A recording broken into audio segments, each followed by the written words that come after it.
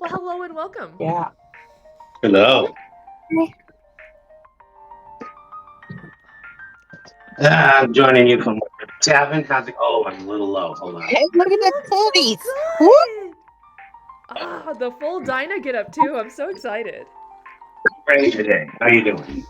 You. Yes. Damn it. No. Why did I have to be a bad day and not be able to get cute? Oh, I just took a wrong turn trying to get home. We're distracting you. I'm I'm not sorry. confused. It was Oh, Dinah's titties. Oh, you got her crossbow and everything. That's going great. I got the goosebump. You've been having fun, It's not haven't you? perfect. I know I- Rev's gonna be behind. Does anyone remember what happened last time on Dragon Ball Z? Vaguely. Dynah, I like your shawl. Thank you. It's supposed to be enchanted, but I don't think I have it in game yet. Very protective. You could ask Mrs. Baker to make it. Mhm. Mrs. Baker already told her that titties in the shawl.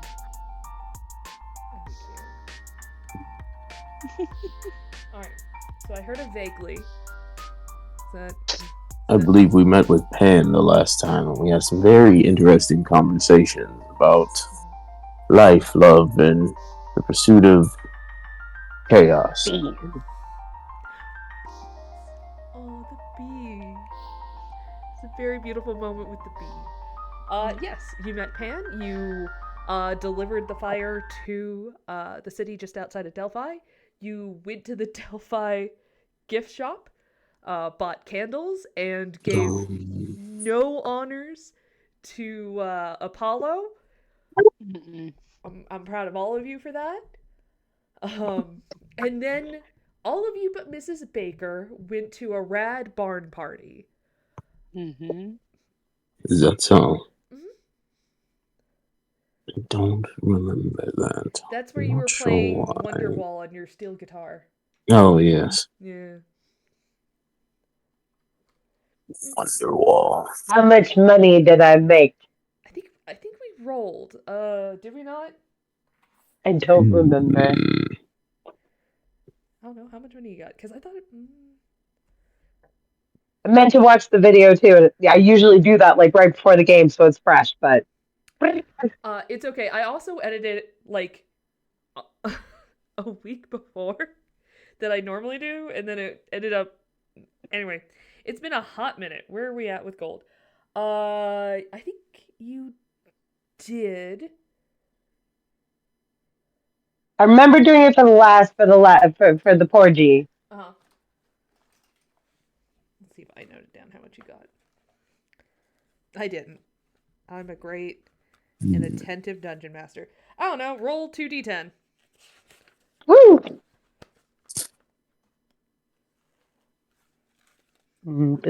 And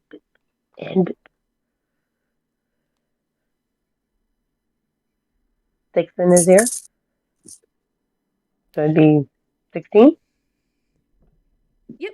So 16 gold. Again, small coins, but we're not. I refuse. I refuse. Easier to break. Mm-hmm. Hey, I'm badass with my jingles here. Yeah, So I I gotta hide that. imagine at this point, other than like the money you've gotten from Pan, much of what you carry around is small change, and your pockets are heavy. With the dirt. I need a bag of holding just for my small bills. I like to think that Sage's pocket is full of dirt. That too. I bet she plants her money in various pots that she hides around places and then she digs it up again like a fucking leprechaun. Literally squirreling your money away. I mean, Making a long-term deposit. Oh, fantastic. All right. might be a thing, I'm not gonna lie. I actually love that conceptually. Right? That's Okay. I imagine her to be like Hammy from Over the Hedge and Moliere from Atlantis, Yeah. but like in the form of just a pile of leaves. And when she pops out of the pile of leaves, she's the exact same color.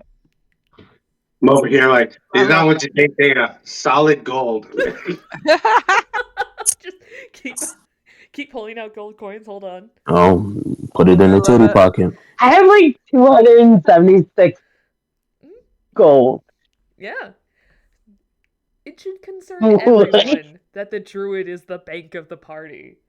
Mm-hmm. I am not They look concerned. the most irresponsible and the poorest. Uh, I am the most. Mm, I'm so proud of you. Ah. All right. Well, you guys arise the next day in varying states of hungover and general distress from the night's events. What's everyone doing this morning? Uh,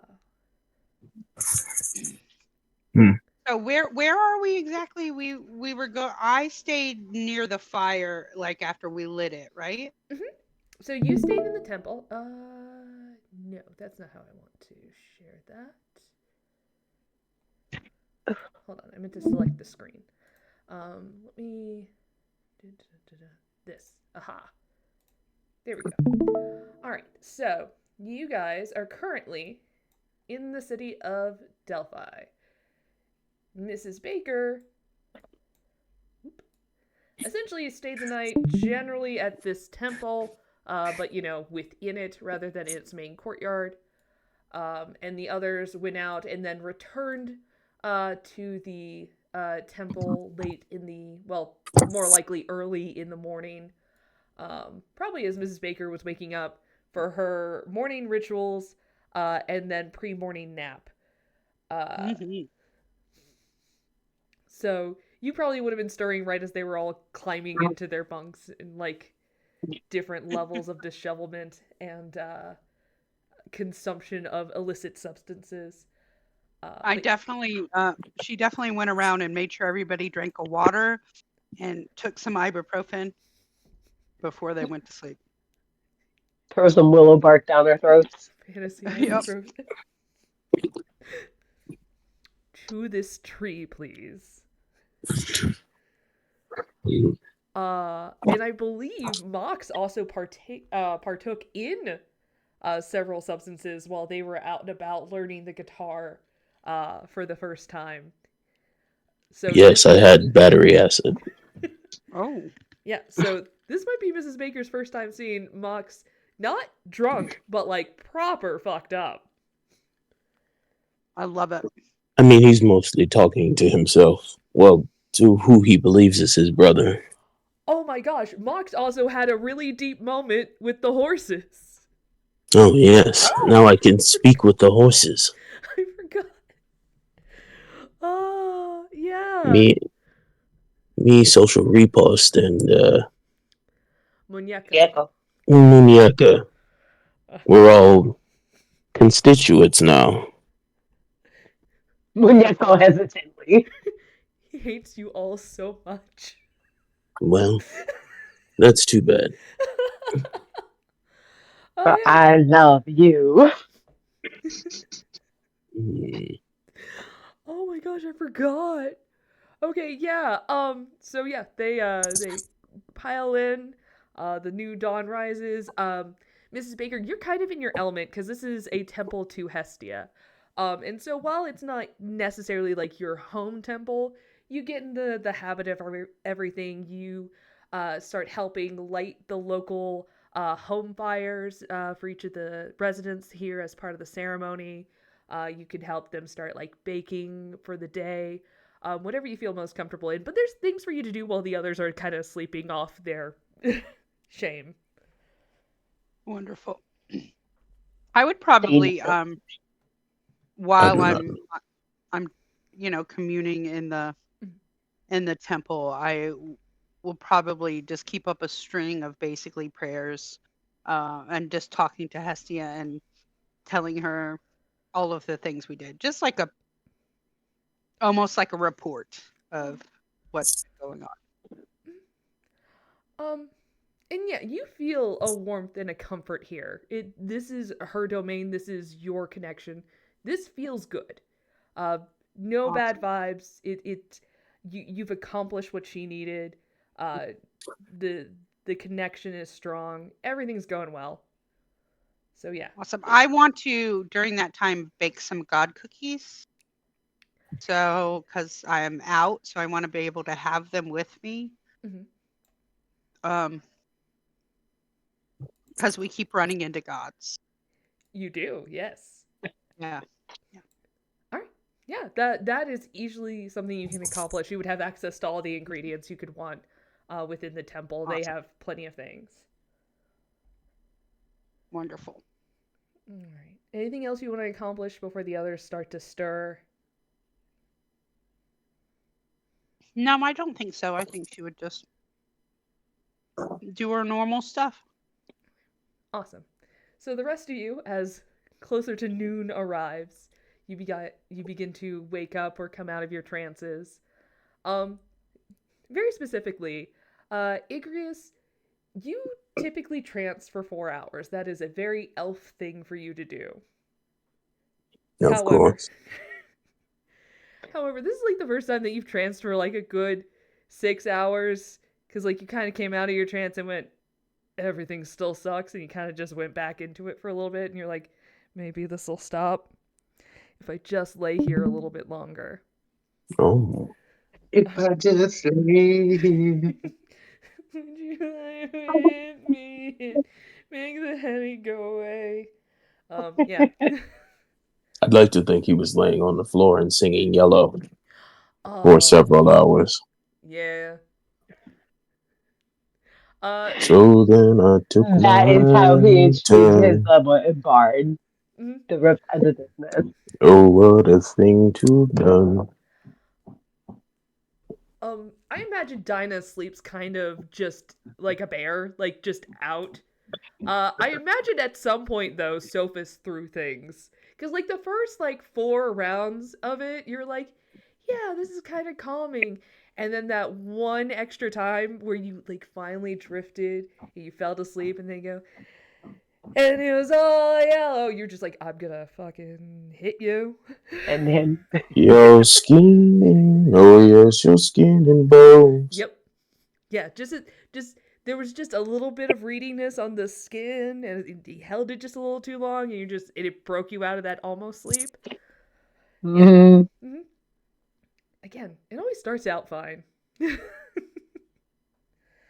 feel like she would like make a couple of mud balls, like Canon. She sleeps in dirt, so. Yeah. You uprooted the Futkus in the room. I used to make those and throw them at my brother all the time. Mm-hmm. They're very effective projectiles. But yes, they are. The rest of you wake up after gaining your long rest. So if anyone had used previous spells or needed to recover hit points, they are recovered. Mm-hmm. DM, while everybody's awake, once everybody's awake and I'm like tooling around them, like getting the day ready, like now that it's afternoon, Mrs. Baker would like to go into a motivation speech. So I'm casting motivational speech, and I'm going to give them tips and tricks on how to imbibe and not get bad headaches and like pinching Igreus' cheek, and just like all of my knowledge of all of my 100 years of partying and not having any ill after effects, in which once it's done, everybody is going to have 5 temporary hit points, and you'll have advantage on wisdom saving throws. And if you're hit by an attack, it has you have advantage on the next attack roll that you make. Oh, I can't imagine how that could come in handy for anything. Yeah. Mm-hmm. That's so lovely. You just are so inspiring, such a great leader, such a wonderful bard. Sounds suspicious. Mm. Oh, and because I'm curious, you can choose not to share if you wanted to keep it secret. But what are Mrs. Baker's lore spells that she took? Let me look. I don't remember.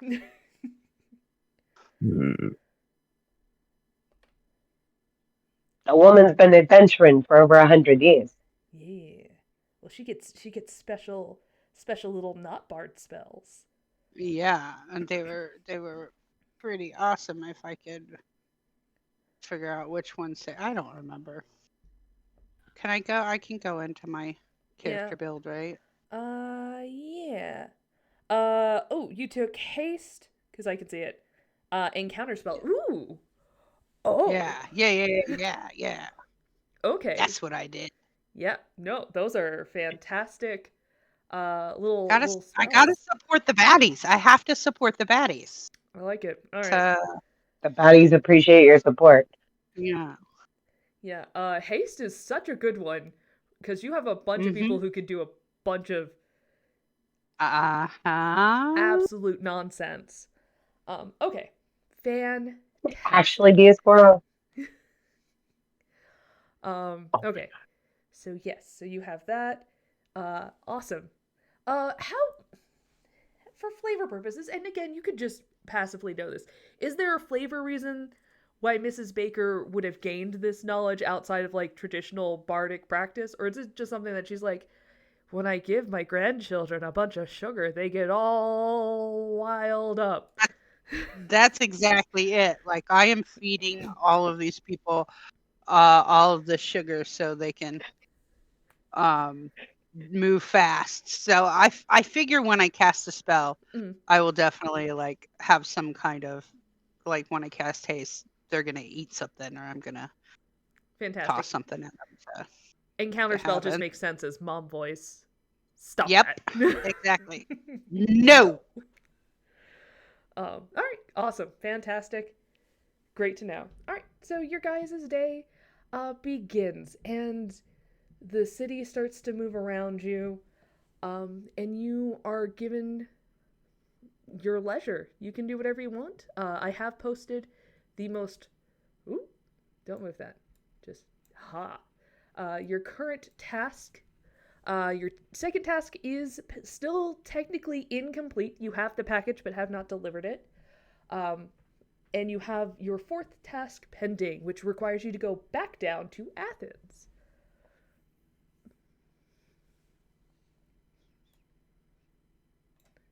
For those of you at home... Sage definitely like drinks some of her coffee potion / she's still experimenting with that hair of the pan, like the cure-all after effect potion. So I guess she consumes her latest attempt at the brew. Okay. In order to feel better. Fantastic. Okay. Well, my friends, do you know which place, which of our goals is the furthest away? Everything's far from me. Oh my goodness. Except the floor. Well, I mean, the underworld is pretty far away. I'm not so sure about that. It's an easy trip. It's getting back that's difficult.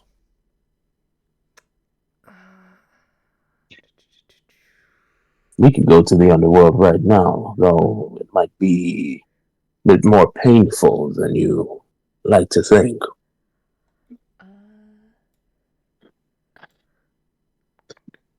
I don't have a sleep. I can make it quick and painless, but I don't. Like you said, long road back. Very long. I mean, you gotta go to Naxos, which is like here.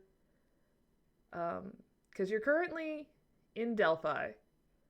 You need to go down to Athens. From there, there's Naxos, there's Lesbos, which is over in this area.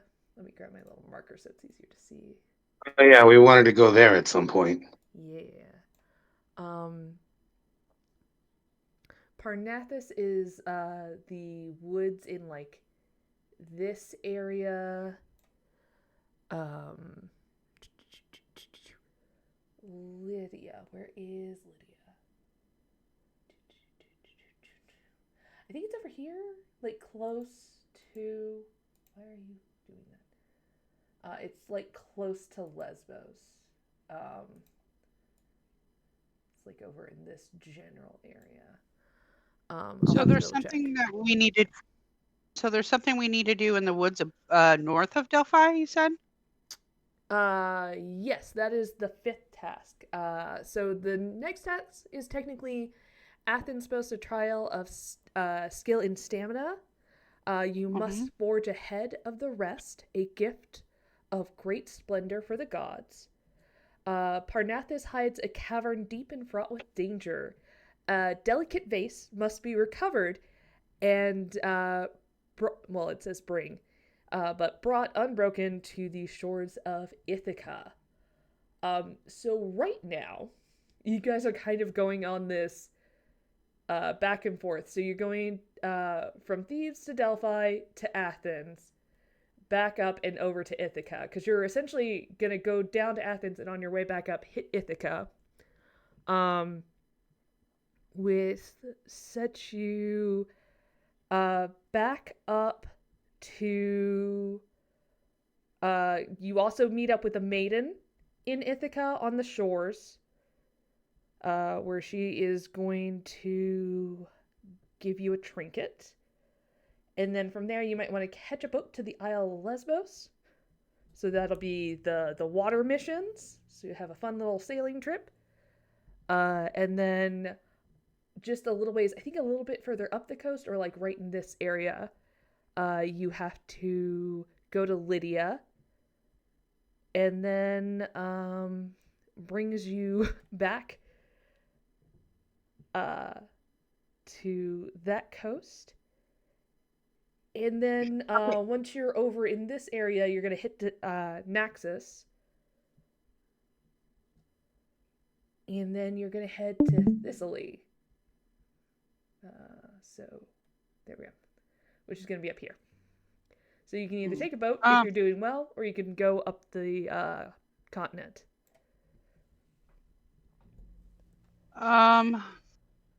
Did we agree on which one we're doing next? Are we going back to Athens?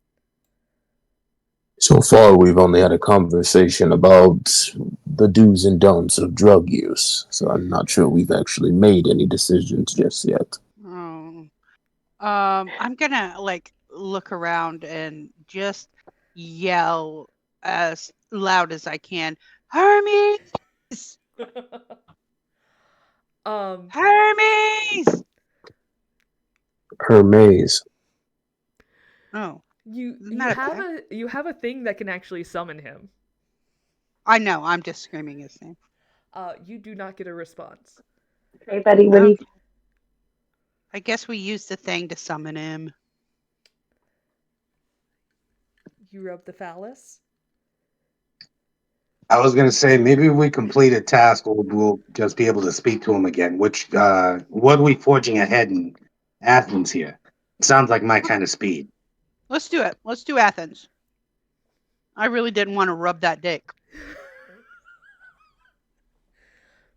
Fair. Are you sure? Oh. Yeah, my dick rubbing days are over. You want to do it?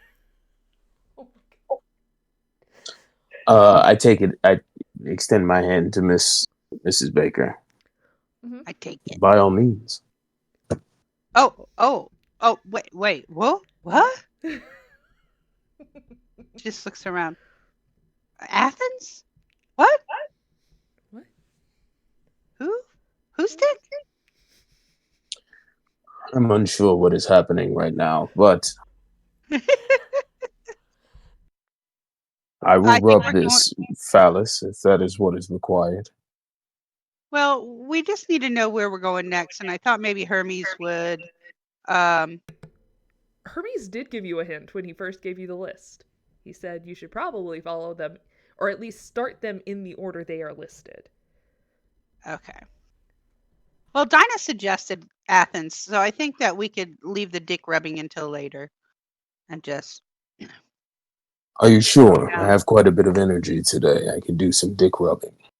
I mean, if you want to do yours, I mean, there's room in the back of the, thing there. Oh, the cart? Oh, of course. Yeah. Yeah. Looking I mean, for the that's- list. I don't know if I have it in memory or what. Perhaps in an hour or so. Yeah. That I mean, ride that's might be good. boring. Yeah, there's always like the best time to rub one out, and there's always like the worst time to rub one out. But like Yeah, on you the gotta do a road, little foreplay first. yeah. Don't mean, just go straight into it. It's boring on the road, so like I mean, I can rub one out later too, but like Of course. we should probably like get on the road.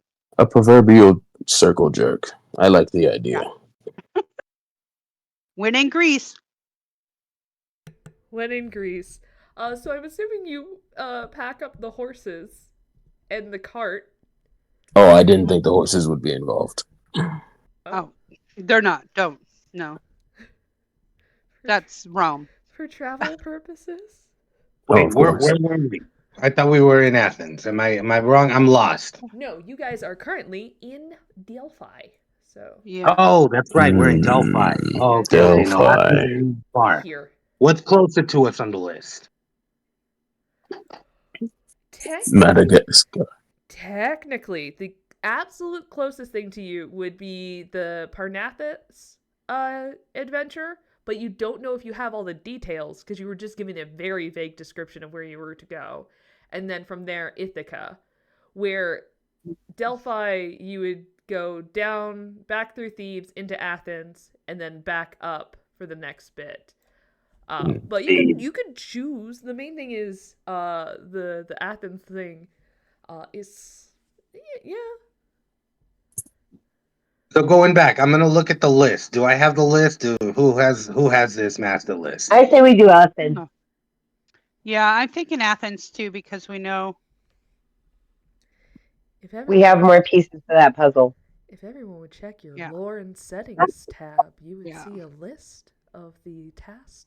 Oh, it's in the thing. Oh, okay, it's on this thing. I thought I had to go to another bag of holding somewhere. Hold on.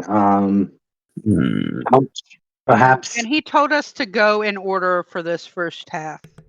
He told you to start your task in the order, and they will often lead to the next thing. Right. And we have the most information about Athens. You have a fair amount of information about Athens.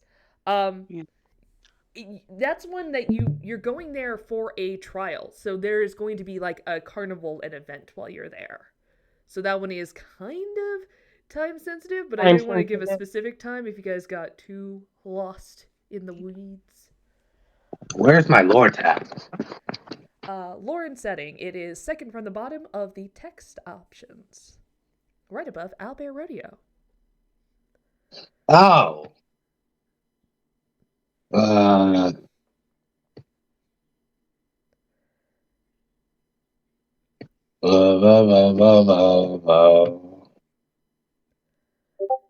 Notes?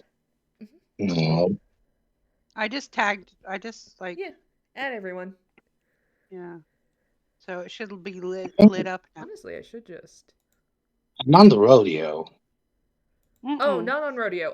In the Discord. Oh, okay. That makes so much more sense. Mm-hmm. The discordant plane. Yes. I guess. Actually, let me take a look here. I just went ahead and pinned it as well. But yes. No. I'm lost every. Oh, I'm on the wrong Discord. I have too many Discords. Yeah, Athens is next. We did Pan. I mean, as much as you can do Pan. Fortunate you are here. The common hearth grows cold. So but we didn't complete it then. We have the progenitor flame, but we didn't get the hearth. Where's the hearth? No, you did light the hearth. That is where you're at Okay. currently. You're at the temple Okay. of you're at the common hearth, which is a temple in or like just outside of Delphi for I guess I Hestia. forgot it. They brought the fire so they could have the party that we went to last night, It's blurry. more or less. Yeah. They would have been panicking otherwise. Okay, so Athens. Athens is next. I feel like that's full circle. Yes. Now, the question is, since you are heading back to Athens, when planning your route, do you want to pass by Prometheus's temple again? Or do you want to avoid that to avoid temptation for certain individuals? Yeah. We're gonna Right, avoid it. I'm driving because he's jerking. So Canon. I'm gonna make a little Can't argue with that. detour around Prometheus. Okay. A detour. Hmm Why is that? No reason. There's pretty scenery. No. Hmm Last time it was a little too lit. Oh. All right. I'm not sure what you mean. No possible. Selective amnesia. I'm here for it. All right. So you make your way outside of this local city. It's the city of Delphi, I guess, because the Temple of Delphi is its own thing. But I don't remember what the name of the city is. I remember researching it, and then I've hard forgot.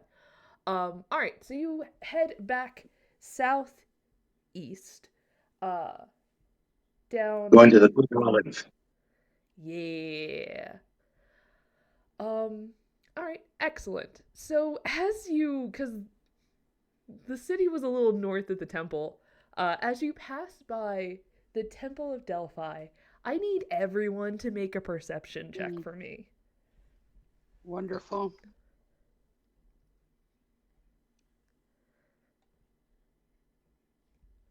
Yeah.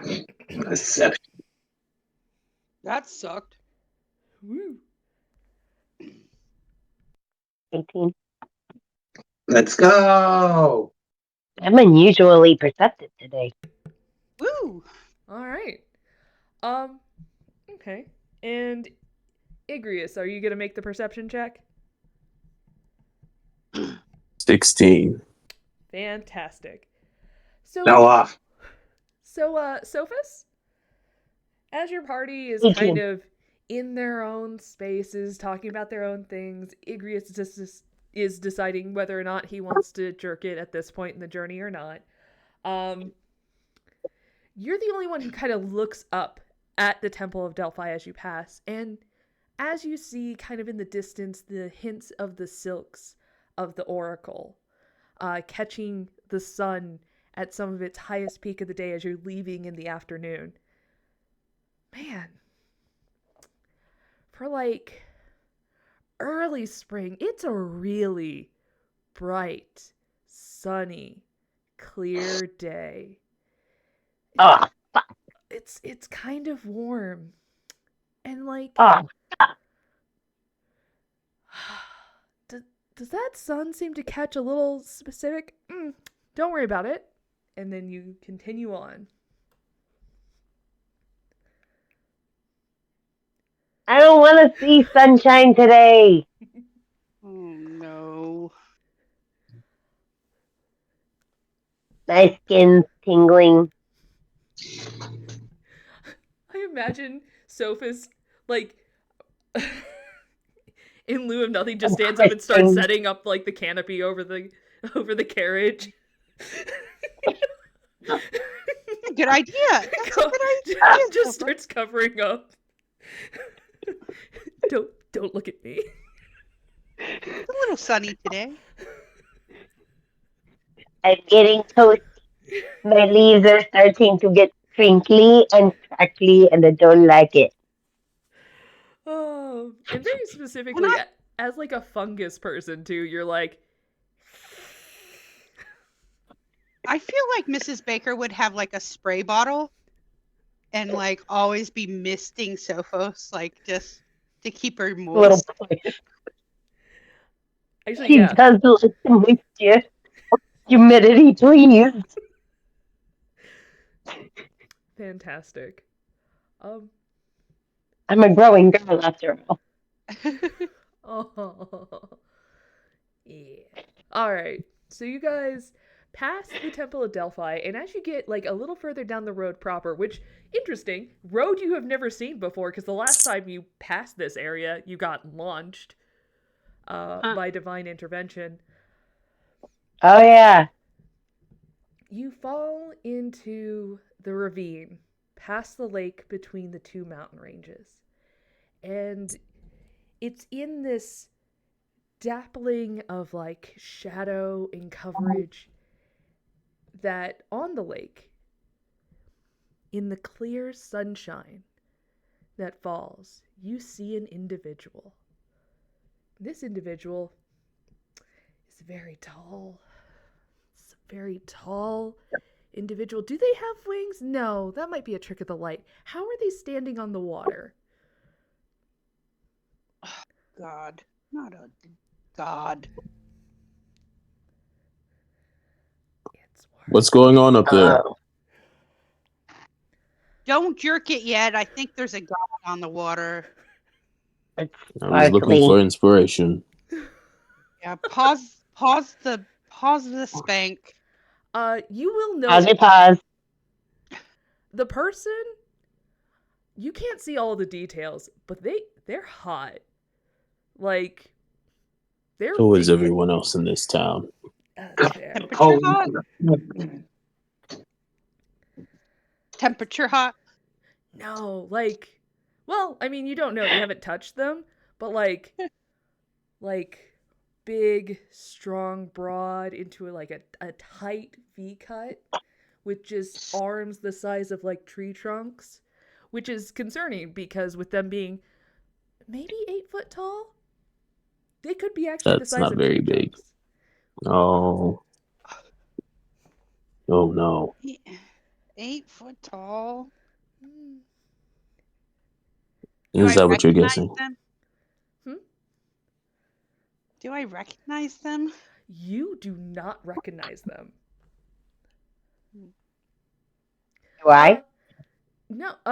Actually, everyone, if you feel like you might have interacted with them, you could try to make like an insight check. I did sleight of hand by accident. 7. Oh, why did you? But I'm all the way in the back of the card, so of 17. course I wouldn't say anything. Jesus, 14.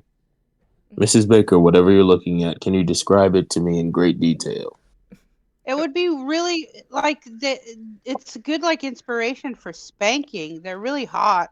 And I mean, still requires me really to use my tall. imagination. Okay, that's really tall, better.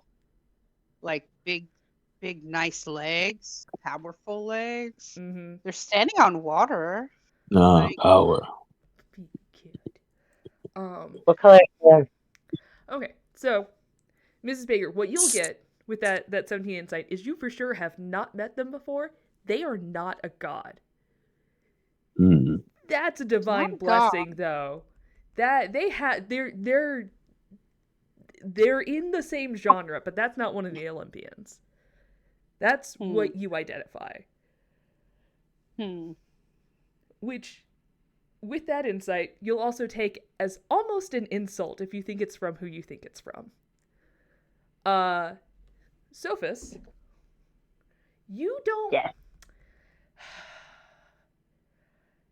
For someone who has a great skill for knowing faces, there are certain faces, much like Herman, that are not meant to be remembered. And the best way you could describe this is you know that genre of face. You know who that face hangs out with, but like you don't know if you've seen that one. That is definitely somebody who is like a lackey to Apollo. Oh, God.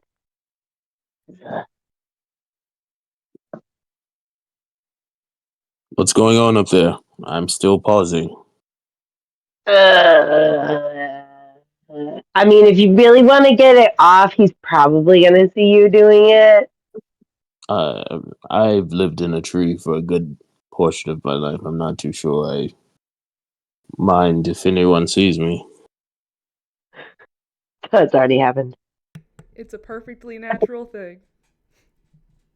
Part of human nature. Oh, yeah. And just, prepare yourself because, Sparkly Boy is watching us. I think. Should I turn and face him? As you, have you fully stopped the cart, or are you still, trying to keep going in hopes that they don't make eye contact with you? Because they haven't looked actively at you yet. I'm totally, still driving the cart and, wave a hand and keep on going. Uh-huh. What does he want? Don't be suspicious. What does he want? Stop it! Why is he standing in the middle of the water? Hey, oh man, are you... I'm looking for someone, and they drift over towards you. And as they get closer, their size shifts to be more human appropriate. Igreus, put your dick away. I've seen... All right, but it's going to take a while. But wait, did you, specifically, did you use the name Igreus? No. My name is Coagula. Oh man, I mean this with so much sincerity. You cannot lie to me. It's my primary deal. Oh. What's your secondary deal, sir? Or individual who just drifted up to us? Oh man, I really appreciate that. He, him pronouns are perfectly fine, and you can call me Kyler. And it's so cool to meet you guys. If I was aroused before, the name Kyler immediately stopped that. Yeah. It's well. No boner. Boner gone. Right. And I have been... Why are you looking for this Igreus person, Kyler? Okay. So, complicated story. But I am looking for a group of persons that may or may not have divine heritage and have been given a series of missions to gain their proper divinity. But they also massively insulted the gods the other day, and then continued to insult my god the other day, and now, even though they're technically not supposed to get involved, they would like to exercise certain rights, and I'm here to offer you a deal. For who? We haven't confirmed or denied if we are these individuals you speak of. We are simple merchants selling our wares to the people of Greater Greece. Sundials. We're in the business of sundials. You watched this affable, jacked gym bro go from kind of cool surfer guy energy kind of shift in a way, and it's very odd to see light become so menacing, although I guess to several of you light in itself is kind of a bad vibe, but something so full of light and energy, you feel a heat and an oppression as their demeanor shifts. Look, I told you I have a main deal, which is I can tell when people are lying to me, and even lies of omission are lies. So. Okay, so what kind of deal? Like Paula sent you? You're giving off his... So you know him. He's great. Well, I don't. It's complicated. I know. Yeah. So okay, what does he want?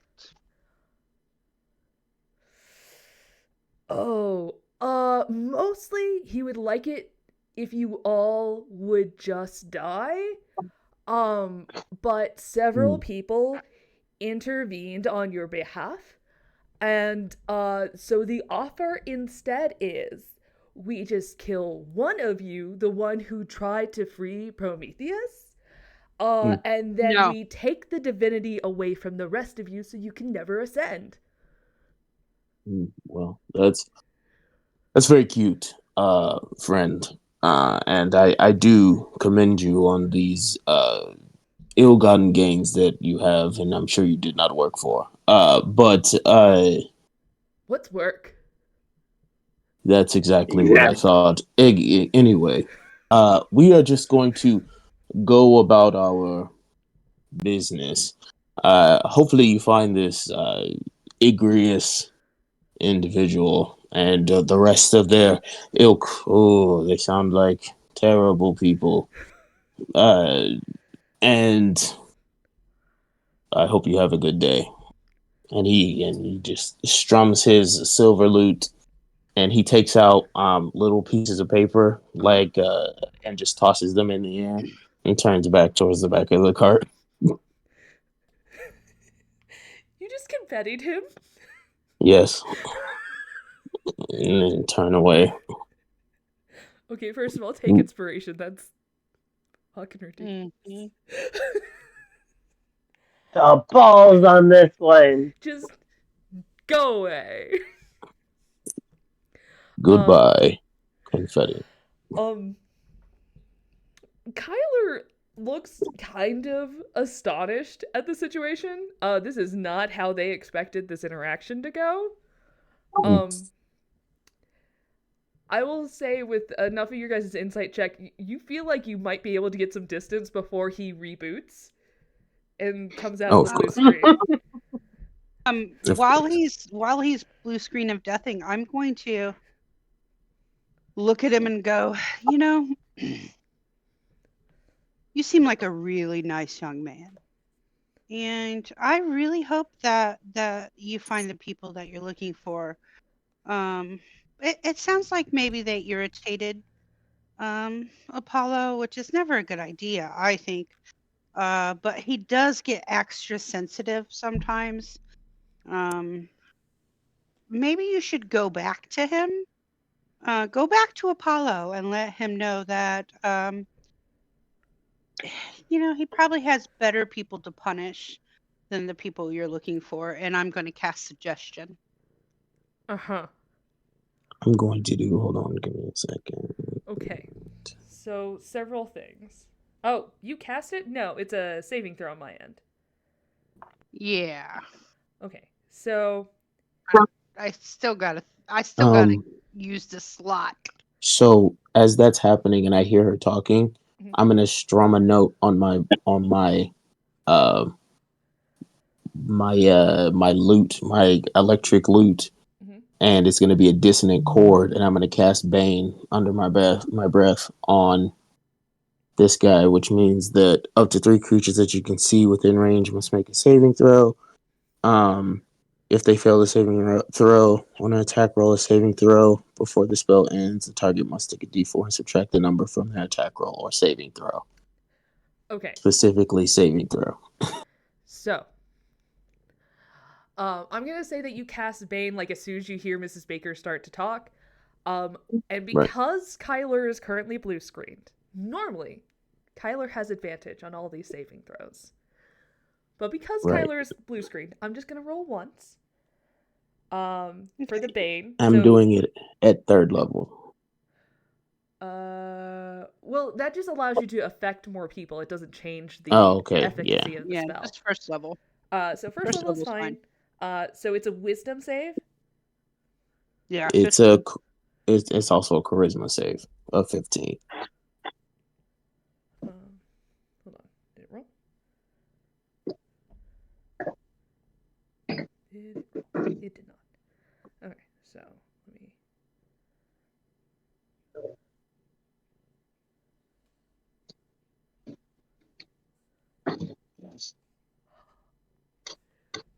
Oh my goodness. Is it charisma or wisdom? Charisma for Bane. Yeah, charisma for Bane. That is a 14.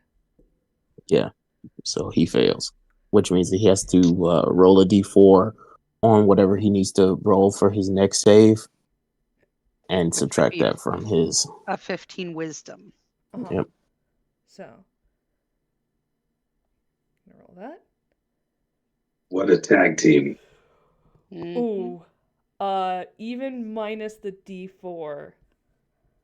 Yeah, so that takes it down to 14. 14 plus 6 is still a modified 20. Does anybody else have anything that could affect their roll? Whether Let's it be see an, here. I don't know, a luck point? Oh, I can give a lucky point. Can I give someone one of my lucky points? Well, you can make Kyler re-roll with your luck point. Yeah, and yeah, see if yeah. you can make him fail. Make him re-roll. Yeah, I totally make Do a it, do it. reroll. And I wish all the ilk upon the roll. I also do unsettling presence at that point, which makes it so that he has disadvantage on his next saving throw, which is this current one. Fantastic. I could also use cutting words as my reaction. Okay. He's already technically rolling disadvantage with this, so we're gonna save, because that's too many disadvantages. So we're gonna use the luck to make him roll at disadvantage. You can add cutting word. So let's roll this. So it's still a -2.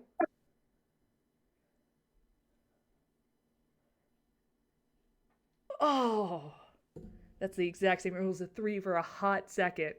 Okay, so that's still a 16. So that's still a total of 20. So you can cutting word him. All right, so yeah, I'm gonna cutting word him. What does cutting words do? I get to make it I can expend 1 bardic inspiration and subtract away from a total. Subtract it. So my inspo dice is currently D8, I believe. 8. Yep. You need a 6 or higher. Come on, let's go. Fuck. Nope, but that was a 3. Okay. It was worth a shot. Yep. Actually, okay. I'm gonna use a spell slot for a character who isn't here, who I know in fact has silvery barbs. Yes. And if this goes wrong for them, bad things are gonna start to happen. So this is one last reroll. We gotta. It's really funny if it happens.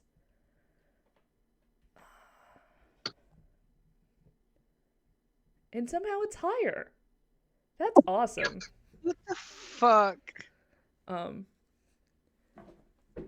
Let's see. Divine retribution's coming for us no matter what we do. Alright, well. Alright, we've all used spells. We've all tried our best to dissuade him. If I could have everyone roll for initiative. It was gonna happen today regardless.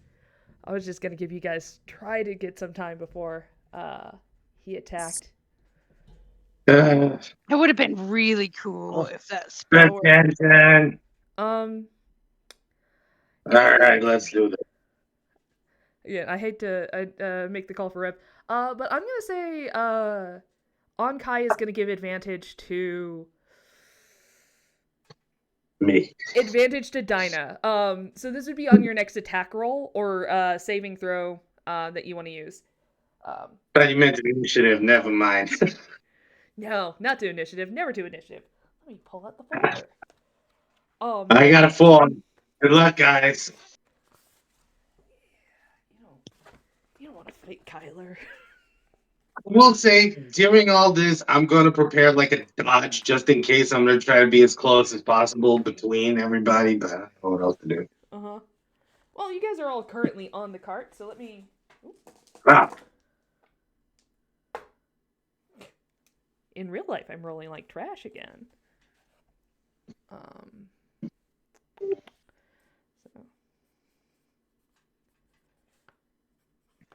Okay. Let's go over to the log.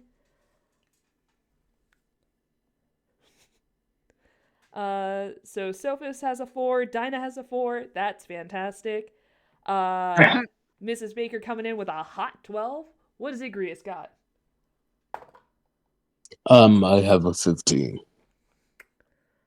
15, fantastic. All right, and then I will roll on here for Onkai.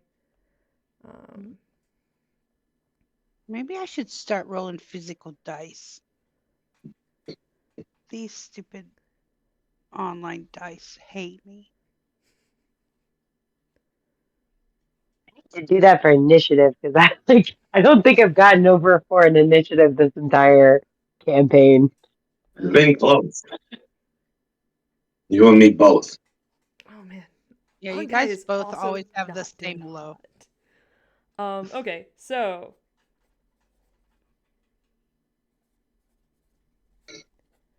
hot 15.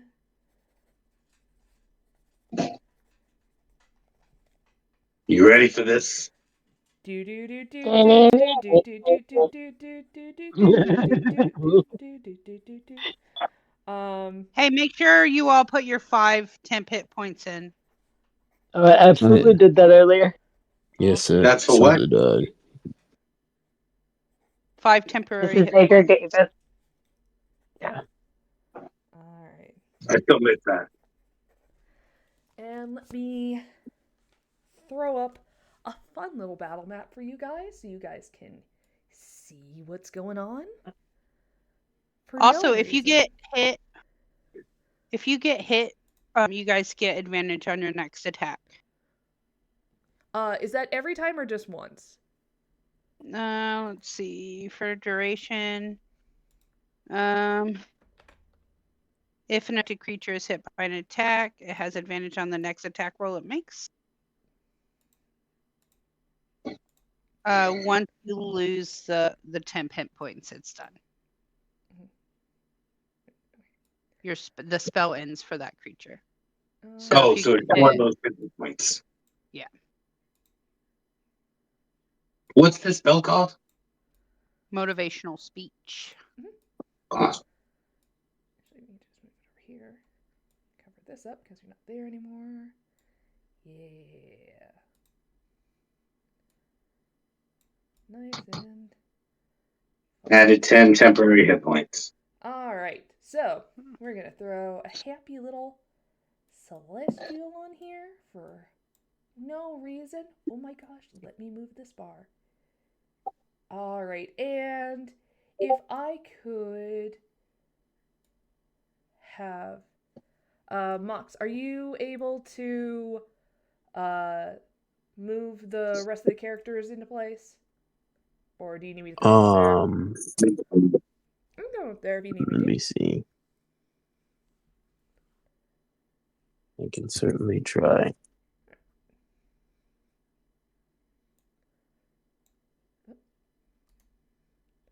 Oh, we're all here. Okay.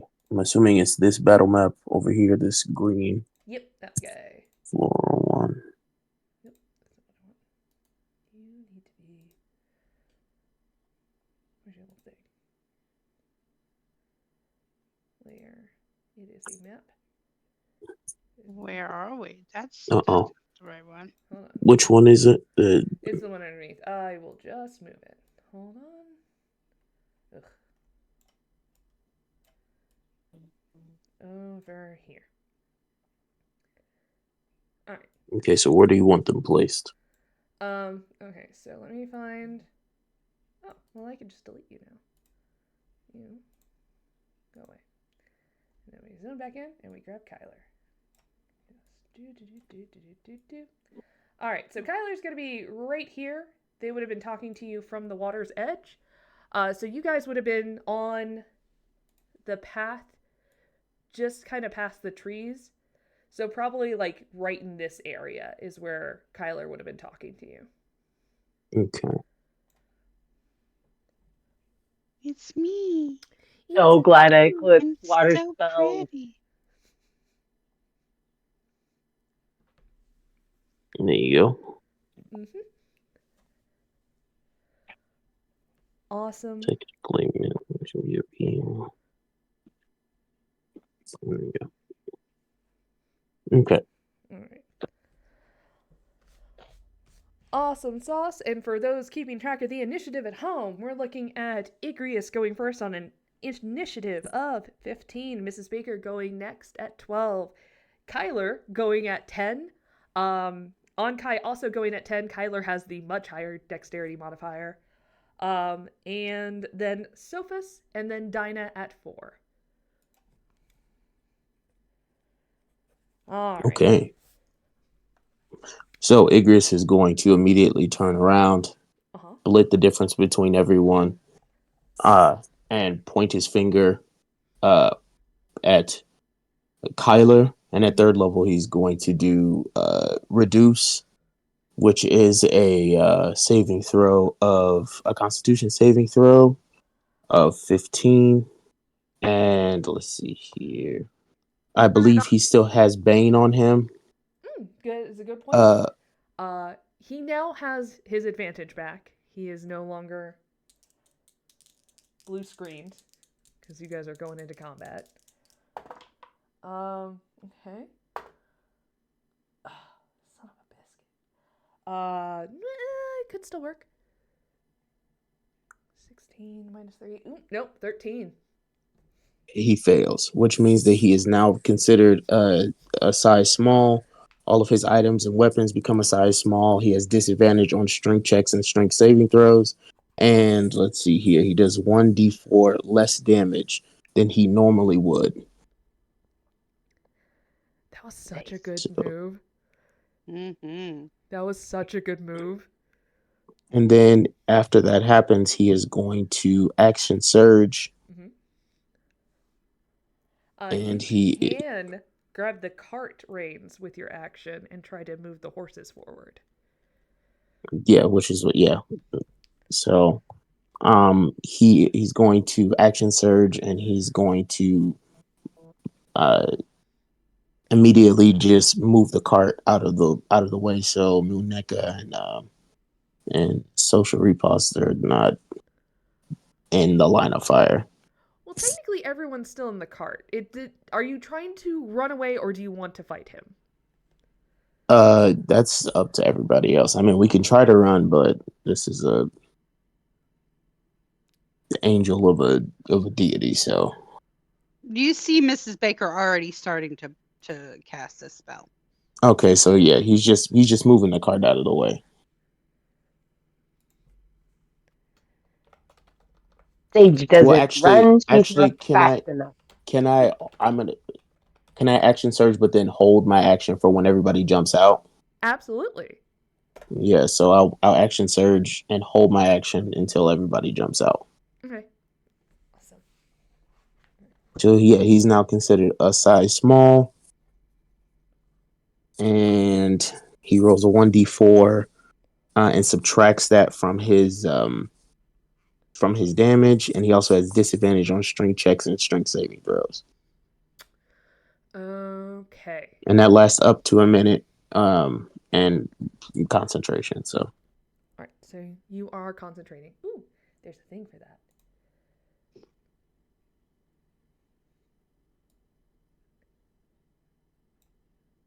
There you go. You are concentrating. Okay. Oh yeah, there's a little. All right. So Mrs. Baker, you are preparing to release a spell at him. Yeah, Mrs. Baker is going to kind of just stand up and step off of the cart. And she is looking so angry. Like nobody has seen her look so angry, and she's going to just kind of, yes, it's a jump, but she is going to just not even pay attention and step off that cart. Mm-hmm. And as she's moving towards this guy, she is say, and her voice gets louder and louder and more high pitched as she's talking, and you will not in any way kill Igreus. That is not acceptable. And she's going to end on a scream and cast Shatter at 3rd level. Ooh. Okay. Con save or Con dex? save Con 15. Okay. That's right. Hit him hard, hit him fast.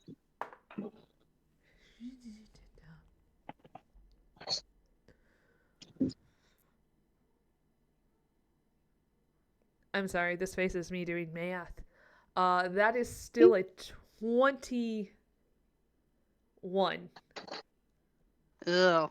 I'm going to go ahead and try cutting words Ooh, okay, yeah.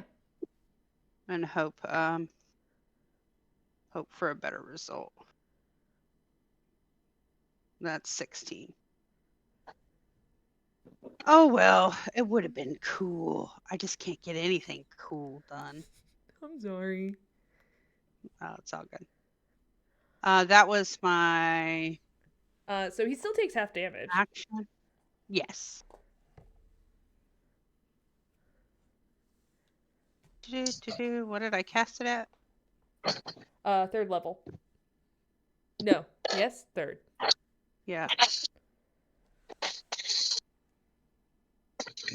So, Okay, so that's 19 thunder damage. Okay. Half to 9? Okay. Yeah.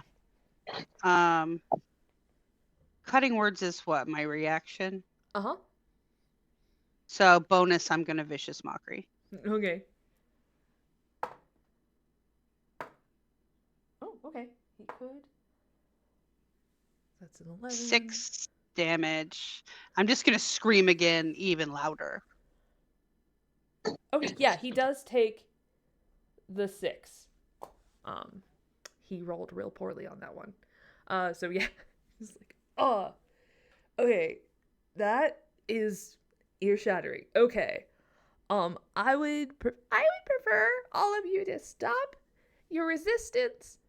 Oh, so he is small. He is so small. Yes.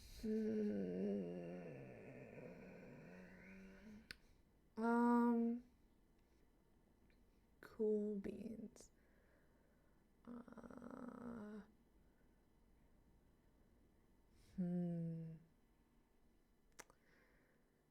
Yeah, he is just gonna have to go. He has other things he can do, but he is a meathead. He's an enforcer.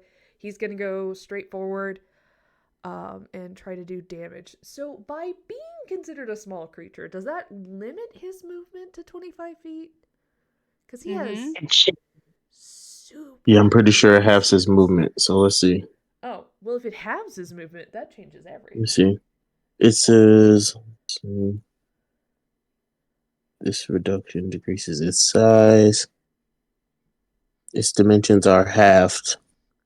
Oh, And okay. weight is reduced by 1/8 of the normal size. We always just play it the same movement as like a small creature. So Right. So yeah, for all intents and purposes, he becomes a small creature. Right. So whatever a small creature's movement would be. Well, he also has a fly speed, so that also changes a lot of things. But yeah, we'll put him where we want him. It's fine. He just gets there. Hey there, Fred. Yeah, he's gonna go ahead and whomp on Igreus. So he pulls out a sword that is now the size of like a dagger. But you have an idea based on its relative to his size. Big sword normally. Yeah. I did not just roll a fucking 2. All right. Good. So the first attack misses. Is that a strength? Is strength like that's his attack, right? Uh-huh. Yeah, that's he has disadvantage on that, so Good, because I just rolled a second 2. So now Yeah, it's his so- second attack. right. he wouldn't. It's disadvantage on Okay, strength then we'll saves put that- and stuff, not attack rolls. Well, it says So- strength checks and strength saving throws. That's why I was Yeah, wondering that's if that would be not- the case. Yeah, it's not an attack. He rolls his attack at normal, Okay. not disadvantage. So then he would miss both of them because I rolled 2 2s back to back and then a 20. So yes. Right. He misses, but he is big mad. Okay. So That's cute and whatnot. he can do so. Okay, yeah. All right. So that's gonna be his turn. Yep. All right. That takes us to Onkai, who is currently AFK. Do I know Um, they're attacking? question. Yes. So I'm gonna use my action now, Mm-hmm. and I'm just gonna kick him in the chest off of the cart. Oh, Which is that a strength check? He's not on the cart. He's flying Okay. in the air next to it. Oh, okay. All right. I was making sure because I didn't know if he landed on the cart. Mm-hmm. Okay, so yeah, then I'll wait because I was gonna kick him off and just use my turn to move the cart next time. I don't want to use their big spells. I don't remember what the cantrips were. I know they have message, which is not helpful in any of this. Let me double check.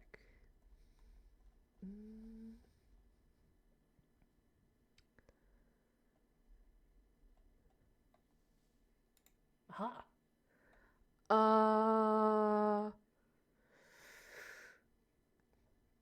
We're gonna use Mind Sliver because that is handy. Yeah. Yes. No, they'd rather do an attack roll. So Ray of Frost.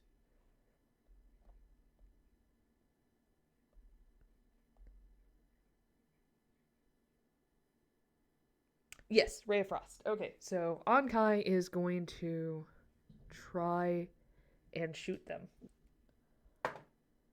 Ooh. That doesn't Slow their suck. movement even further. Yes.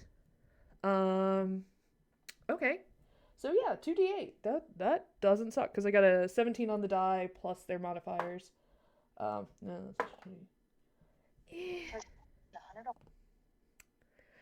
yeah, so that is 5 points of cold damage. Hot dog. And their movement speed is reduced by 10. And I don't want to overplay Onkai, so we're just gonna leave her there. I'm also not going to actively target her unless there's too many of you down. Alright, Sophos, you're up. And Dynah, you are on deck. Kyler is very small and very cold. I'm ready. I'm ready. So, I'm between casting Polymorph and Chill Touch. Probably Chill Touch, though. Okay. Chill Touch allows you to control whether or not it hits. Polymorph is a very hilarious and fucked up thing to do to an angel. Oh no! Polymorph was like my favorite spell in 4E, and like I have a whole move that I'm planning out. Puppy. So yeah, I'm gonna do Polymorph. I cast Polymorph. That's really funny. I get closer.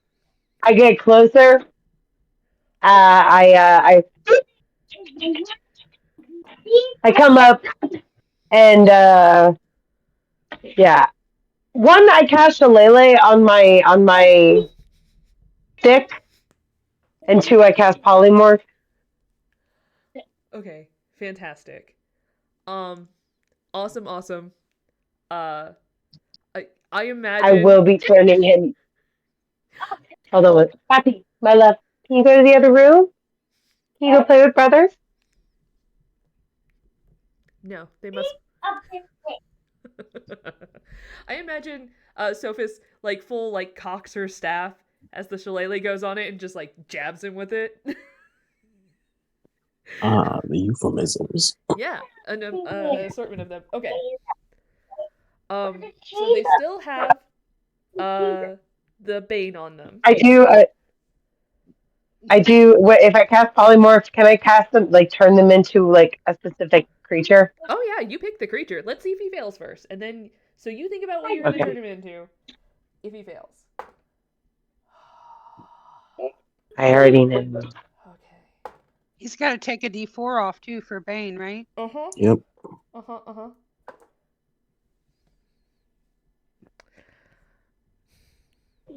And it's a wisdom saving throw Yep. with 2 7s and a 4 on the D4, taking it down to a 3. A +6 to his wisdom. That's still a hot 9. So I believe that fails. What did you turn him into? I turned him into a herring! A herring? A herring? A herring. How large would you say Somebody a come herring's mouth use is? this guy to chop down a tree now. Preferably a hedge. I like hedges.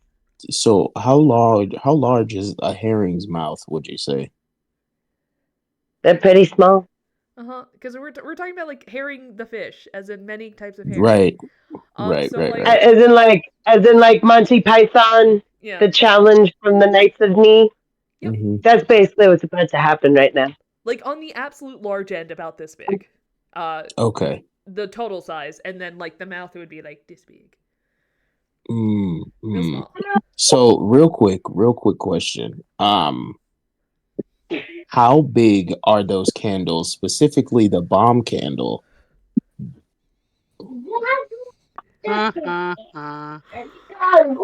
Okay. I imagine the bomb candle is like a good it would be like this size. It'd be sizable. So I say that we bury him in the ground with the bomb candle and then just leave.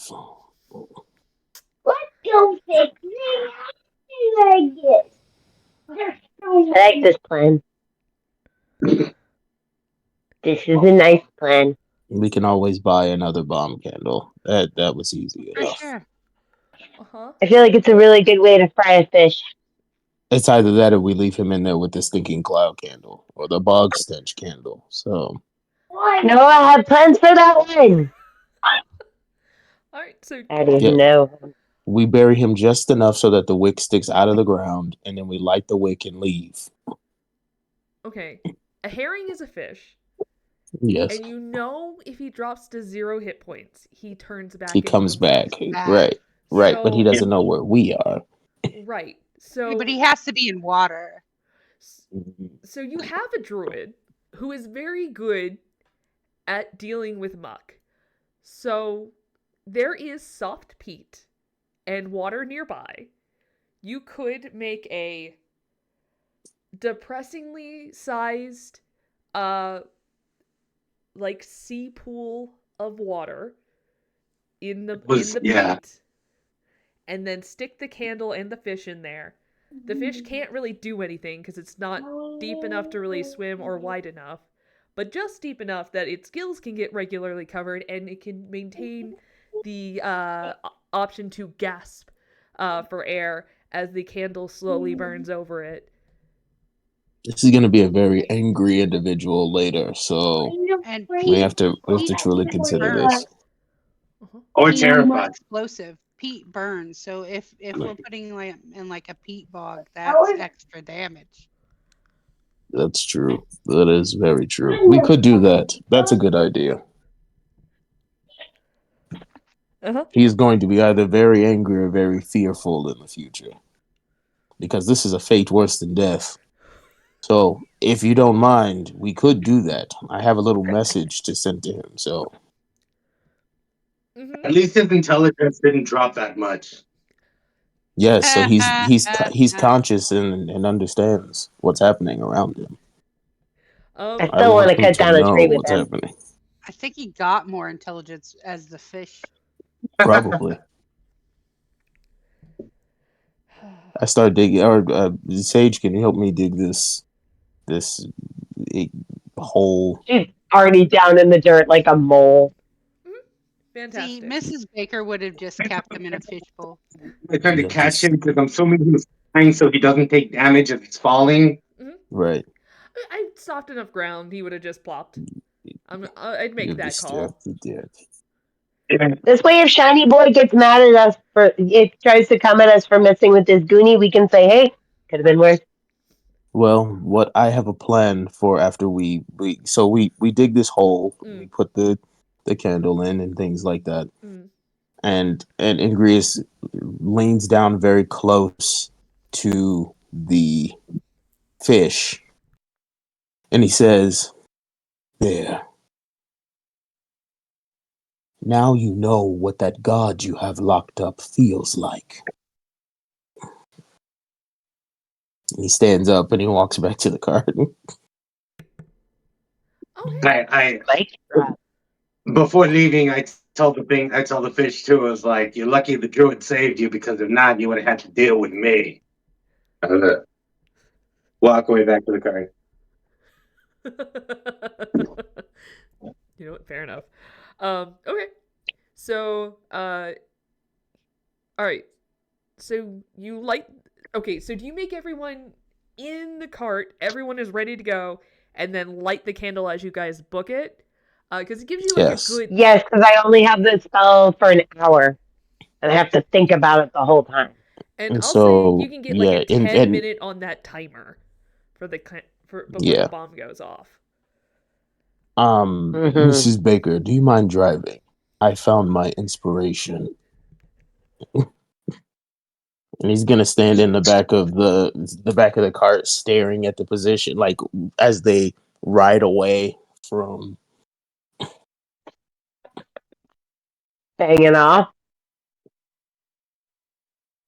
And he's like, he's gonna time it so that the climax is the climax of the explosion. Perfect. I'm proud of you. Very, very V for Vendetta-esque. I'm so proud of you. All right. Well,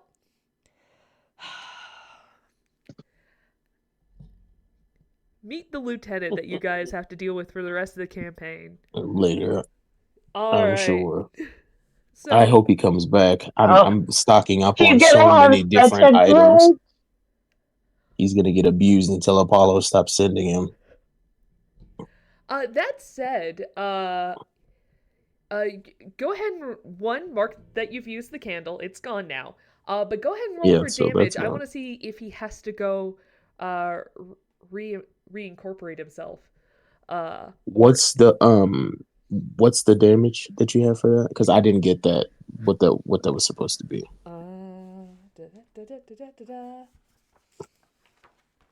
I think that was it should be a 5th level fireball. Got you. Okay. That's 8d6, 5th level. And then turn him into a real sparkler boy. So excited. So he gets to be disintegrated before.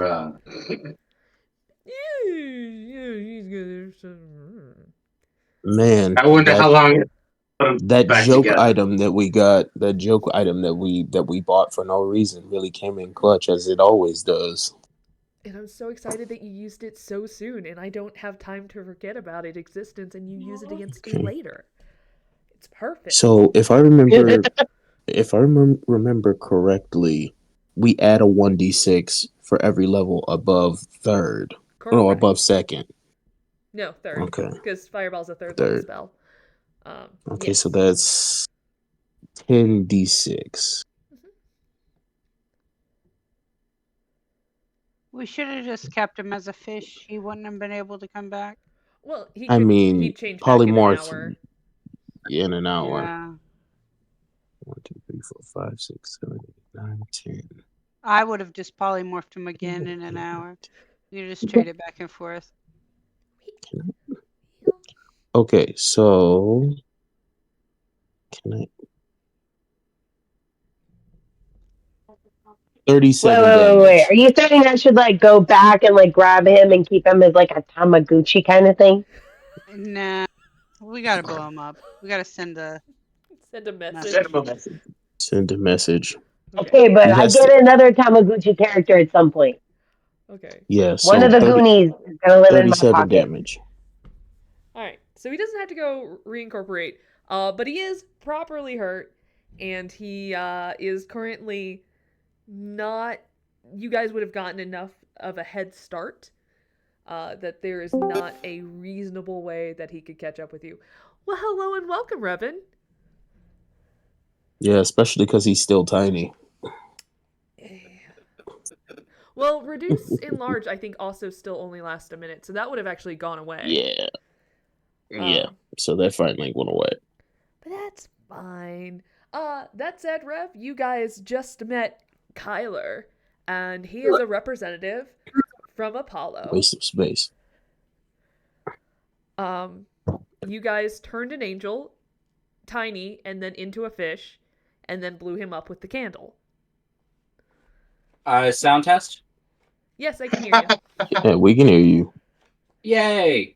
Hi. Hi. Hello. Mark off a level 1 spell. Good You morning. used it. Okay. You'll be fine. You'll be fine. Necessary. We're about Good to do and a out of short. body experience.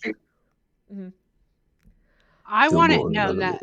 that Mrs. Baker is still so angry, she is not speaking to anyone. Okay, who did what to Mrs. Baker? No Kyler, one None did of us anything did to me, Ms. Baker.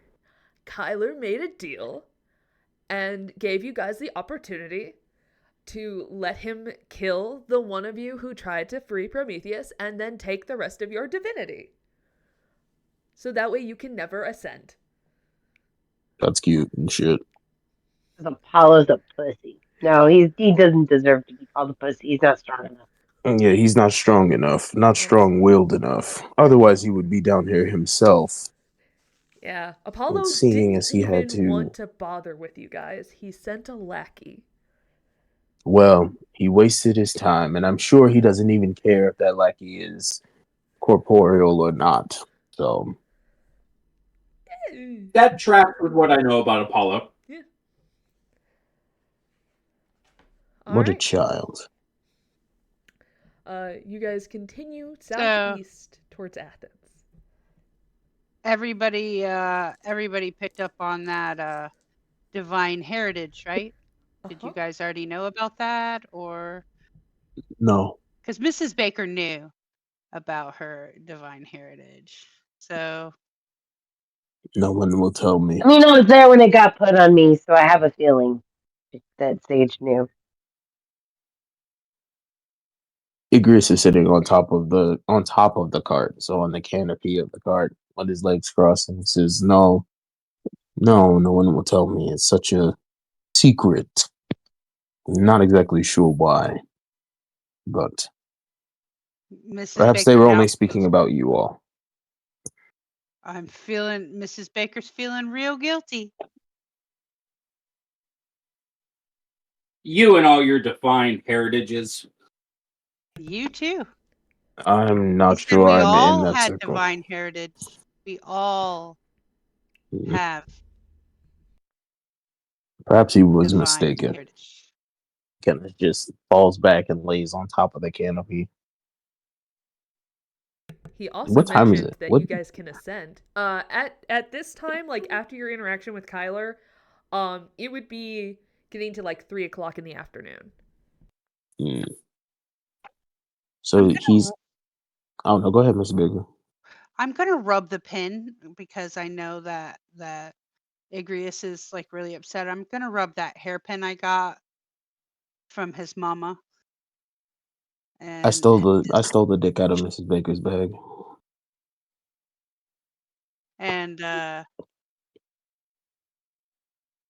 and kind of reach out to her and say, well, the cat's out of the bag. Maybe you should make yourself known. And then I continue driving. They want to kill him. They want to kill him. Igreus holds the head of the dick towards his lips and he says, "You understand. Who are my parents? Can you explain to me who my parents are?" Igreus, do not put that in your mouth. You don't know where it's been. I didn't. It is not in my mouth. It is close to my mouth. Don't do it. This should not be the first phallus that touches your lips. And he tapped the head and he says, "Is this thing on?" First and foremost, as someone who grew up as a fair little child in the woods, whether or not he succeeded, he definitely tried to put his own phallus in his mouth. So that may or may not be the first one. Oh no, he succeeded. That was a success.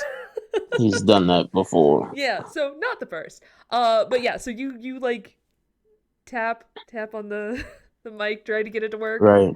All right. Test 1, 2. Ooh. Okay. So as you kind of reach out and you reach out to someone who you know is watching you, go It ahead always and feels make like an Arcana check for me.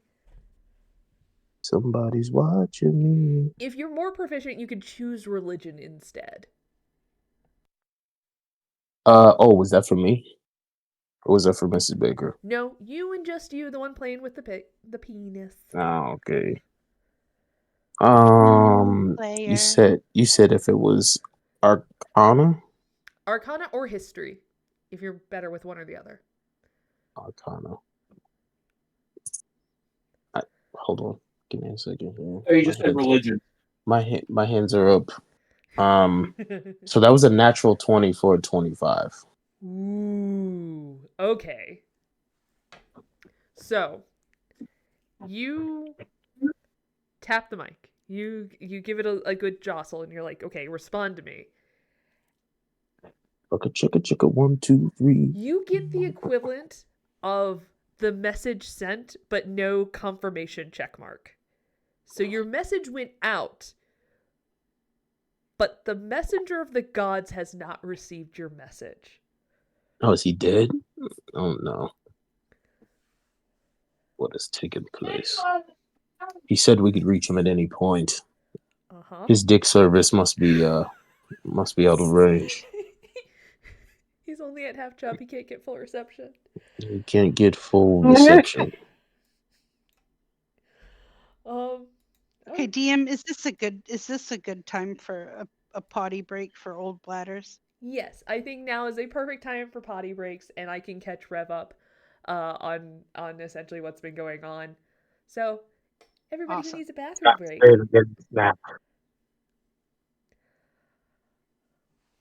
All right, Rev. Do you have any questions, concerns? Do you remember what happened last time? I remember leaving off on an orgy. That's the extent of my memory. It wasn't an orgy, it was a barn party where you could hook up with a multitude of people, and Onkai in fact did. So, while not an orgy adjacent, there's a difference. I feel like we're kind of mincing terms here slightly, but oh, so that's okay. Nope, we're gonna let that go because there are reasons for the pedantism. But yes, so you guys left off on a party. You also left off gaining your levels. The next morning, you guys were returned to the temple, got your long rest, started your trip after reviewing your list of tasks to complete. Your next one on the list is to go to Athens, more accurately, because there is a trial there that you are to participate in. That may or may not involve forging and the making of an item to offer for the gods. So you guys are making your way back southeast, actually past where you came from, to go and participate in this event. But on your way leaving town, you guys passed the Temple of Delphi, because it was just south of the city itself. And in passing Delphi, Sophos picked up that it is an incredibly warm and clear sunny day. And with that notation, you then met an individual who then identified himself as Kyler and a representative of the divine. But very specifically indicated that 1, the gods are not supposed to be interfering, and yet he is. 2, that when correctly identified as a follower and lackey of Apollo, said he just wants you all dead. but has been talked down by other parties, and then was given an offer instead, because Igreus tried actively to release Prometheus, to kill Igreus and then remove the divinity from the rest of you so you cannot ascend. The party did not like that deal, and then tried unsuccessfully to persuade him to leave, and then bullied him. Relentlessly. Pretty relentlessly. Okay. You even got to throw in a Ray of Frost. I didn't want to use too many of your spells. Okay, Ray of Frost is just a cantrip. Yep. So your first level spell that you used was the one where you can make people re-roll. A hard reset. Silvery barbs. Silvery barbs, yeah. So you use silvery barbs on them. Okay. But yeah. Silvery barbs. Silvery barbs. Silvery barbs. It's solstice. You're gonna get fucked up in the city. Yeah, that works. And then you buried him in a Hole in the ground. and left him with a bomb. Yep, that went off. Did you say a bomb? Yeah. Yep. A boom boom candle. Oh, one of Damn. the candles. Okay. That sucks for him. Ooh, fun Best use of flavor the candle information. ever. Yes. Because I very specifically Ankai, I imagine, would have tried this at some point. Whether or not she actively cast the spell, detect thoughts, you would have picked up that Kyler has a form of telepathy as well. See, I don't think I have to cast detect thoughts. I think I have that naturally. Yeah, you would have gotten the vibe that like he could have also been communicating to you telepathically. Okay. All right. So I think So we killed the messenger? you didn't kill him so much as you made yourselves impractical to follow at this time. Okay. Temporarily incapacitated the messenger. We built a fish form that we turned him into. Well, yeah, that fish is definitely dead. We should have ate him. And the pool we left him in. Okay, but if you had ate him as a herring, and then he had turned back into himself, as long as it was within that minute where he was tiny, that wouldn't be so bad. But the moment he was small. But the moment he had regained his actual size, that would have been bad. That's if you swallow whole. That's if you swallow whole. Now, if you're chewing and grinding, I don't know how you can come back from that. Just saying. This is a whole Ant-Man Thanos up the butt argument again. Yeah. Okay, well, we've all watched enough of The Boys to know that we don't want to get too deep into that argument. All right. Ouch, my penis just hurt. Just thinking about it. I don't even have one. I was about to say, my penis is in the other room, so I don't know. Yeah. My psychological penis just got hurt at the thought of somebody exploding large inside of it. No, but seriously, as someone who has like pretty substantial allergies and I sneeze like a loud old man, that is like a constant. Like if I had any superpower that could be affected by that, I would be in constant fear. I already have to have that moment of like absolute terror having to sneeze while riding the motorcycle. And it's just like, oh, is this how it all ends? Is this how it goes? Is this the day? It's very scary. Also, today is going to be the official debut of the custom dice that I had ordered. Oh, yay! That's exciting. I'm so happy. I let my dice soak in Moonglow multiple times, and they still roll like trash. I'm starting to wonder if it's me.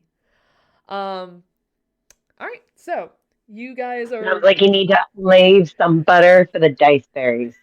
I just realized I was talking this entire time, but was muted.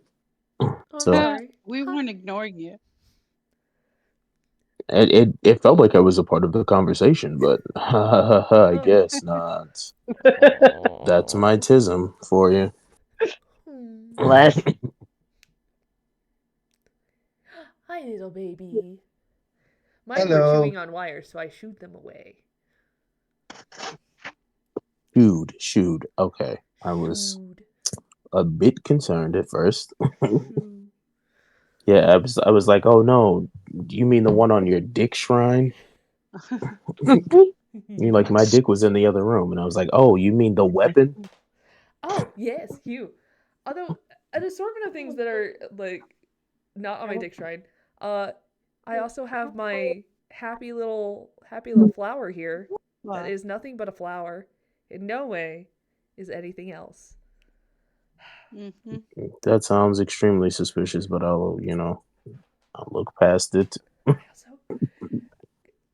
They were giving away little tiny hats. Anyway, so with some tape and a can-do attitude, you can decorate. With some tape and a can-do attitude.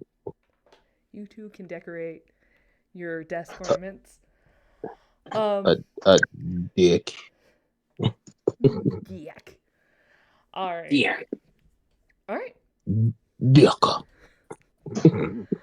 So after Speaking of dicks, did you tell them about Ankai about the penis and all of the jerking on the back of the cart? Oh yeah, there was much discussion about masturbating while traveling. Oh no, it took place. Came to fruition, as it were. Yes. Is this the dicrophone we're talking about? No. No, Igreus' actual dick. Yep. Okay. Yeah, that was after the talk of the dicrophone. It inspired. Mm-hmm. Yeah, to watch the explosion in the distance, Igreus enjoyed great release upon seeing Kyler meet at least a minimal demise. You could say there were 2 explosions that day. No.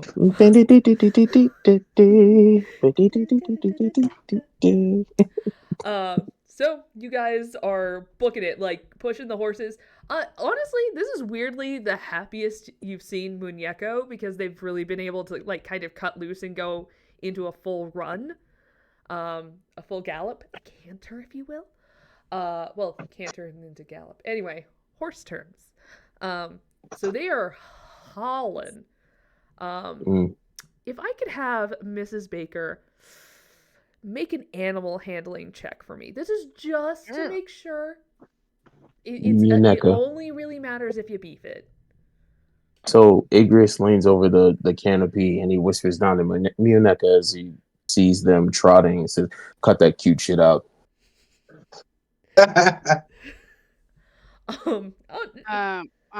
You want me to do an animal handling? Yes. That's a 21. Great. Yeah, we're killing it. You keep them on the road.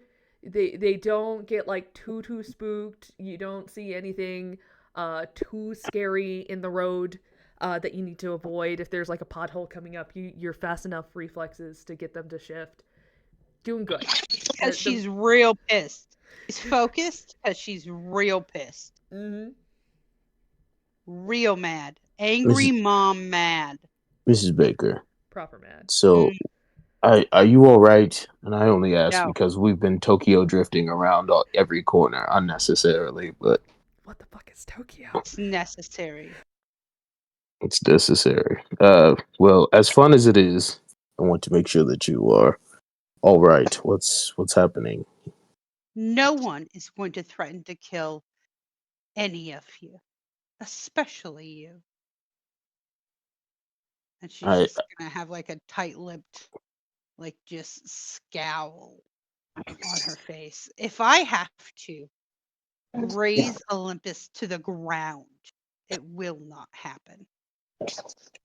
his eyes kind of flicker this very like red, knowing like color, and he says, "Something you hear, something very dark, come out of Igreus for a second." And he's, "Yes, I see your passions."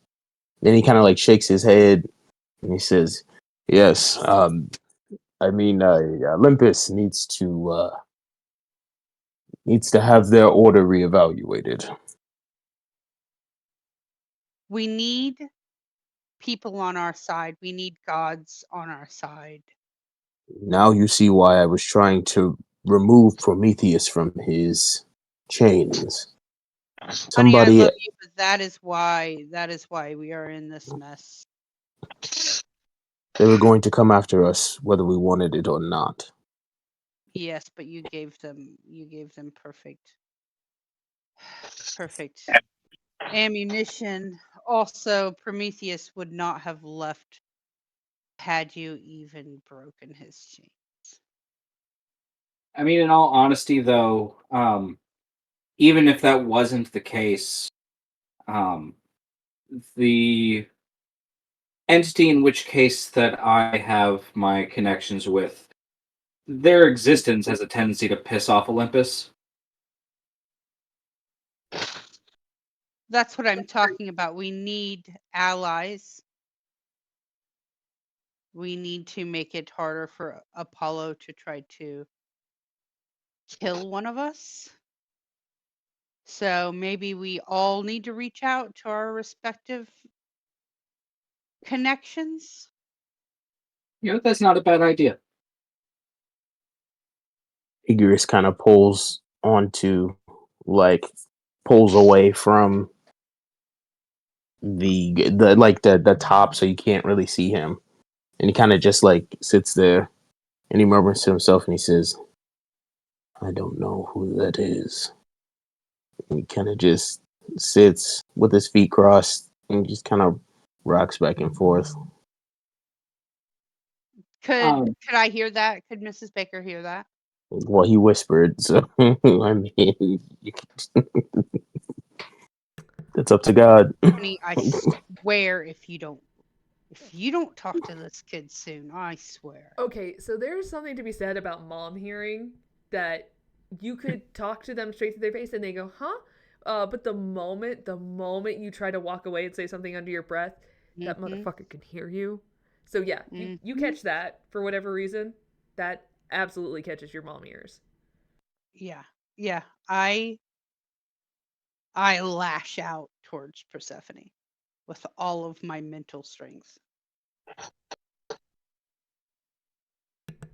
Okay, so yeah. I'm pissed. I don't even care anymore. So you're screaming at Persephone. Is anyone else doing anything regarding their patronage? You're being yelled at by Mrs. Baker. Sitting. Do better, Persephone. Are we still on Persephone? I do want to say that I know Hestia is already on our side with every fiber of my being. I don't even have to when Kyler's dumbass said that there were people trying to like save us. I know without a doubt that Hestia was involved on our side. Don't try to dissuade me. And to answer your question, yes, I'm going to try to reach out. All right. How does Ankai try to reach her predecessor? So, Ankai is gonna sit in the back of the cart. My guess, probably levitating slightly. Eyes rolled in the back of her head.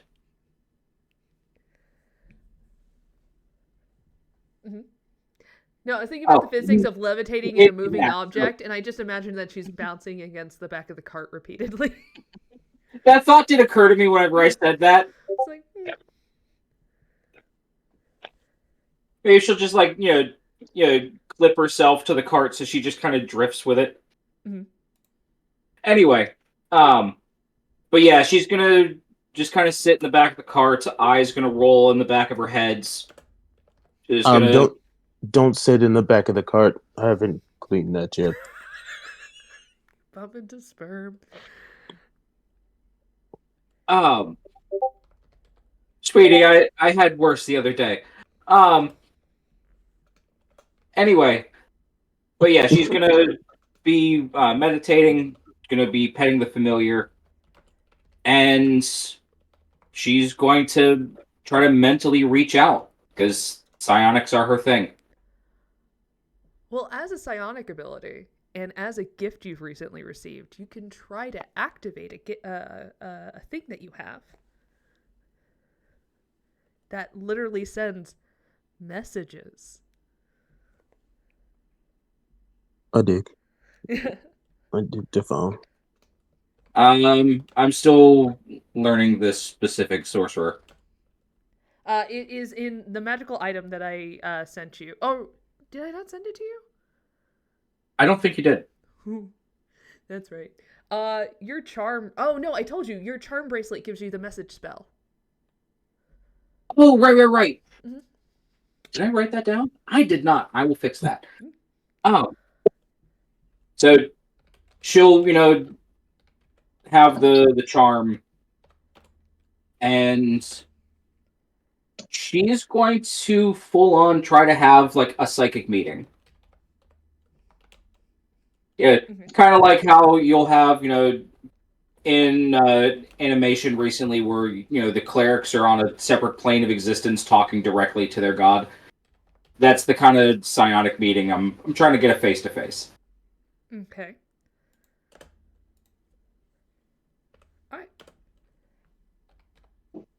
Alright, cool. So you send out that message. Dynah, are you doing anything? Are you just accepting this information? Are you calling your deadbeat dad?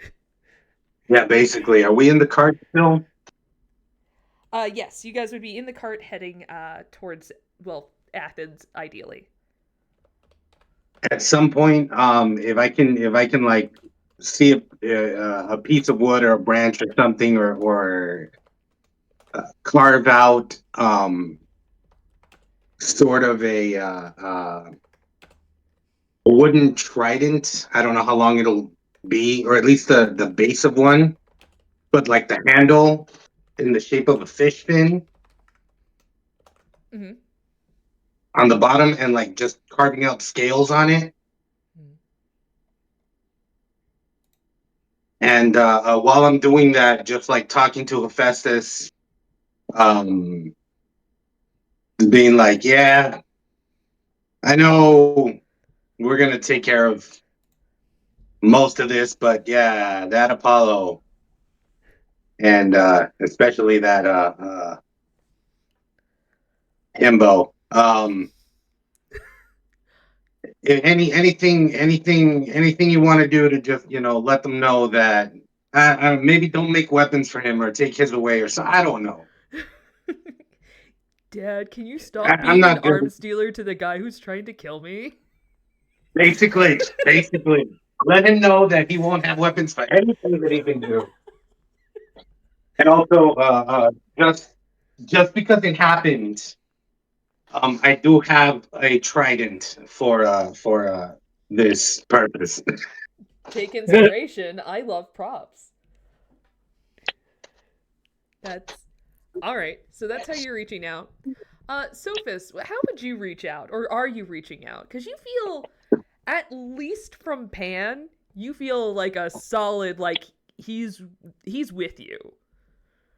Yeah. But you also know I imagine like when doesn't have influence on Olympus. Yeah, so what I imagine is happening with Pan is rather than speech, like I write down on like, I don't know, a clay tablet or something in Druidic, because it's a written language. Mm-hmm. And I imagine that's like the language, like canon in my head, that's like Pan's sacred language that Olympians probably can't read. And basically like, dear diary, and just like fucking like teenage babysitters club entries into her diary about today I turned Sparkly Boy into a herring, and that's like how she reports back to Pan and keeps them like in the know. Mhm. And then whenever she's done with, or I guess it would be paper, and then when she's done, she just into nature for Pan to find, or like little woodland creatures to bring to them.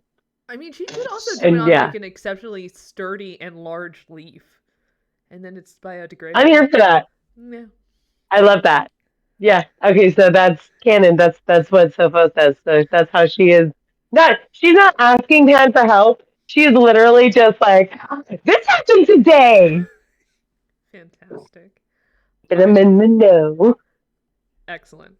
Now, Igreus. If Sage doesn't ask for help, Sage will be like, hey, this is happening.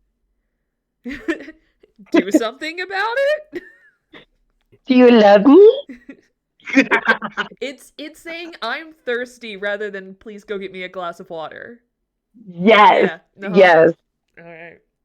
That's so Sage is emotionally manipulative. Fantastic. Good to know. Or childish. I mean, both are possible. Both things can be true. Now for Igreus,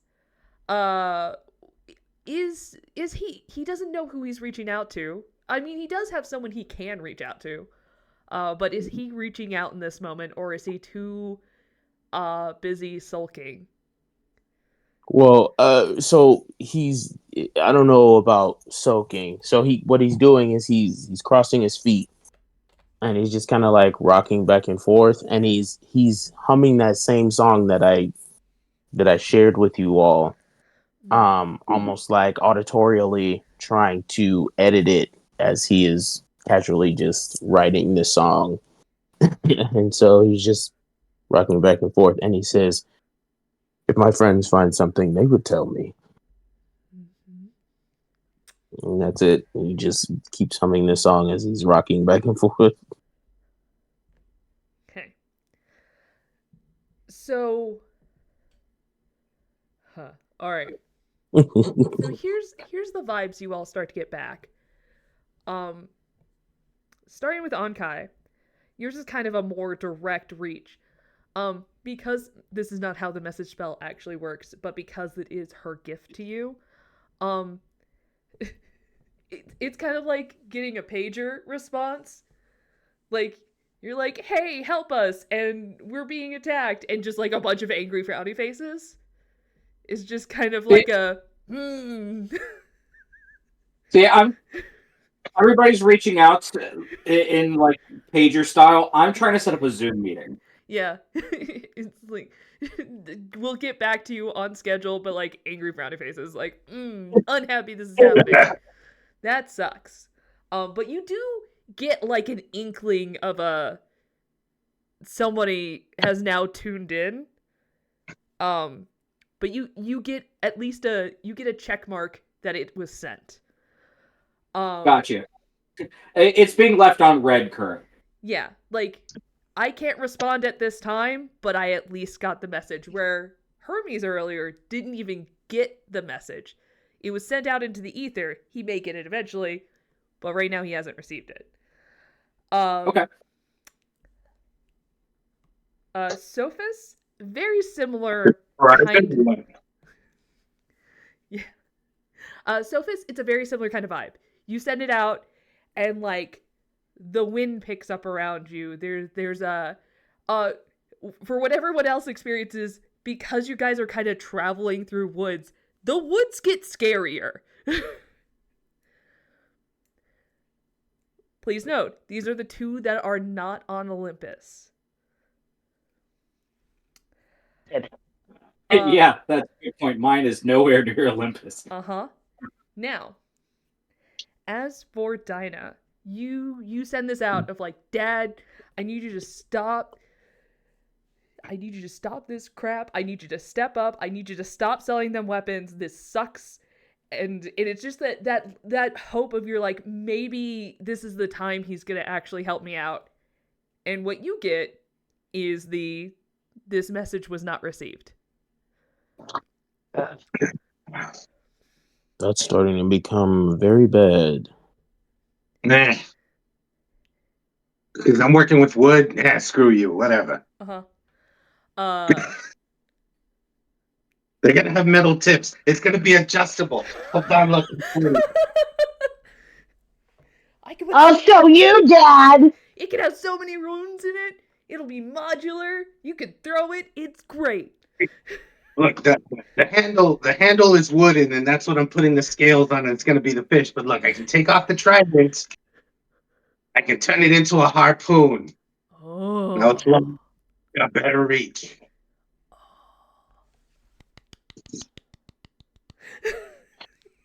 Face effective. You'll see, Dad. I'll take care of it. As for Mrs. Baker, you're an angry mother. And that anger doesn't stop.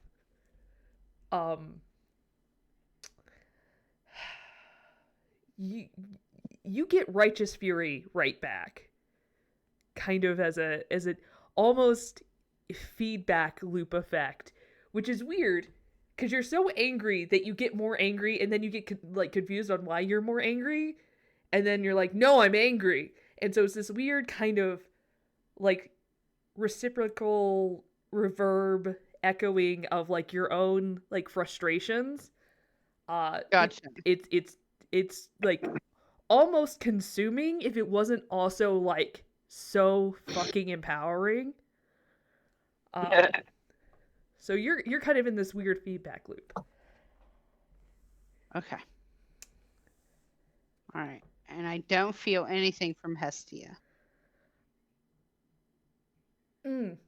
Yeah, I'd say you're currently more focused on like your calling out to Persephone, knowing that Hestia supports you.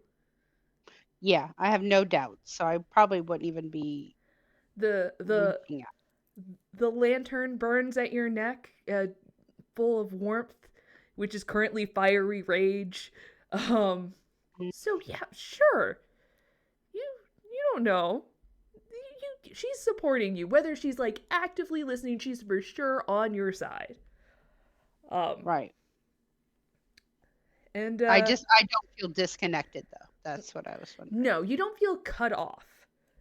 And then Igreus, as you kind of hum and sing to yourself and kind of like will this creativity into the world, a representation of like your passions and frustrations, you feel like something has hurt you. I will give you some clarification. It is not something you're related to, but something's hurt you.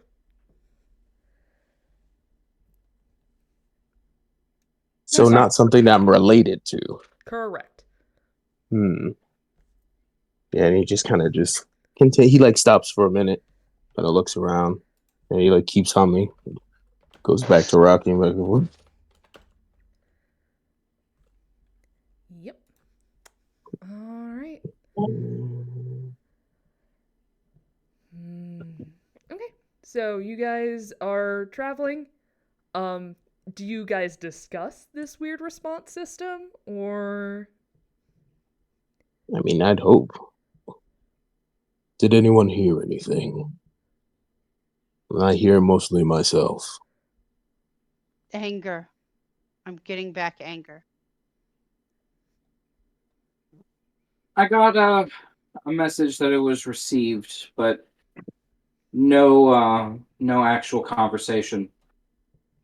Also, I think that I should probably specify, since we've all really discussed or at least heard of who we're associated with. I haven't included that with you guys, and I think that's probably it's best to come clean.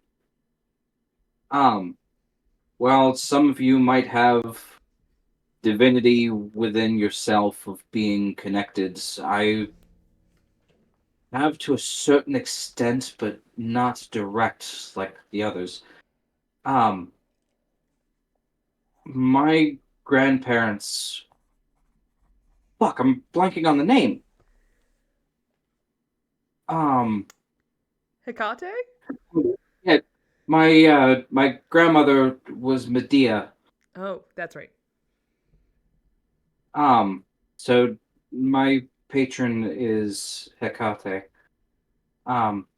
We don't have, we talk occasionally. And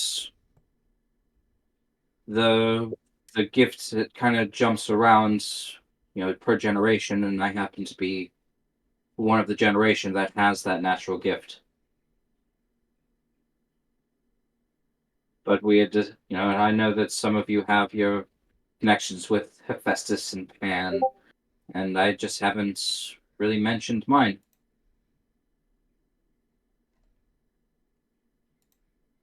Well, Is thank that you why for the birds sharing keep this. coming around you?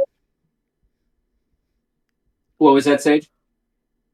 Oh, I Is know that why that the face. birds keep coming around you?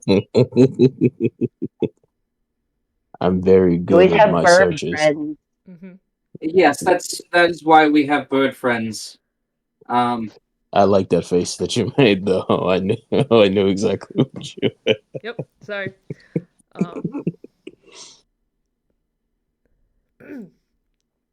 Yes. Yes. Birds.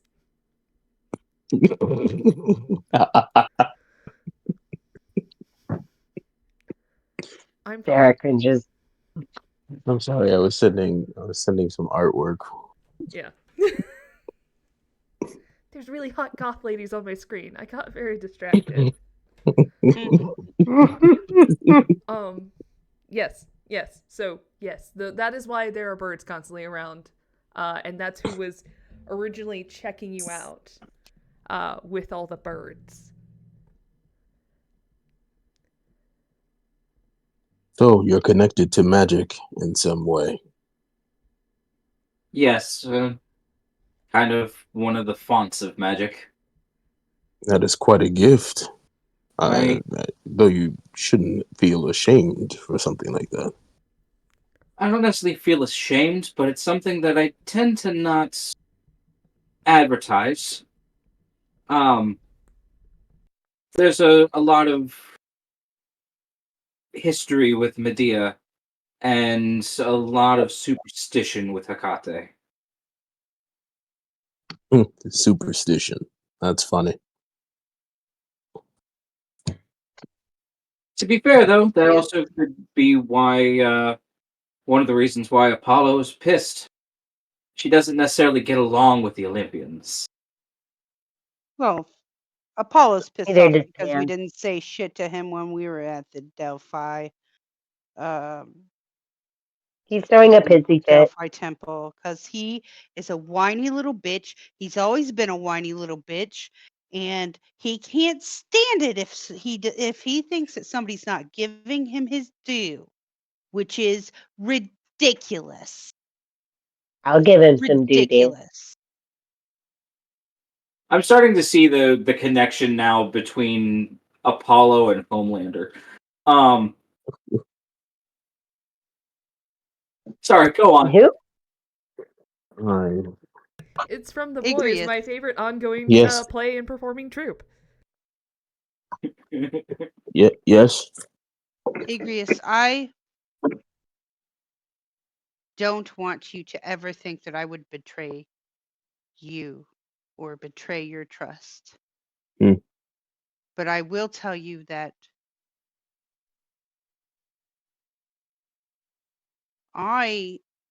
you are special. You are special. And you do have divinity in you. And never think otherwise. Hmm. And if I could reveal everything that you need to know to you, I would.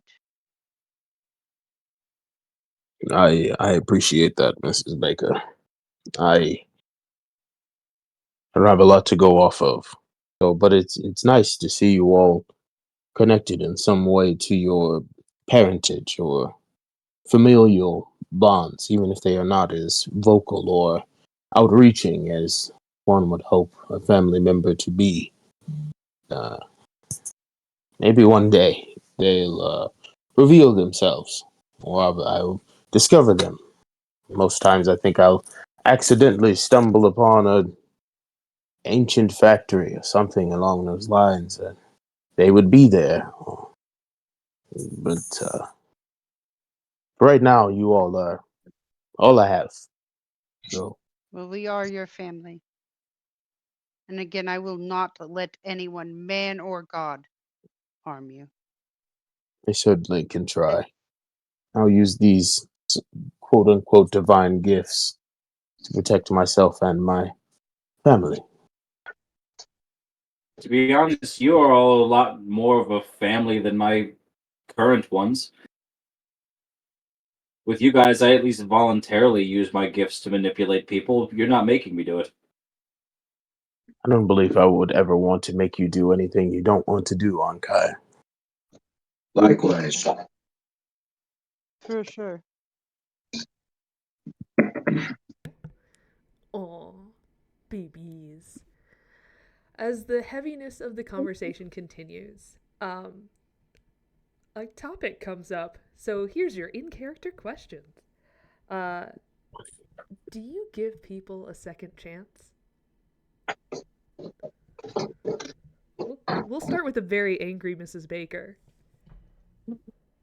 Mrs. Baker not only gives second chances, she is a great grandmother, and has to many grandchildren and great grandchildren, and she has given second chances and third chances and fourth chances. She has always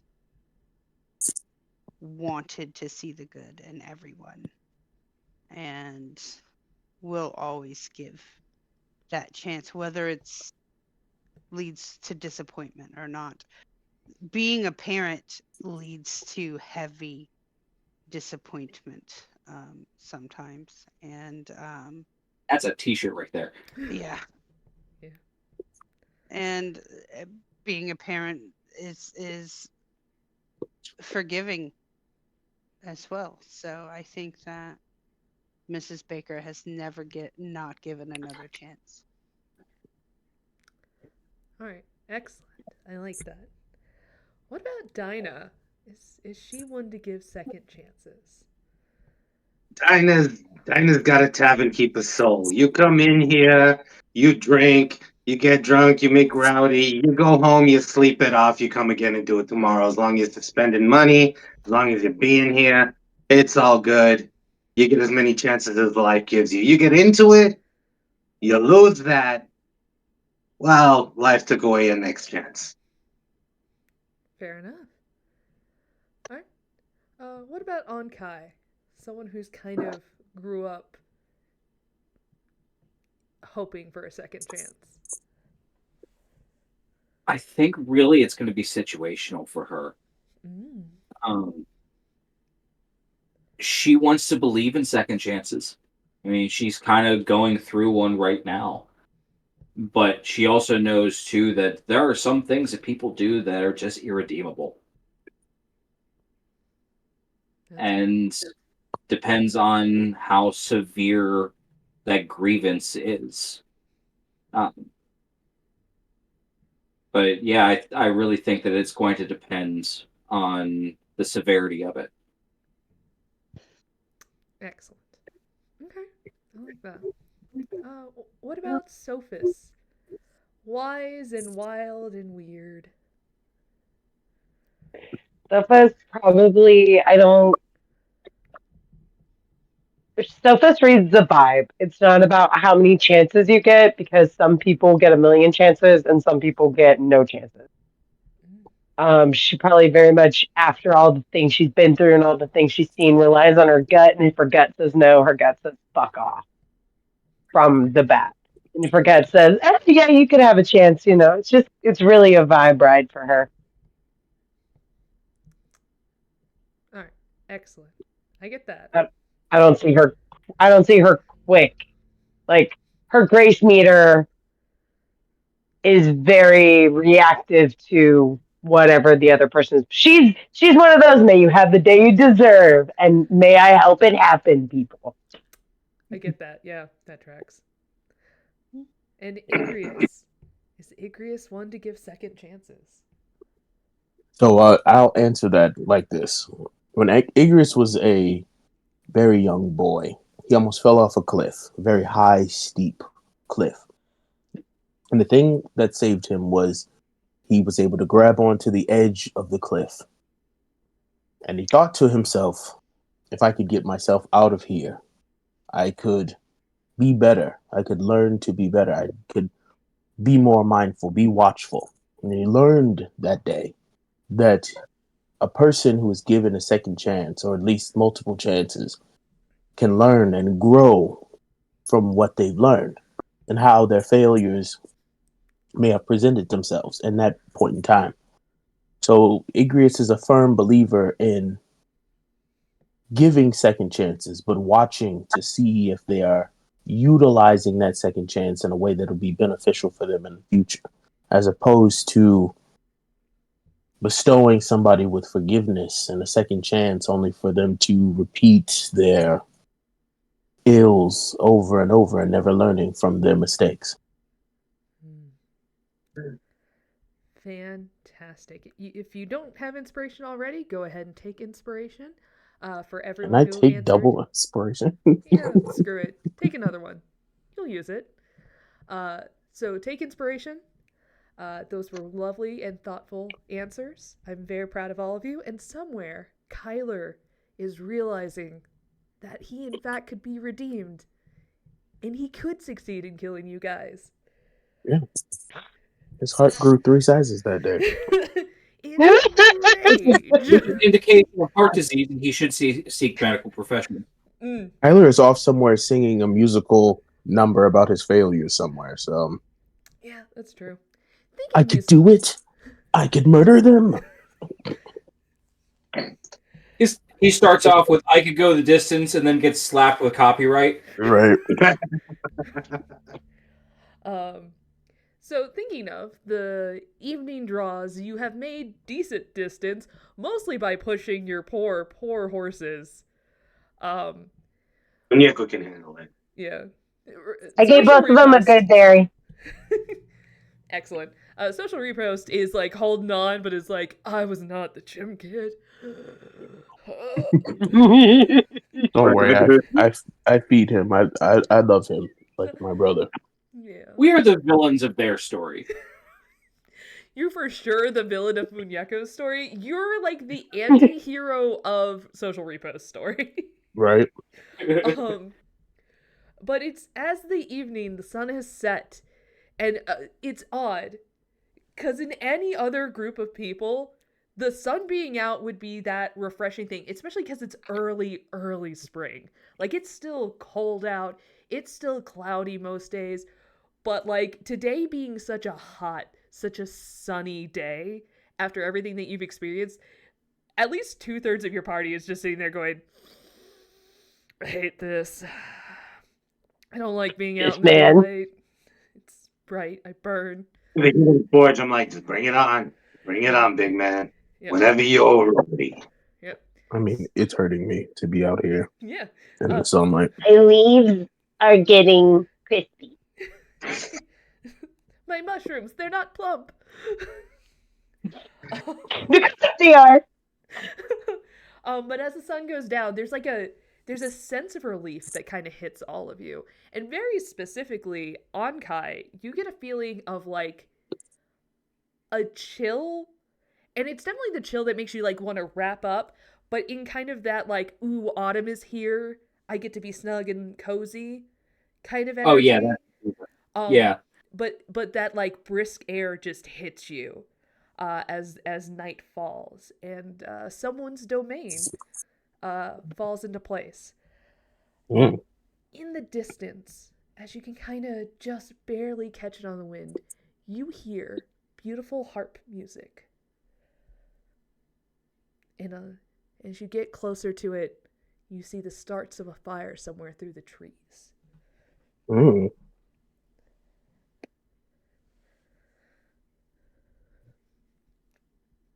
Can I see the? I mean, I have superior dark vision, so I can see like up to 120 feet or something like that.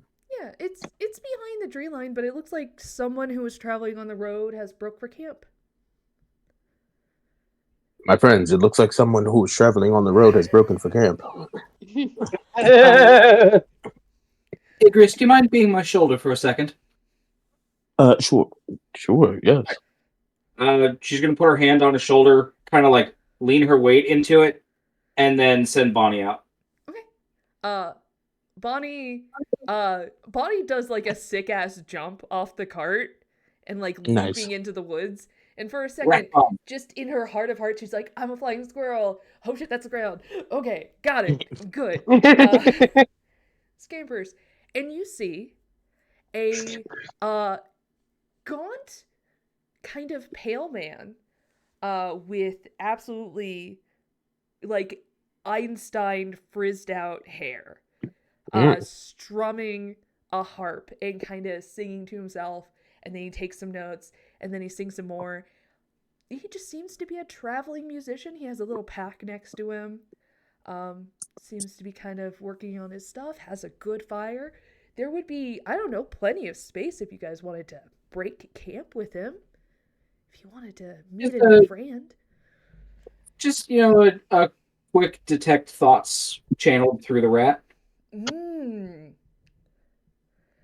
It's Satan himself. It's me, the devil, from the Bible. From the Bible. So no, you get surface level, essentially breaking down, the song. Like, it's interesting, because Ankai is not necessarily like a musical person, but taking the moment and like, it's odd the thoughts that you're hit with are so very methodical and like calculated. It's taking okay, so we're gonna do a fun musical term called a slur, where you just kind of trill up and down, which is kind of a lulling, comforting effect that people like to hear. And then these words are what I want to say, but I don't want to say them this way because it's not working with the bridge. And I want to do a callback to the bridge while also referring to this line. And so it's odd because you can also hear the music in the brain going. Of like Nick. Yeah, like replicating that like thought process, but also that like stop, breakdown. It's like watching a movie with somebody who studies movies. Yeah. So we're here with old. So a question then, does it seem like they're purely just focused on their music, or does it seem like they're waiting for anybody? Surface level thoughts, they're thinking about their music. Do you want to probe deeper? Okay, let's probe deeper. Alright, what's save is that? Let me double check. I think it's intelligence. It's a dexterity saving throw. Dodging those thoughts. Can't catch me, gay thoughts. Can't catch me, gay thoughts. Wisdom and DC is 15. Ooh, okay. Tom Cruise reference. Well, Family Guy Tom Cruise reference. You do not succeed, but they immediately like stop and the music halts and they look around. And they can hear your cart. Like, that's definitely something they can hear from the road. They can't like actively, like, using Bonnie's perception, you can't you can see the cart moving, you guys can't see you per se. Yeah. So, Ankai, did you need like leverage? Do you need to see the sky better? What are we looking for? It is beautiful out here, yes. No. I had sent out my little friend to be eyes, and that unfortunately robs me of mine. We have a musician. They don't necessarily seem dangerous, but they are methodical.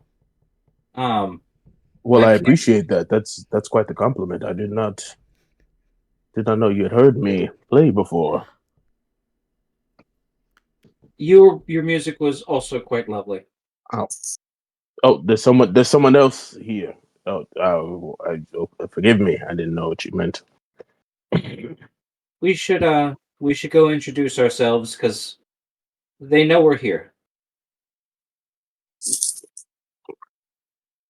Igreus kind of like looks out and he's like, "You'll have to point me," and he points in a direction that's not where the guy is, even though he has 120 feet that he can see. Mhm.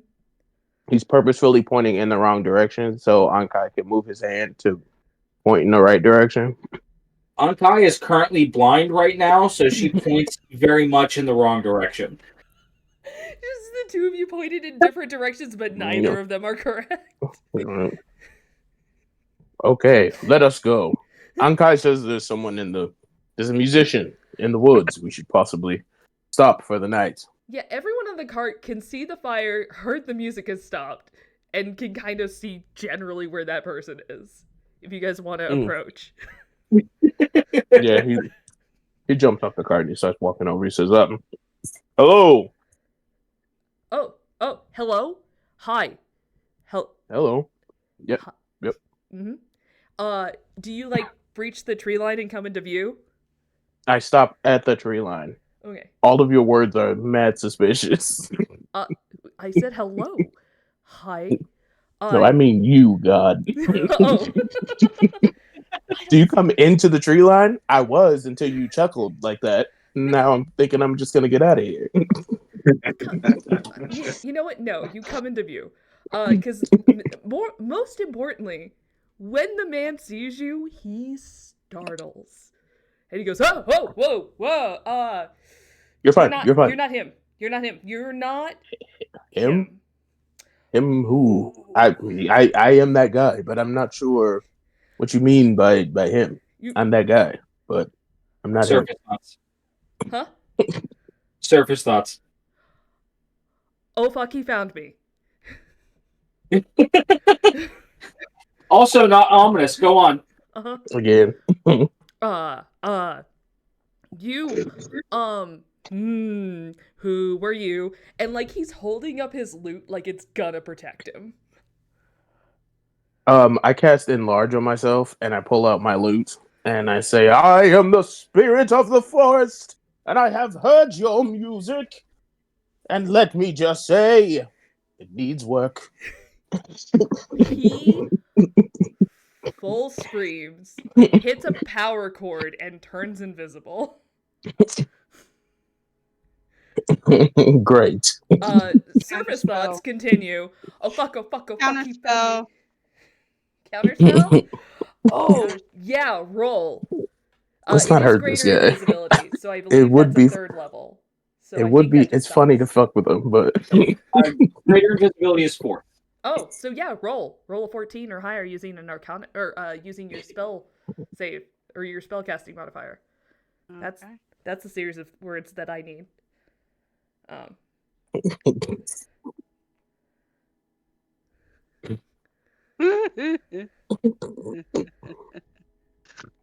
6. He's invisible. Surface level thoughts continue to be, oh fuck, he found me. Oh fuck. Orpheus, what have you gotten yourself into? And then you see a shifting through the tree line as though somebody's trying to move away. We're not who you think we are. I am exactly who you think I am. This is counterproductive. Okay. I'm gonna allow a round to see if anyone can try to catch him before he. I can catch from this size. I can catch him. Well, you also have to, like, he's invisible, so you have to, like, catch him. Okay. So I can. We'll start with the one who actually kind of knows what's going on. Ankai, what do you do with the response to the thought of, Orpheus, what have you gotten yourself into this time? And the absolute adrenaline rush of fear.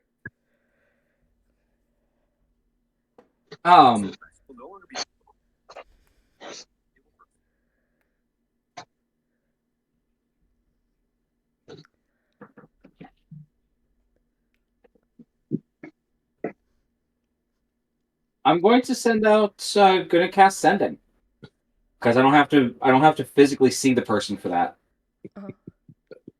Sending a third level spell or message? You can just say words. Okay. You can just say words out loud. Okay. Yeah, spend your 3rd level spell slot. What do you say to them? I mean, look, we're probably going to be going into a rest. I figure we're safe. Famous last words. Yeah, nothing can happen when you try to rest.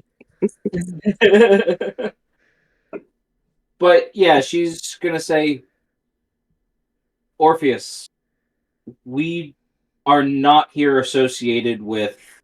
I don't remember who Orpheus is associated with. I remember the legend, but I don't remember who they were running from. And I have no problem giving like a religion or history or something. Yeah, make a religion check.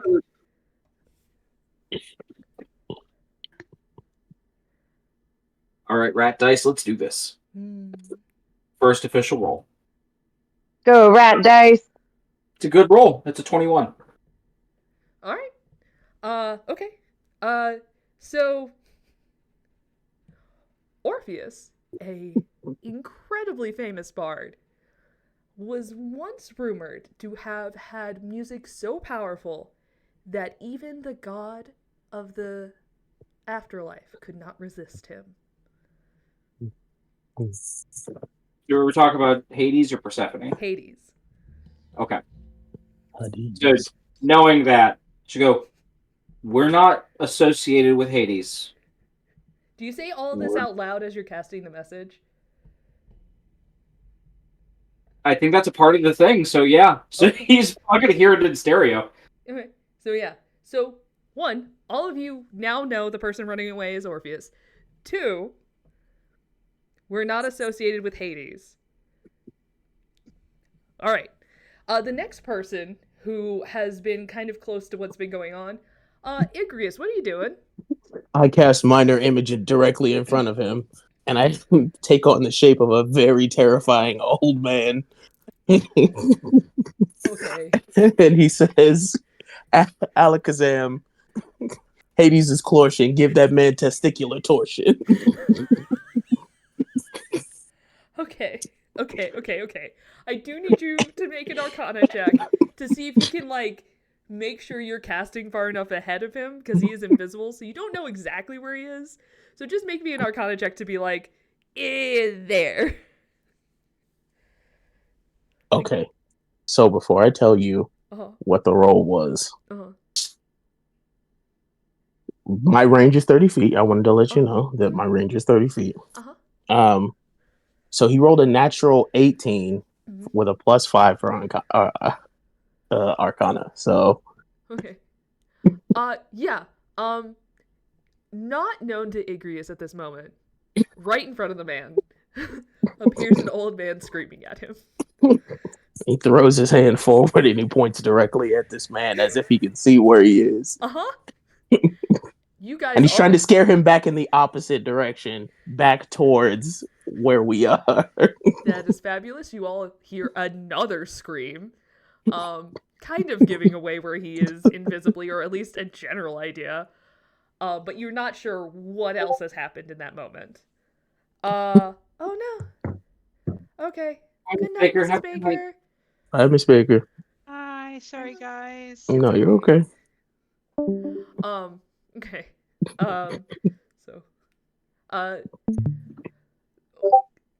Sophos is technically wiser. I'll let Sophos go next. Is there something that you're doing in this moment? You could also choose not to participate in the bullshit that is happening. So listen. Oh no, I so want to catch the Invisible Man. That sounds like a game she would really like to play. So listen. I feel like she plays that game more than anybody else plays that game. So, Igreus doesn't know why, but he feels animosity for this man. He doesn't know exactly why, but something is moving in him that is making him react the way that he is reacting. It's a blood feud. It's carried. Right, it's carried over, and he can't. And he's just like, nothing I could do about it. We have beef. I don't know why. I don't know why. I can just feel it in my lineage. In my lineage, I mean left testicles specifically. Right. Specifically. All right. Only that one. So I mean, I feel like she's probably going to like cast plant growth in the general area where she thinks the invisible man is running around. Okay. Because that's kind of like that makes sense, right? That's how she would pursue it. How wide of an area is that? That's like 100 foot radius centered in the point. Yeah, you have a rough idea because of the scream, and you could engulf the the encampment essentially, if you wanted to. Oh yeah, that sounds fun. Yeah, so freaking like scary For every like scary wall crusher style, like all of a sudden this like what was a very friendly and inviting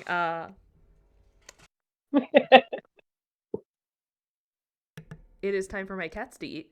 What was this very like inviting little glen off the road is now like the vines are closing in, and with a weird ferocity that you're not normally associating with Sophos, but as her protector of the forest best buddy is kind of in a mood lately, it's kind of given an extra flair to the nature around you to be extra spooky. Oh. It's like full on Sleeping Beauty. Yeah, Sleeping Beauty, Maleficent, vines yeah, wrapping full... around. I'm even green like her. Oh, you're so cute. I like to think Hades is in hell and just like got the feeling he's like, yeah, that's my boy. It's my son. Fucking let's go. Go. That's my boy. And that takes us to to Dynah. The plants are encroaching. There's a illusion of an old man screaming. I'm assuming that the plans would slow him down enough for me to just get in an unarmed strike. Okay. You Yeah. trying to knock 4 him feet of unconscious? movement for every. They must expend 4 feet of movement for every foot they actually move. Okay. Yeah. If he's still invisible, like the rustling of the thing would give away his position. Yeah, you know generally where he is. Okay, so what I'd recommend is you're gonna do a contested grapple with him. Yeah, no, because I was gonna do an unarmed strike to do grappling strike immediately after you hit the creature. Yeah. Yeah. So yeah, you're okay. No, that works perfectly. Make an unarmed strike at disadvantage because he is invisible. And then if you hit him while he's invisible, you'll successfully get to do a grapple attempt on him. So yeah. Try to smack him, but at disadvantage because he do be invisible.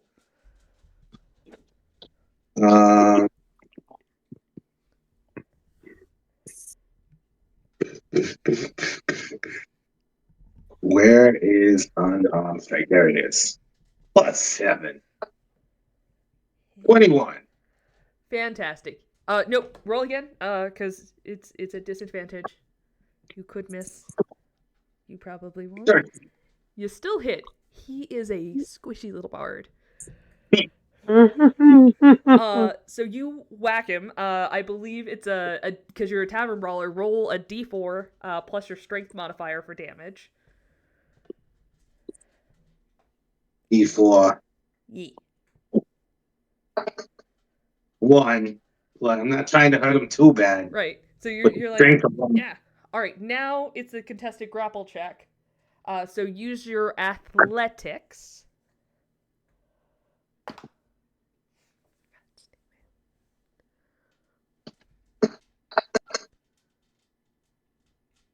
$25. That's fabulous. Woo! He got a hot 13. 4. So you full like you do the run up where he is invisible and you're like, yeah, and you like smack him and you're like, got him, and you just full like lift him and you're like, nope, I got you. You don't know if your face is currently in between the legs front or backside, but you got him. Fair enough. I'm Definitely holding on. inserted somewhere. I'm holding on to him and I'm trying to like, hey, calm down, calm down. What's going on? Are we hurting him or are we holding him? We're holding. Oh, well, holding him. Now what? I am being Well, detained looky who it is, by a very Orpheus. small woman. So I have to ask, does Igreus look like the spitting image of Hades? Because that's probably why he ran. You're starting to get a sneaking suspicion that based on your physical build and Yeah. general presentation, you might in fact look like your dad. Although it has been proven that you do take after your mom in a lot of your facial features. Oh, yeah. But when you're approaching someone in the dark and you look like a big, strong, muscular drow that looks very similar to a big, strong, muscular god, like... Not a lot of room from this interpretation. Yeah, there's also like You're not a lot gonna of moment strike to be some like, fear. no, the nose isn't quite right. He's just staring and he says, well, if it isn't Orpheus. Hello, I don't know who you are, but I feel things for you. Careful, the Dynah... last guy he felt something for made him do something off the edge of a... Yeah. Well, you're not wrong. So Dynah and Ankai can pick this up. Ankai because she's got her psychic thing going on. Dynah because she's like full got him. Have you ever seen a rodent have a panic attack? In the sense that they are now surrounded by something much bigger and stronger than them? That's the response you're getting. Oh shit, oh shit, oh shit. Who are these people? I don't like this. Breathe. Sage lights something. Here you go, honey. Okay. He's still invisible, but yeah. If you hold up a joint, That's to all a I know. I'm musician- shoving it in his butt. Yeah, if you hold up a joint to the musician, by base reflex, they immediately take it. He stops hyperventilating when he hears the sound. Take a breath. Take a breath. Breathe it in, sweetheart. It's okay. Yep. So a minute passes, he drops his invisibility, he does not give the joint back, he is like full puff, wait. I'm rolling him another one. Puff, wait. Ashes to the nub. Yep. Taking just the right, longest one hit. full draw. It's like Hades full draw from Hercules. Yeah. Who are you? All of you. And he kind of like reaches towards his back,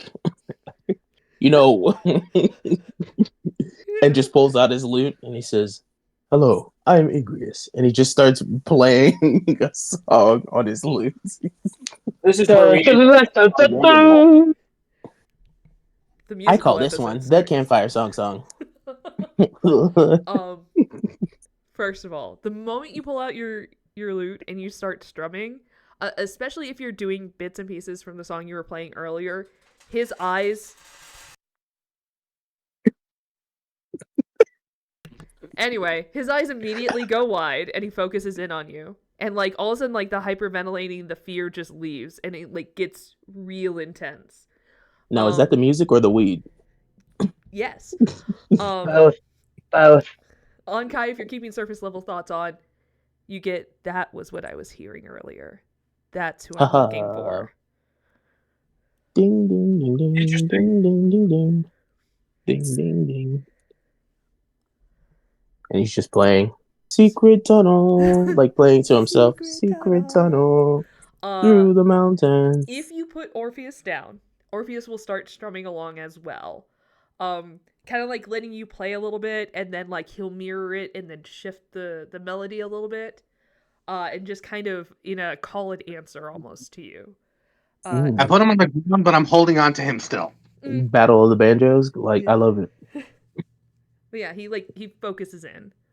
Well, yeah, if after a moment after you have an exchange, he would introduce himself. He would say, "Hi, I'm Officially. Orpheus. I don't know how you all knew my name. That is so very alarming. Well, I know how you knew my name.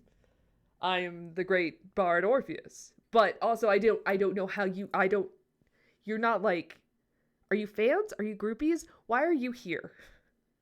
Well, You're very loud. Wait, the Orpheus? Wait, hold on. Orpheus is a very common name. Like, I remember a few years ago, everybody was called Rachel, and all the guys were called Jason. But And the other Orpheus is a very common name. But you're that Orpheus. I used to try to sneak into the main commons to try to listen when you would perform. I could only get so far before the guards wanted me to leave. So Yeah, I'm the Orpheus. Like, I know I'm no Barrowsmith, but I'm still. I was just gonna ask. I would beg to differ. You know I Trent Grisnold. Who do you beg to know? differ. But yeah, I'm Orpheus. I'm keeping a low profile these days. I don't do much for big concerts anymore after the events.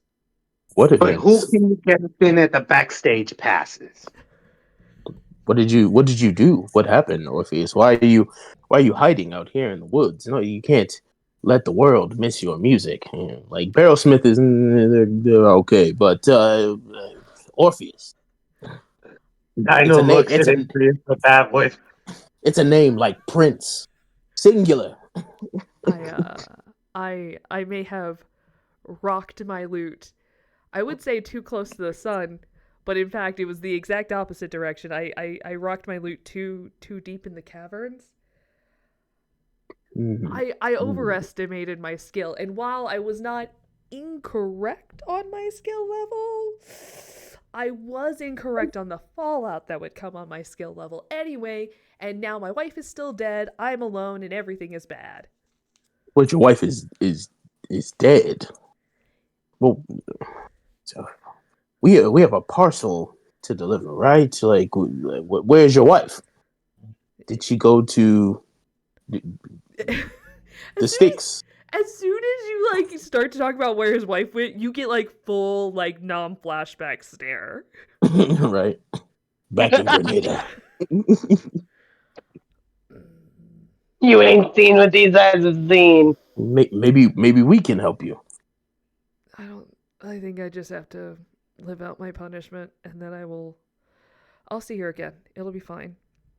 What's her name? He says as he like, so he takes out like he looks on the ground, like there should be like little like dirt on the ground, right? Like and he says Sage, can you find me, do you have any like sap? Yes. Have some of your sap.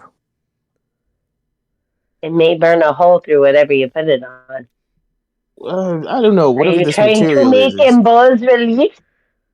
Well, I was going to scatter some dust on the. Well, I was going to form it into letters for the name of this individual, and then place it on the side of my my instrument here, so that we never forget the name.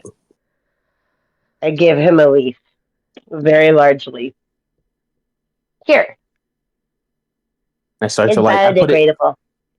Yeah, he puts it in his mouth and he starts like chewing on it to like squash it into a like paste, and then he uses It's dirt. sweet. Yeah, and so he grew up in the forest, so he's like, oh yeah, I've done this before. Like when I got lost, I made a map on my arm one time, and I used the sap to try to remember where I'd gone. However, it was very difficult to come off. But this might work a little bit better. So, what is her name? Her name is Eurydice. Oh, spell that for me. Eurydice.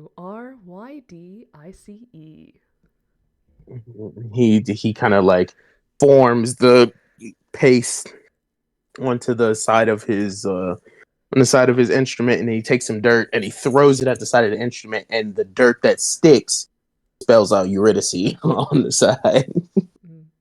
That's one way to do it. I deeply appreciate the thought.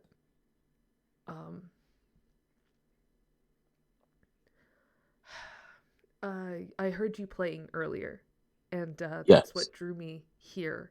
I was waiting to see if the musician would come by.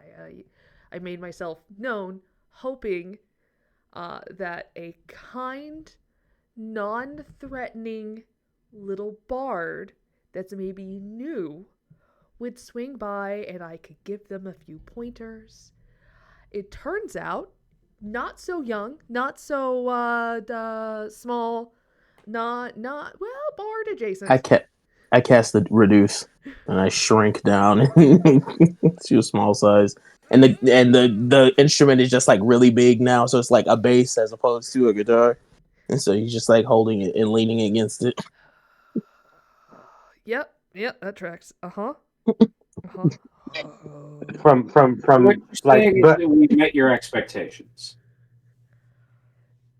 Dinah is like went from holding him around the waist to like one arm holding beside him. Like, hey, do you make instruments too, or do you know how they're made? Because I'd like some pointers on that. I'm not a master crafts person, but I know basics. I know how to restring. It's a place to start. Okay, yeah, I can show you my tuning tools and things like that. That's no problem. Excellent. All right, we'll talk. Continue. Yeah, look, long story, I'm currently on the run from the god of the underworld. Anyway, I don't think I could do big crowds anymore. 'Cause yeah, that's it. Like, I'm not saying that like all drows and all underdark people look alike, but gosh, you look hauntingly like yeah, we'll call it the place Hades. Yeah, you look hauntingly like him. But like now that I see you in the light, different, but like I don't know. I lived in a forest. I lived in a forest for a good long portion of my life. I don't think I've ever even seen Hades before. But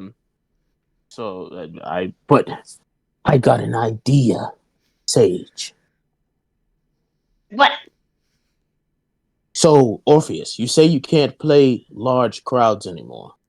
Well, I know an individual who loves music from the top to the bottom, and it's a singular individual. You'll have Barry from Barrowsmith there to assist you. You can play for them. And they would love it. They love music. okay, They gave me this. I want everyone to pause for just a second. I want you to think about it in the sense of like, hey, I know you're on the run from the federal government. I want to introduce you to my best friend who is the sheriff of a small town who has a best friend on the FBI. Yeah, essentially. I mean, but here's the thing. Pan doesn't like the gods. Pan is so pissed at the gods that, like, you're sending him to the Rebel Alliance, like, playing shows for $50 a pop. Like, Pan likes 3 gods. Yep, 3 of them. One of them being Hermes, one of them being Persephone, and the other one being Dionysus. Hey, those are the ones who are trying to, like, help us, so, like... Except, he's running from Persephone. So you're sending her husband. You're sending him to Ron Swanson. It's fine. It'll be fine. It will be fine. Like listen. Listen, Linda. Pan likes Persephone. I'm sure Pan does not give a rat's ass about Hades. Like, that's a completely different thing. Just, friend of a friend. Like, they won't, like, It won't be an issue, and you get to play as much as you want to with the freedom of being with this individual. Like it's a good gig. It's good for your You're reaching, soul. Lava Boy. You're reaching really hard, Lava Boy. I appreciate you very much, and I have met Pan. Pan has been ever so kind as to allow me to travel the forest unmolested. But unfortunately, full haven within his domain Bosom. is not necessarily something he can maintain. What if we spoke to Hades on your behalf? Don't. I mean, the worst he could say is no. I think you just gave him an aneurysm. The worst he could say is, where is that fuck who put me in a trance and tried to steal a soul? You know what, though? Let's maybe go a little bit more down to earth. I thought we were already here. How familiar are you with Athens? Oh, Athens? I used to play there all the time. Good crowd. A little on the intellectual side. So they like the punny kind of songs. Like, why can't a bicycle stand up? Because it's too tired. That kind of energy. like the I bet a pig that was porked by a ham. Thinking of band names that 100% translate.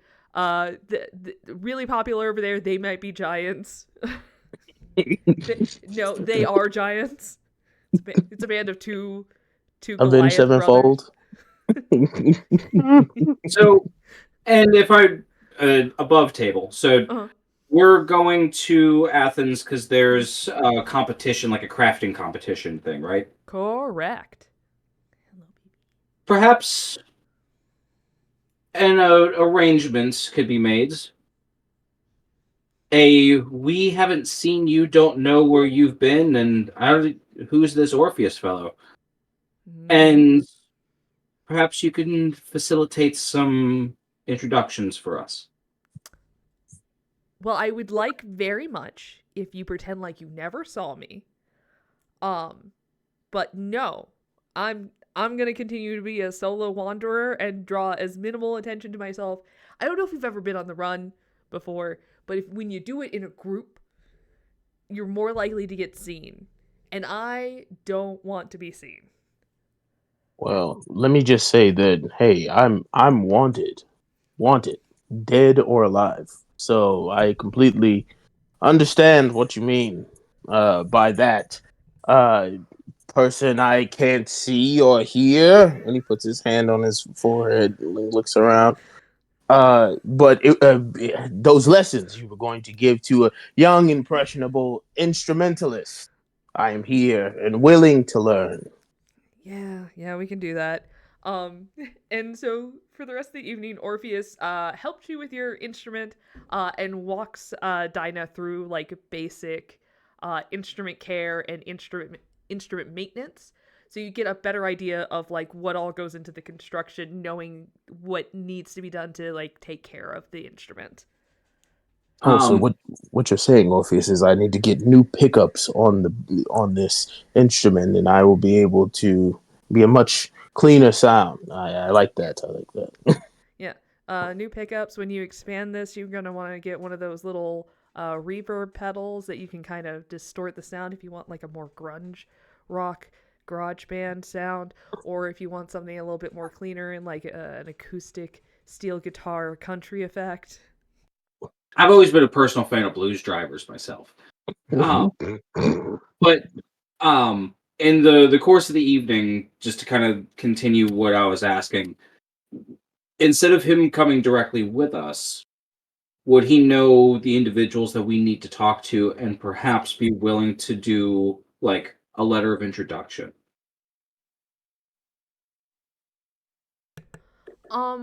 What? Because Orpheus has been running for a while. Orpheus could write you a letter of introduction, but more to a local club and that he used to frequent and stay at as well as perform. So you can get decent digs, and possibly for those of you performance inclined, maybe some stage time. Ooh. Okay, I'm good with that. Have to practice my fanfare. How you doing, thieves? Are you ready to rock? Okay, I'm trying. I blanked so hard. Famous As long as hotel that it's a pub. what's his name used to visit.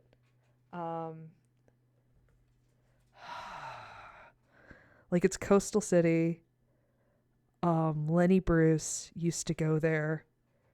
Lenny Bruce. Oh, frick.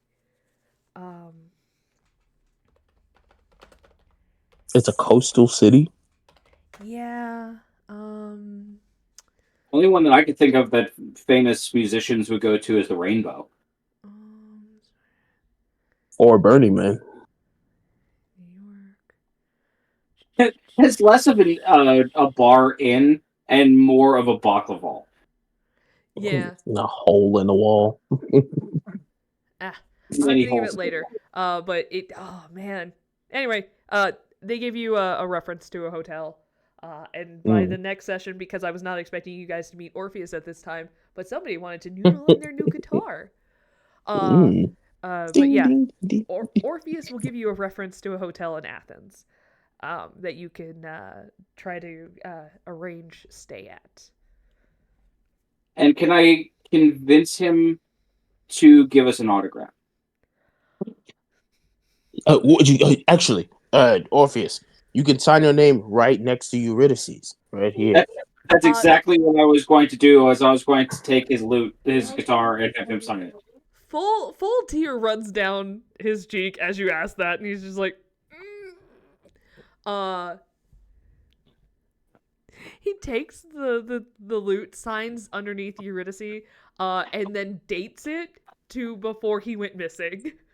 To be like, you've had this for years. I have had it for years. Orpheus, who's that? Never met them before. So are we going to the Soft Granite Cafe? Yes. Oh yeah, Hard Rock. That's a good one. Soft yeah, Granite. the Hard Rock. Yeah, there we go. You're yeah, going Soft to the Granite. Soft Granite Cafe. Got it. Where they have the largest tiki drinks in town. Okay, well, it was that are amazing but fall apart immediately. Oh, I'm sure. Yes. Oh, it was nice to not have met you, individual Robert, the boss. Can I call you the boss? Is that okay? You know what? I'll take it. That's fine. Mr. the Boss. It was a pleasure to meet you. I still have feelings for you, and you're not exactly sure what they are, but hopefully we will see each other again at some point. Yeah, for sure. And before we settle in for the night, I just want gentle check-in for everyone. Of course. Don't tap the ground twice ever when you're not near me. Not Orpheus, not... You know what I'm saying? Don't do that. Don't do it. And what are the consequences of doing such a thing? Oh, well, tapping the ground twice with your hands is how you summon the god of the afterlife. Well, the god that watches over the land of the afterlife. Who's that? Hades. Wait, is that... Yeah, don't tap the ground. So if you ever think to yourself, oh man, I'm just going to gently tap the ground next to me to invite someone to sit, don't fucking do it. Where are we? The forest. Okay, okay, when we go to bed, I want to do something. Okay. Once he informs us of that, I give Igreus a glare. Not even using detect thoughts. Just wait till he's away from us. Orpheus is about to get dragged. Yeah, so you guys settle in camp. Orpheus, being both extremely paranoid and extremely tired, is just stoked to be around enough people to keep watch, so he sleeps immediately. I go over to Ankai. Uh-huh. Ankai, and I whisper, "Can you do me a small favor?" Oh God. Uh, on. can you? You belong to magic, correct? You belong to magic. That is my lineage. Yes. Okay. Well, is there any way that you can? Have you ever seen Hades? Is there any way that you can like give me a good description of what he looks like? That's gonna be a DM question. I don't imagine she would have like Nope. Kai's experience of utilizing her skills and her connection really to Hecate is like I would imagine the actual like divine connection thing would kind of be relatively new. Yeah, Because like I said earlier, it's not like she's a blood relative like some of you are. Like that she's for the lack of better terms, a patron. she's kind of one of your two great gay grandmas. Right. Kinda. So you came into your power during puberty, but like your family would know that there is a possibility to tap into magic from very specifically the goddess of magic. But it's such a complicated history with your family because there's a lot of like shame and like we done diddly fucked up, but we're also still bad kind of people about it. And also a lot of manipulation and bullshit too. Yeah, so like you would have no confirmed version of Hades, but you would for sure know the most outrageous, dark, humanized evil version of him. So that he is this massive menace from the Underdark. He is shadow, he is, the last thing you see before you fall. Even though none of these things are objectively true. So yeah, you have that understanding. He needs better PR. Yeah. Or he has the exact PR he wants because he doesn't want people to talk to him. Hades is so feared people don't say his actual name. They call him the place he lives. His real name is Adonius. Yep. Aw, you said it. Yeah. Oh no. So to answer your question, Voldemort. The only thing that I have is based on legends and no actual basis. I got information from the family, but they're about as trustworthy as I could throw Dynah, which is not far at all. Looking for a way to see if like he's seen Hades. He has seen Hades, which means that the image would be in his. I'm calling it a brain. You want me to dive into his sleeping subconscious to try to find an image of what Hades looks like? Well, maybe if I whisper in his, maybe if I whisper in his ear, Hades, he'll start thinking of what this being looks like. Treat him like the fucking smartphone search engines. Hades. I'm just going to like scoot as close as I can to Orpheus, and I'm just going to say out loud, "Oh, I definitely don't want to meet this Hades individual because meeting Hades could be potentially terrible for us." I'm trying Oh to. yeah, I'm let's trying to. totally fuck with the god of Right. dreams in his dreams. That Right. sounds so smart and so wise. Like Sage isn't even poking this bear. Not like Hypnos and all the other dream gods live in Hades because their Right. mother is fucking Nyx. Yep. Not like they're there. Not Hades. And he kind of So- like gives a bombastic side eye at Orpheus. So, direct question: are you asking me to do this? Don't go too deep. I don't know how this works. You could fall in, and we have to go get you. And I don't want that to happen to you. Hades. She thinks to herself, "Okay, this is how you keep friends." And she is going to sit next to him, and let me see what my things are, because I think I have heightened spell. So as that's happening, Igreus is playing a song that suspiciously sounds like "The Devil Went Down to Georgia." The devil went down to Georgia. He was looking for a soul to steal. He was in a bind because he was way behind. He was looking to make a deal. Uh-oh, you're muted.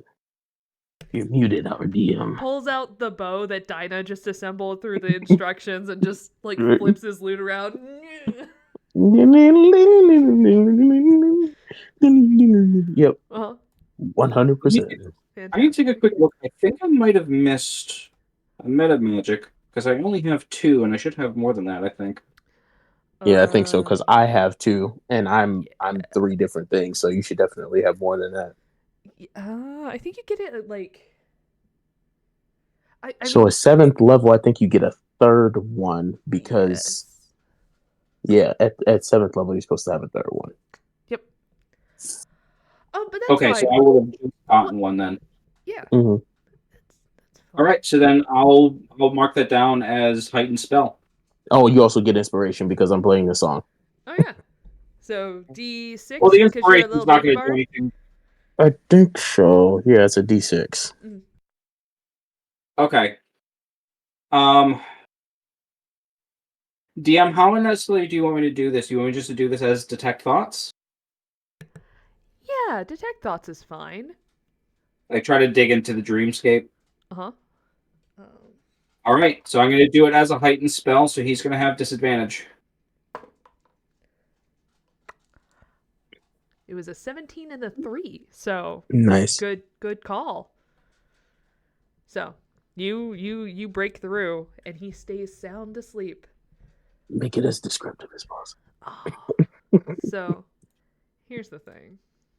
The way our sweet little bard pictures Hades is, again, not necessarily accurate, because when you get into his dreams, an alarming thing hits you. Those are some man tits. He looks like Batman, demon Batman. It's the absolute rust of arousal, looking, it's very specifically scare arousal, at this 20-foot tall, buff, horned individual. Oh, Jesus. Has a mane tumbling wildly that ends in flickering black fire. Massive hands that point into claws designed to rip flesh. An ass that could stop traffic. If you could see it in the shadows, but like for sure it's there, you have to like go on vibes. So I see now why you were terrified. And glowing red eyes. So Ankai is going to be, while doing this telepathically, just linked to Igreus. Mm-hmm. So this way then he could just see the shit as I'm going. I'm going to push deeper. Try to get past dreams and go into actual memory. Okay. So you delve deeper, and again, the issue is you're going through the memories of a man who has become so deeply afraid of this individual that even the actual interactions, there's moments where it's just unrealistic proportions. Yeah. Seeing him looming from the throne as he performed and lulled him into submission to try to save his wife. Locking eyes with him as he tries to leave the underworld.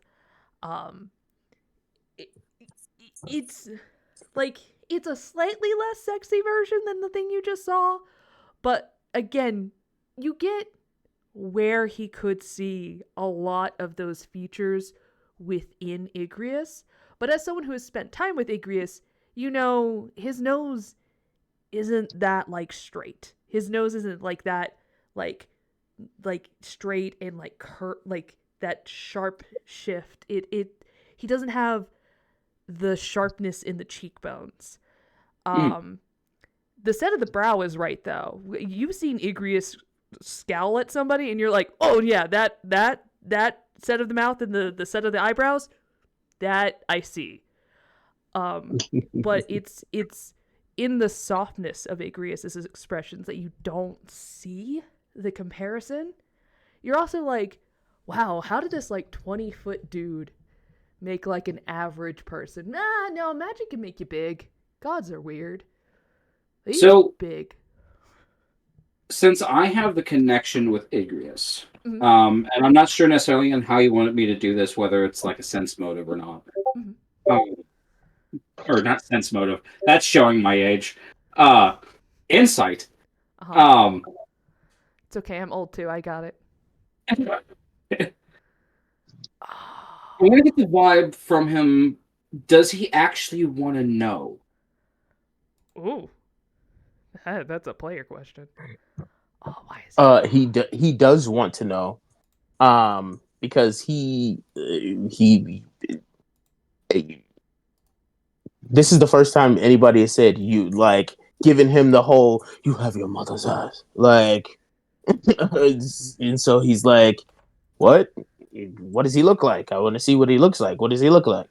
So on that same note too, and I'm hoping this is going to make sense. Is this a form of obsession where me telling him this or trying to give him that connection going to be healthy for him to actually know? Why are you so obsessed with me? Fantastic question. You know that Igreus is prone to certain we'll call it not manic. Certain obsessive episodes. So it wouldn't be unreasonable to think that this might trigger something very specific in him. But more important, hey Igreus, as you focus in yes. and think about it, he kind of looks like Zagreus. Whoa! Wait, I can see the image. I can see the image. And so he kind of like looks, and he like looks really close. He's like, what? Yeah. So, because Ankai is projecting to you, isn't she? You said you're sharing these images. So yeah, you can see images of your dad. Correction, you can see images of Hades. And fun fact, you get the rush of scare arousal for your dad. That's a weird feeling, but you don't know that quite yet. It just feels weird when you get hit with that. But as you focus in on the features, and especially because Zagreus is going through that like second puberty, where like you can see where he was once kind of slim and lean like you are. He is now filling out in his face and in his shoulders a little bit as he gets, again, elves get scaled timeline, but like kind of how men usually get a little bit thicker and broader right as they hit like 26 to like 34, that second puberty. Oh yeah, that strength level is coming up. Yeah. Oh yeah. And he kind of looks, and he has this like big smile on his face at first, and his smile kind of diminishes, and then his eyes get really wide, and then you kind of see his eyes like dart back and forth, as if he's like putting two and two together. And I'm assuming, Ankai, you're just projecting this into Igreus's mind. You suddenly hear, and if you were to wake up from what is happening, all of the leaves in the tree that they're sitting under have exploded, and there's just like this giant Igreus shaped hole as he like has shot off of the ground and flew straight into the air and just took off. I know who my dad is. Like mild differences is like Zagreus would have like textured and tighter curled hair, where Hades himself has more like wavy wild mane. Right.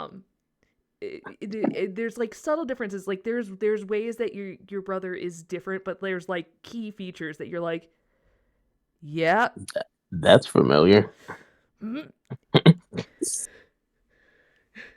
Yeah. Uh-oh.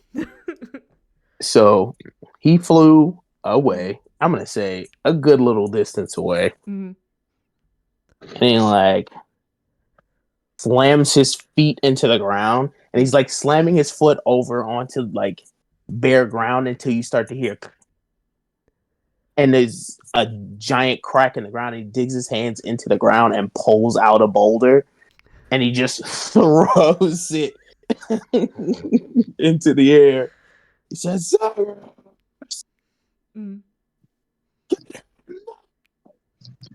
So to close out with Ankai, after he takes off, she'll like pull herself back to kind of where the dreamscape was, and like she legit feels bad after like leafing through this man's mind. No aftercare, And nothing. I will use the telepathic connection, if you'll allow me, and do calm emotions to try to give him some good fucking dreams for once. And they are good fucking dreams. You see the scare rousal and the porn music kick in. yeah, he starts sleeping with Hades. That's what's happening. Tie him down with the chains of champions. He's gonna be confused for years about this. Oh yeah, for sure. All right, she'll completely pull out of his brain. Okay. Oh, she's pulling out. Got it. Good. Good that you pulled out.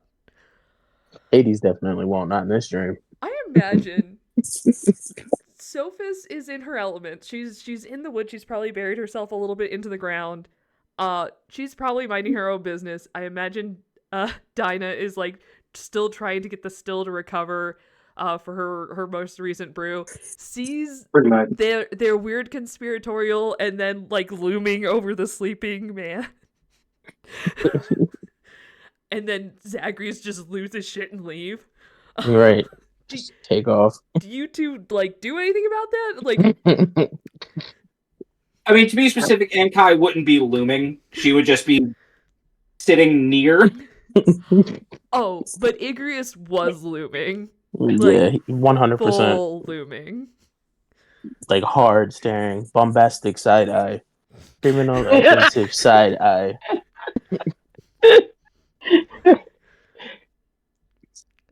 But I think Sage would just be brewing up more of her super coffee, working on her, like, basically Sage was watching all this happen and she's like, they ate something. Someone got hungry and they ate the wrong mushroom. They should have asked me. So she's working on her cure-all right now because she thinks they were tripping. Okay. So for Sophos, because you've been working on this for a little bit, part of the traveling across the land, this is the perfect time to brew something. So right now, based on what you're describing as a cure-all, you could be making dosage of greater restoration, but you do have to expend that spell slot each night. which you haven't depleted Okay. your spell slots enough that you wouldn't have that available to you. Because I believe that is Gotcha. Is that 5th level? Do you have access to Greater Restoration yet? I believe, like, I unless don't as know long if as you that's have it on my spell multi-classed. list. No, Greater Restoration is 5th. We only have access to 4th right now. Okay, so currently you're making a lesser restoration, which is Gotcha. slightly not as good, but it's your first draft of it. But you would have a potion of lesser restoration after. Lesser restoration is a 2nd level spell after 2 weeks. Nice. Okay, I will start that brewing. So, all right. So, Igreus, you're having a meltdown. Understandably so. Uh-huh. And you're calling for your brother? Yeah, so he's calling for him to see if he like will appear, and if he doesn't, because he's a bitch, I'm going. He's also busy. He also has stuff. Sure. As a person who has brothers, when you call them and they don't answer, you call them a bitch. Fair, yeah. This tracks. Uh-huh. And if he doesn't answer, he's going to sit on the ground and tap the ground twice, and he says, "Finally, it's time to talk." Finally. Oh, I'm so excited. I'm so excited. So you don't get a response from Zagreus, because Zagreus is, in fact, trying to beat Apollo's ass right now. Oh, I'm He's sure. not winning, but somewhere off in the distance, the god of resurrection and the god of light are throwing fucking hands. Hands. I hope so. I wish I could see that fight. Just full tilt throwing hands somewhere. And I would love to see that fight. As you tap the ground in resignation, because you feel so alone, you have not had anyone else respond to you. And that frustration and that resignation just hits you. It takes a moment. And it's that moment of like, of course he's not going to fucking show up. That he's a bitch. They're both bitches. We're from a family line of bitches, I guess. That a Durgar, a dwarf that is from the Underdark, that looks, I mean, comparatively middle-aged, like gray starting to go through his like jet black kind of fluffy hair that's kind of been pulled back, kind of like an office, like the best way I could describe him as a ripped punk rocker who works in an office. Oh yeah, So, like, those guys that you see that have tats all over them, and they're just like, "Oh yeah, I used to be in a metal band, but now I just work now at I do Wells accounting." Fargo." Yeah. Right.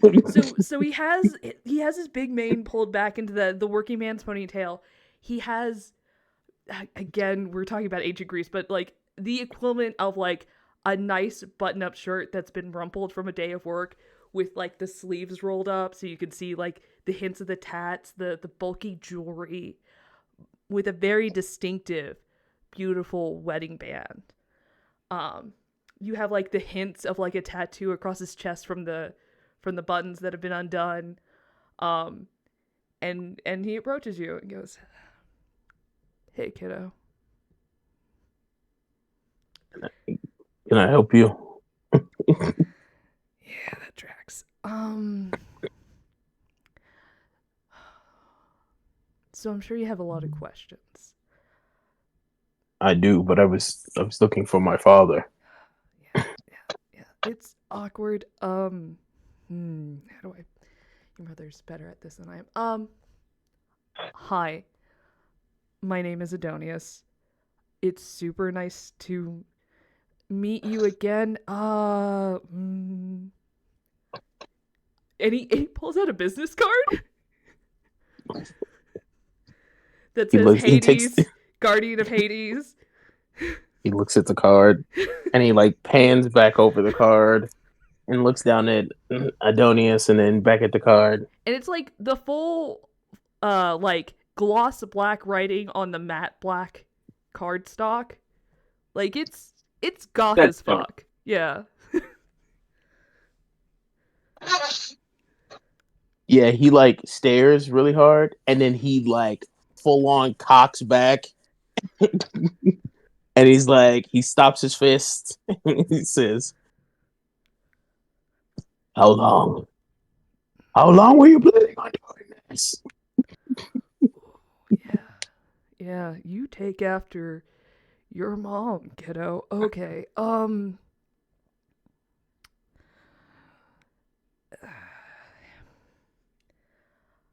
you know, in the perfect reality, you would have been adopted by lovely With the benefit parents. of hindsight, no. You would have been adopted by a lovely drow couple, raised, and join amongst your community. Nothing bad would have happened to you. You would have stayed out of everyone's purview, and when you ascended or when you passed, you would return to our domain in a way that would make you more stable and able to enjoy the benefits that we partake in. I fought bears at the age of 6. Yeah. I fought. And he just like goes over to the nearest tree and rips it from the ground.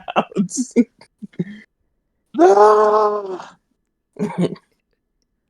Look, my dad ate me, so I don't know.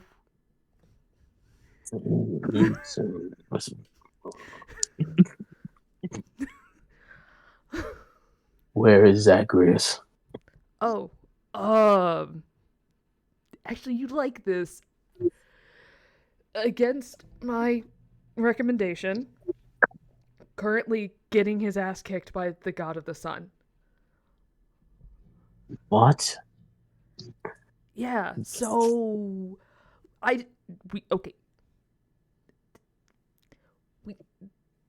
I didn't know, and your brother didn't know until this evening, that there had been an attempt from Olympus to cause some trouble. They're currently in a lockdown trial. They've been at it quite a while. And your brother, hearing the news, went to Olympus, which is very difficult for him. He killed so many of my shades again. They're going to recharge in like the next 48 to 72 hours. But anyway, ripped through the Hades, went to Olympus, caused a ruckus, and is currently in a hand-to-hand combat with the god of the sun. And your brother is powerful and a very accomplished man. He's gonna die. But it's okay, because he'll like pop back tomorrow. Father, why are we not there now? Well, you're not, because you can't. I'm not, because I won't give that spoiled little shit the satisfaction. Wait. And he kind of like puts his hands up. He's like, wait. Puts his hands on his temple. He says, that means Poseidon, Zeus, those are... And they send people to... No. Father, how do I get to Olympus? Ooh, how do you get to Olympus? You will have to ascend. Otherwise, I want you to ascend.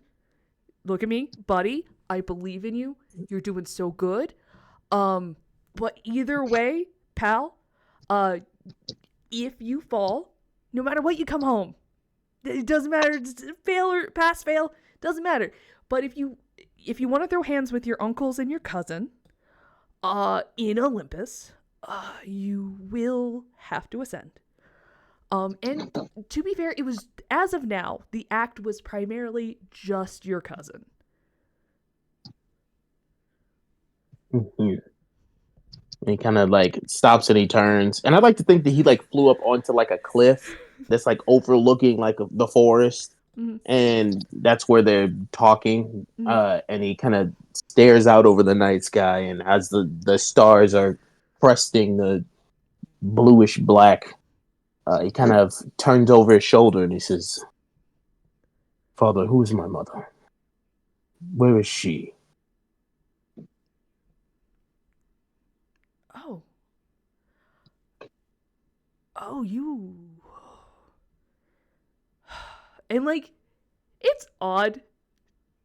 Because you watch him blush from, like, all the way up to his ears. He's like, oh, okay. You should take a seat for this. So, your mother is Persephone, the goddess of spring, the queen of the underworld. That's how... Look, my existence and dominion over death is very complicated, and unfortunately, your mother and I being so intrinsically connected to the afterlife makes conception very difficult. And you and your brother are beautiful blessings, and we appreciate you so much. But because of the volatility of our union, we were... Unfortunately, it wasn't stable for you to stay within the underworld. And your brother, being a god of resurrection, is unstable in the prime material plane. Unfortunately, we weren't able to give you the lives that we would have wanted you to have. And it wasn't so bad with your brother, because that just means we had to keep him there, and your mother just wouldn't see him for a few months a year. And that was hard, but it was something we could do. And then she got pregnant with you, and we were so excited because we wanted a family. And look, it isn't a choice that was made easily, and your mother did everything she could.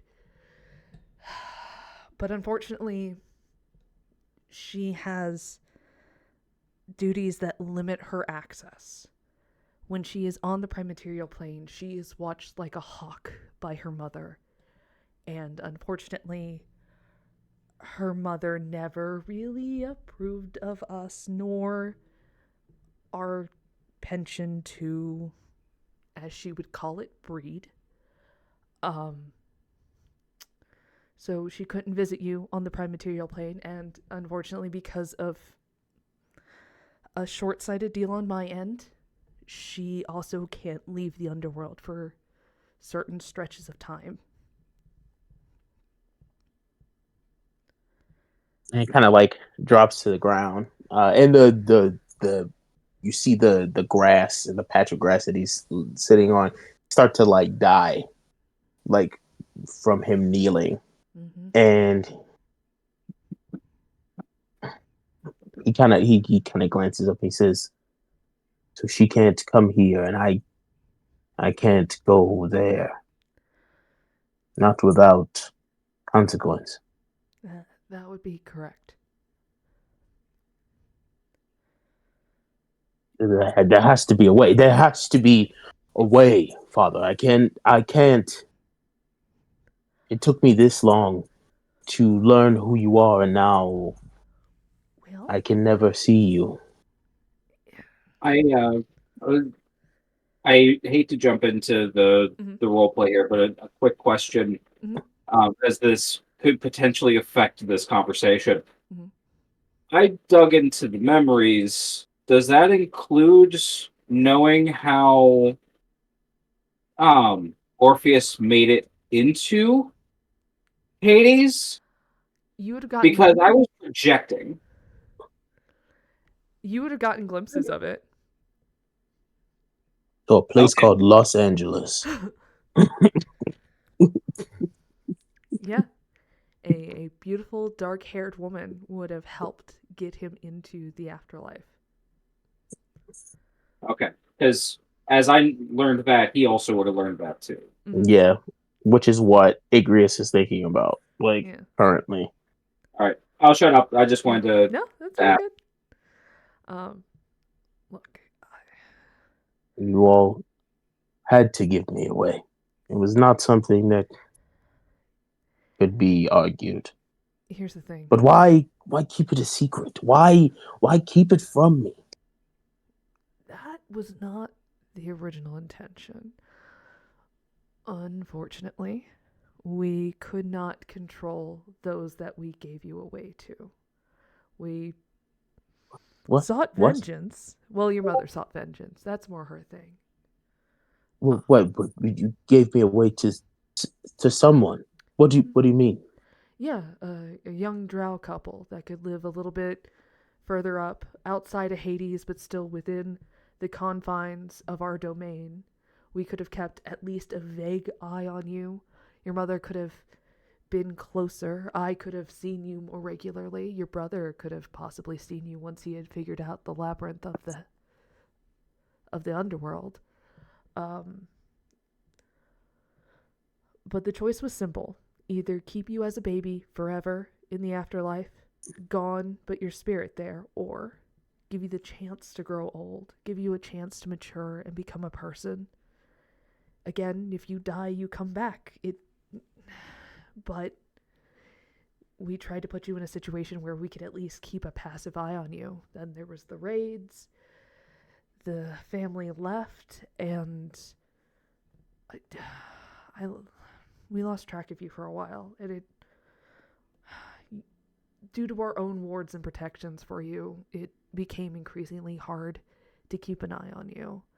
And by the time we tracked you down, you'd grown into a relatively accomplished young man. Right.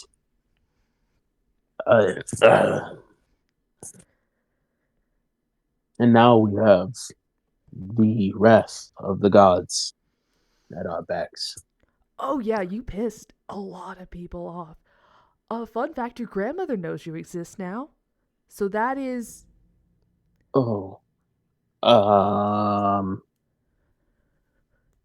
He kind of like reaches his hand on the ground and kind of like rubs the ground. I apologize. Yeah, no, it's fine. Look, she hates me. She loves your mom though. So 50-50 shot. He kind of like, and he stands up and there's like this big black ring on the ground from where like all the grass died, and he kind of like gingerly places his hand on the ground, and you see like several sprouts appear out of the ground. He says, I see. So what are we to do, Father? His eyes would water and he goes, yeah, what are we to do? Unfortunately, I am a host, and by that, I have to follow certain rules.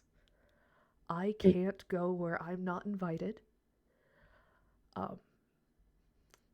And I can't fight your battles. You've done more than you've had to, and that I will forever regret. But I can watch over you from a distance. I can try to give you some advice. And I can tell you that your mother and I love you so much, and it wasn't our intention for it to have gone this far afield.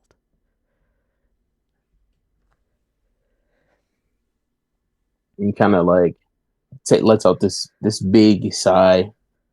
He says, is it going to be this difficult to be a god? With great power comes very specific and very niche chains that bind you to certain contracts. Also, great responsibility or whatever. I have to watch like all of the dead people and keep count of them. I'm a glorified like attendance taker. You are a very rich, glorified attendance taker, Father. Yeah, I do well. It's not... I do well for myself. And he kind of like stops. And he kind of like, he doesn't disrespectfully kneel down to his father's height. He just kind of like comes to his eye level, out of like respect. And he just looks at him deeply in his eyes, and he starts to see a lot of those features that he saw reflecting back at him, and water pools when he was much younger. And he says, Father, what am I to be the god of? What kind of god am I supposed to be? Well, you keep diversifying your portfolio. Your brother has connections to the to the resurrection. He also has a weird thing with Dionysus. It's complicated. You have a lot of options. You seem to have developed an interesting passion for music. I'm gonna fucking kill Orpheus. Actually, you know Oh, what? I was gonna say. No, I Who joke. told you? Orpheus. I joke. I don't have to kill that man. He's gonna come to me eventually. I'm Oh a yes. patient So that was person. you. That was you I Oh was yeah, feeling. he duped me. He's one of the very few. Anyway, I got him back. I got him back. I saw. I've been watching for a while, but I can't go where I'm not invited. So I've had to. You are Do you invited, know how father. frustrating it is to hear your son scream that he wants to meet you, but have no way to interact? Oh, you should understand my frustration. Yeah, I was said son screaming at the heavens. yeah, no, in wrong direction, totally wrong direction. He was down the whole time. Got into a deeper cave, hit the wall a few times. Anyway, we sorted it out. Everything's good. Lost time. But we're essentially immortal. We got nothing but time. It's fine. I am in power as long as people believe and fear me. I will not let that go to waste, father. I want to give you something. I'll get another, but I want to give you something. He reaches in his bag, and actually he reaches into his holster, Mhm. and he takes out the journal that he stole when he was 5. Uh-huh. And he's been writing in like every single year, and he says, "Please give this to mother, please. I know you've been watching, but it would be a nice gift to give her." He takes it like it's the most precious thing he's ever experienced. And he kind of tucks it in and holds it to his chest and goes, I can do that in 6 months ish.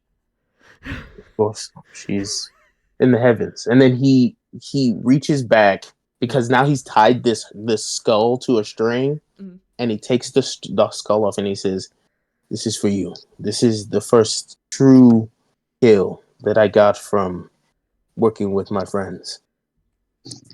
He takes it, he looks at it, he goes, "This is a fucking phoenix skull." Oh, is it going to come back? And he goes, I mean, not anymore. And he takes it, and for a second, it smolders and runes burst all over it. Ooh. You're going to have to teach me how to do that, father. I will when we have more time. And he hands it back to you. Oh, take the skull. Not that I don't deeply appreciate your gift. And Oh, I'm of course. concerned how you guys killed a phoenix. Did you steal its babies? Yeah, I don't know if those eggs were fertilized. So much more about what happened before. Oh, your mother has been upset about that for weeks. All right. I had no way of knowing anything, and we were told by Herman that this was something we needed to do, and so Herman. we did. Herman, huge cock. Oh, Hermes. Yeah. Yeah, he said his name was Herman. I've got his dick here, and he takes out the. And as soon as you say I got his dick, the look of wait, what? Okay. His message dick, but he hasn't answered. Yeah. Even when I tried to talk really closely. Hermes is currently acting as your representation in the trial. Oh.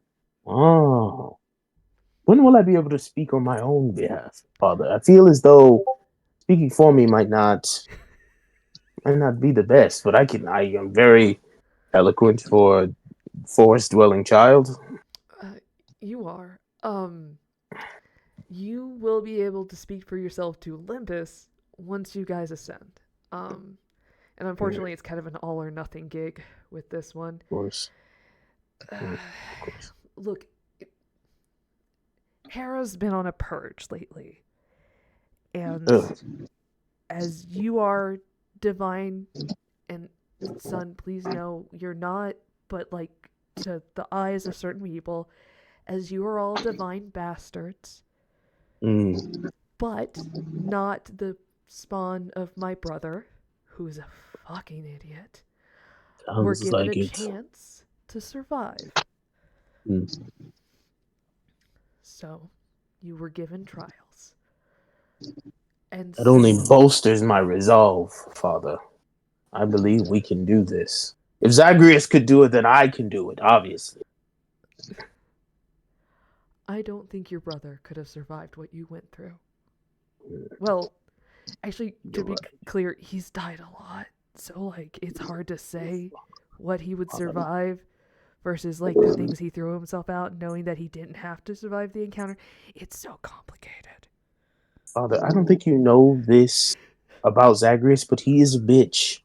He taught me all of these things, and then he never just, like, comes to help. He is a bitch somewhere out there in the world. But he is my brother, and I love him dearly, as I love you, and I love Mother. So I will do this. We will do this. We are more powerful than they give us credit, as we were easily able to best one of their fuckboys that came down earlier today. But I have a question, Father. Is your symbol still the sickle? Yeah, I think that's one of them.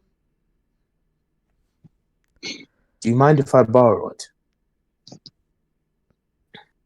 I need a weapon. I can use these hands to do a great many things, but my friends, they can do more with the weapons that they have, and I don't think I have any formal training unless it's naturally in this body somewhere. That's not quite how bodies work. But yeah. Listen, I just figured out the brain today. What the fuck is a brain? I mean, that's what I'm calling it. I'm calling it a brain. It's like a storm up here inside of my head. I want you to know I have nothing to do with medicine. I literally just check in souls and make sure they don't swarm the living as wraiths. And of course, keep my father imprisoned because he is a scourge on this planet and that ate sounds me fun. at one point. Though terrifying, that does sound fun. I would be happy to meet my grandfather and knock him down a peg or 2 or 12 or how many pieces he's in at this point. The only person I've seen kick my grandfather's ass, or your grandfather's ass, is my wife, and she is so powerful. Such a beautiful, scary woman. Yes, I wish to meet her.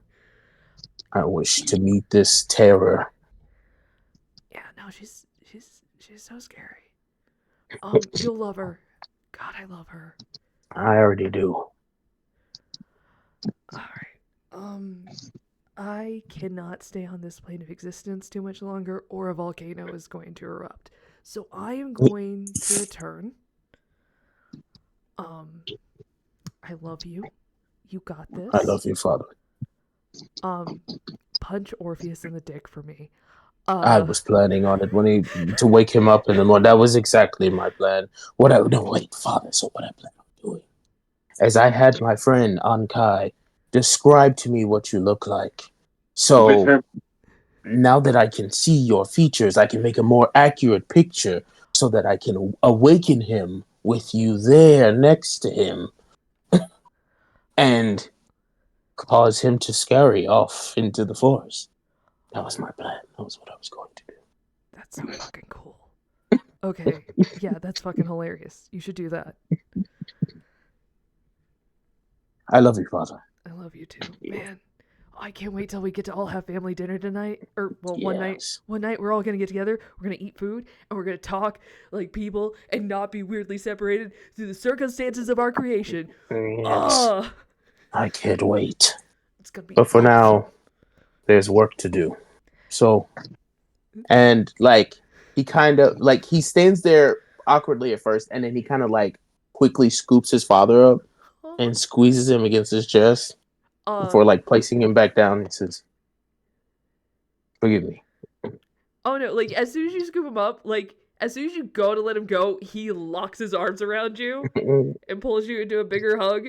Again, he can't lift you up in this form. He's a small guy. But his like shoulders are broader than yours as you pull him into this hug. Right. And so he like hugs you back and he's like, "Oh, I'm gonna fucking miss this." And like I don't know if anyone else does this, but you know that fun like parent smell? That sniff when you give in the big hug to your parents to just remind yourself of that like home smell. Big whiff. It's the big smell as he pulls you in for the hug. He lets himself He smells like set down. Dior and brimstone. Yeah, he smells like money and rock and roll. Right, essentially. Getting a heavy acid smell. You got black tar heroin on your shoulder, Dad. Oh yeah, I gotta keep all my clients in line. Anyway, don't worry about that.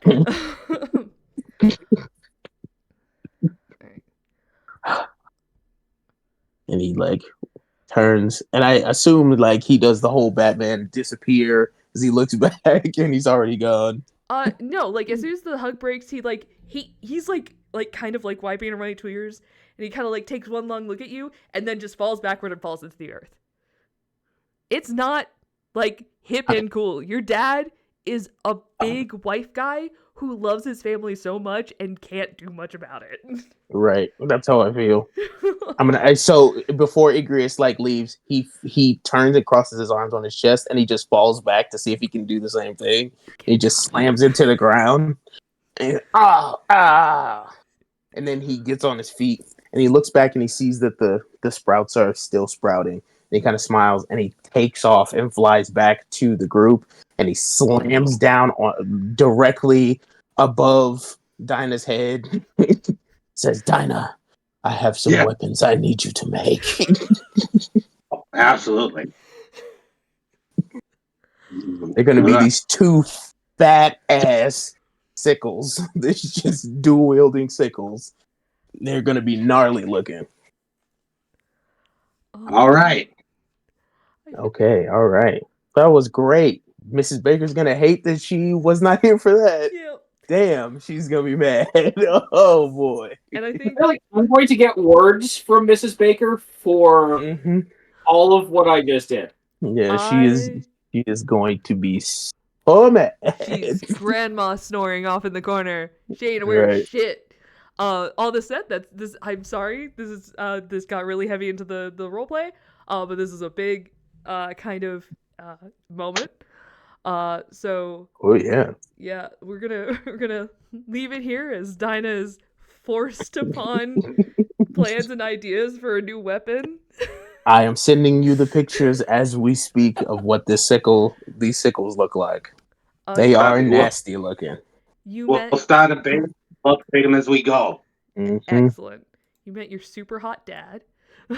Oh yeah, super hot rock and roll dad. I've been thinking about this forever. That is a traditional way to summon Hades, but no one would ever do it because they don't want the person they associate with death noticing them.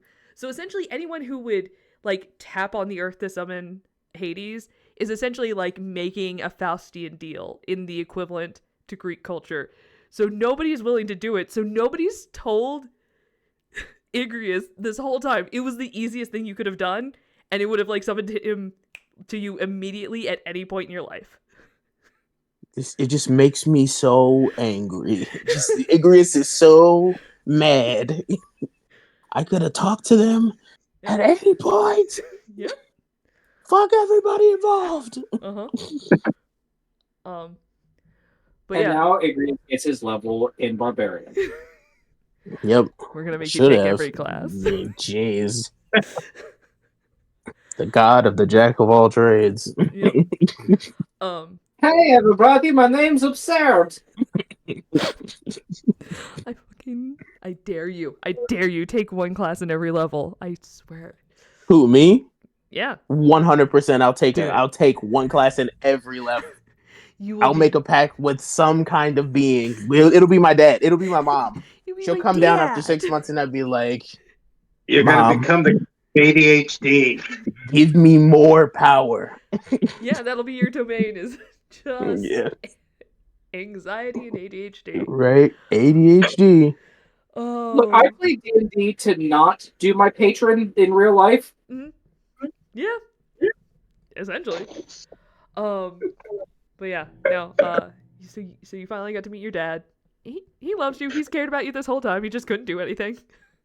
Right. I'm telling you, it's like a big goth family, but at the same time, they're like super sweet, normal. You're full Addams family going on. Right. 100%. That's a really apt comparison. But with Hades and Persephone being Gomez and Morticia. What did I say? Yep. What did I say when I sent you those pictures? I was like, it's just Gomez and Morticia. That's all it is. I have been thinking about making Hades a short king for a very long time, because within the lore of the world, he created the Duergar, which then became dwarves over time. So I was like, he'd actually be a dwarf.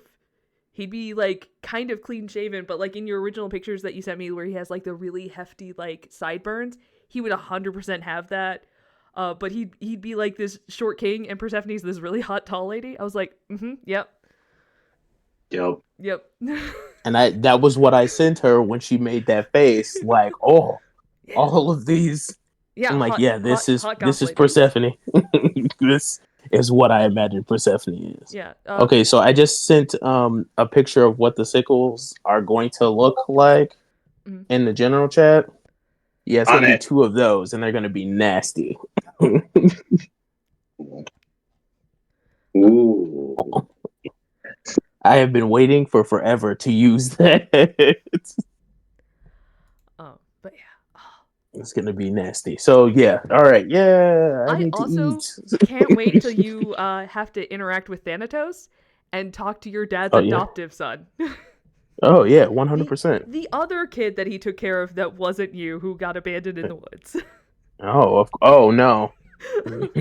We're just going to look at each other, and it's going to be like looking at 2 halves of the same coin. We're just going to be like standing there with our arms crossed. I can't wait. So, Spider-Man meme. I'm just waiting for it's going to be me and Thanatos staring at each other, and we're going to go, should we beat Zagreus' ass? 100%. Oh my god. We just go to Zagreus' room and start beating the shit out of him. That's how we do. Technically, it'd be the youngest and oldest sibling ganging up on the middle child. Yeah, that tracks. 100%. 100%. What are you guys doing in my room? What's going on, Zagreus? Why you're such a bitch? Why are you such a bitch? You couldn't handle Apollo by yourself? Is that what you're telling me? Oh, that's so funny. That's gonna be fantastic. I can't wait for him to come back. Yep. When he comes back, I'm gonna be standing there waiting. Just a big, massive, swollen black eye. Right. Like, sup? So, Zagreus, how was that ass beating? Dude, he's a massively less worshipped and younger god than Apollo. He was not gonna take him. Listen. But he was gonna throw them hands. Yeah, I want to see I better see, like, when we get to Olympus, I want to see Apollo with just like the nastiest marks like on his body. Like, okay, I see you, Z. Let's see what you did here. Point of clarity, the other divinities were all like trying to stand up for you guys legally through like diplomacy and doing the right thing. And yes, your father did in fact start an embargo about I ain't making shit for dick until you guys stop trying to kill my fucking kid. Right. And stop then you trying got to kill my children. screaming in the corner, just like, the bastard child you had out of wedlock. And he's like, we were on a break. We were on a break. You were in a net mid-coitus with fucking Ares. He's got a folded piece of cloth in his pocket that says a break. Oh yeah. A break. Just angry sign language. See, I'm curious though, on with all of that going down, where Hecate came in with that. I'm sure Hecate is smoking a cigarette and minding her business. Hecate and Hermes are about to have some stuff happen starting the next session when you guys like right before dawn.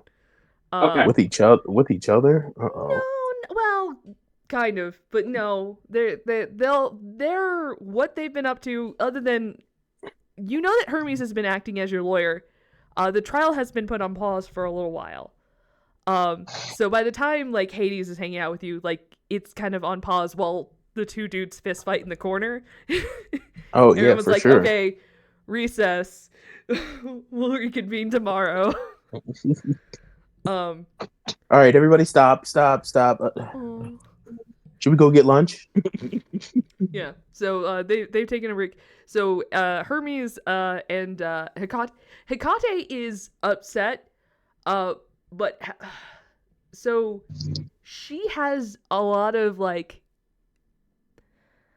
trauma to unpack with your family, and so she's interested in you, but it's also the kind of second chance experience, even though it was never your chance.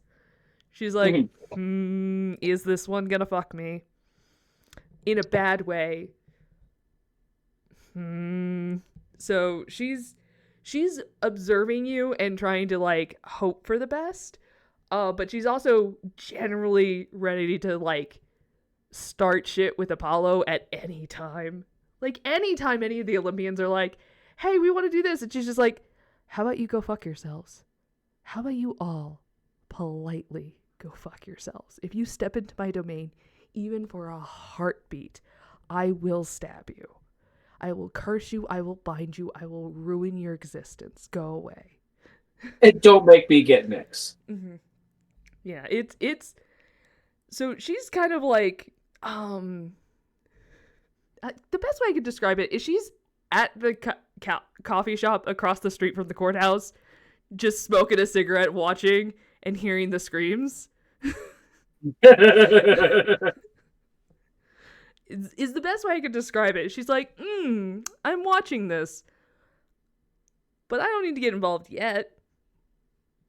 Don't make me get involved. My coffee is still warm. I could just focus on that. Yeah, unless you want me to focus on you. I'm more interested to see if this new sorcerer is going to be the bane of my existence or not.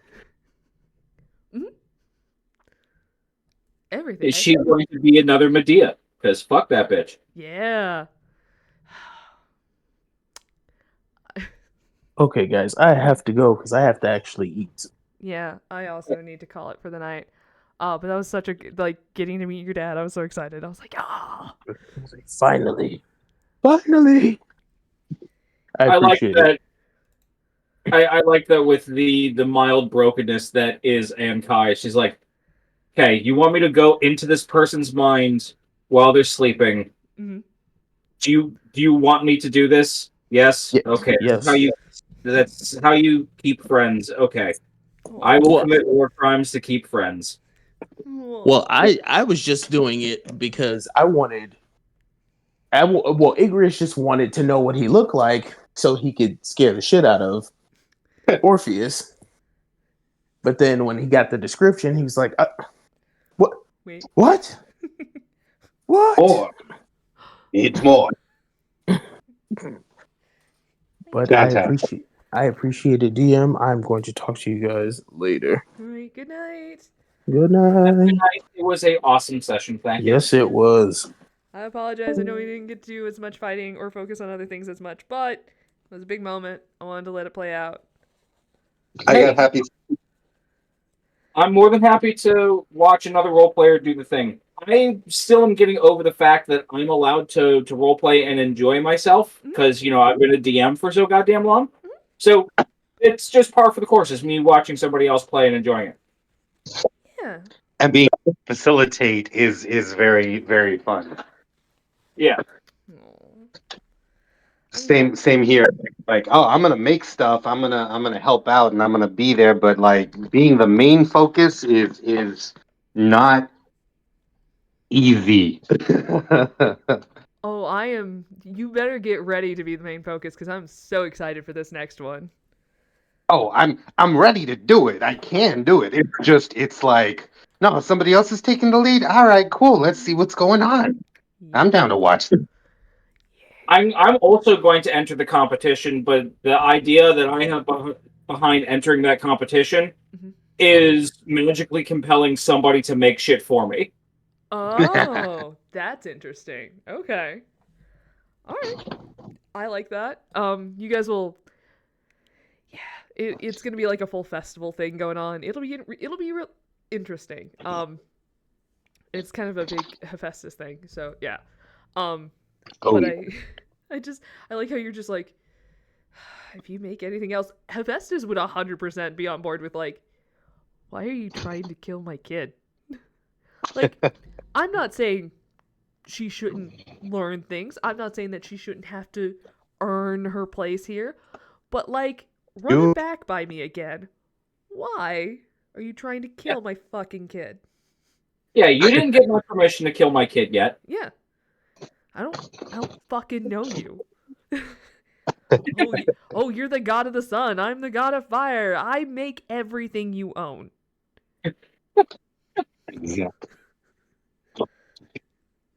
So, technically, your Hephaestus and Apollo are pending the lineage either half or like a stepbrothers, essentially. And Hephaestus would not give a shit about Apollo. Apollo is very vain and very self-centered. And Hephaestus, being what he is, would not have any like care for Apollo. Would just be like, yeah, okay, shiny guy, go away. Yeah, I can see that because from what I remember from Greek mythology, Apollo is a cunt. Yeah. Also, everyone who ever experienced a romantic relationship with him suffered immensely, like just awfully. He was not a good dude for the most part. But he's like the god of the sun and art and music. Yeah. But I don't know if you've met musicians. They kind of are awful fuckboys, so. Hey, look, I'll take Boulder over him any day. Yep. Yeah. But yeah, so I'm excited. I'm excited for this next trip. I'm excited for some time on the road that you guys have to encounter more wilderness, and deal with some of that. More fucking birds. Yeah, you're on the road, guys. It's travel time. You're on an endless fetch quest. I'm so excited.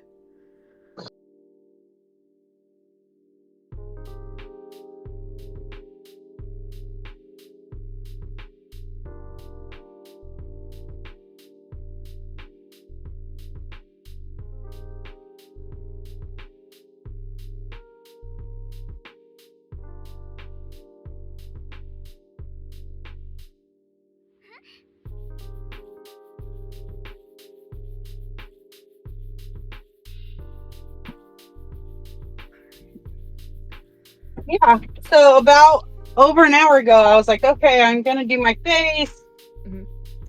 We'll redo my face. And I had this cute like fishnet top and this AC/DC t-shirt that's all cut up that I was gonna wear. I'm like, I'm gonna be really cute this week. Because last time I couldn't get on camera, so I'm gonna be cute. And then hell broke loose. I think there's something in the air. I think vibes have been rancid. I don't know if a moon's in a bad place, a planet has fallen. I don't know, but it's bad vibes, and I don't like it. And I would like very much for things to stop breaking. Yeah, that would be fucking phenomenal. Well, hello and welcome. Yeah. Hello. I'm joining you from Tavern. How's it? Oh, I'm a little low. Hold on. Hey, look at the titties. Ah, the full Dynah get up too. I'm so excited. Great today. How you doing? You. Damn it.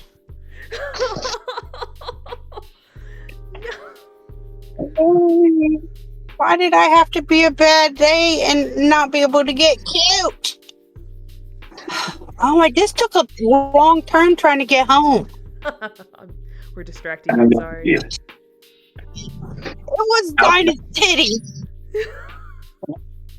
Oh, you got her crossbow and everything. That's going great. I got the goosebump. You've been having fun. It's haven't not you?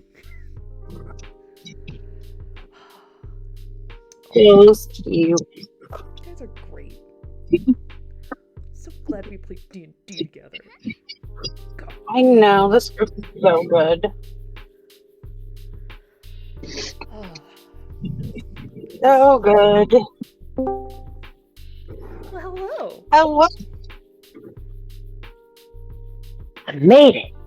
You did. Your spouse is me make a wrong turn in my car. Yes. It'll be okay. You will get home. Unless you're on the outer loop, and then if you miss your turn, it's a whole new loop to do. Yeah, I'm also. Almost.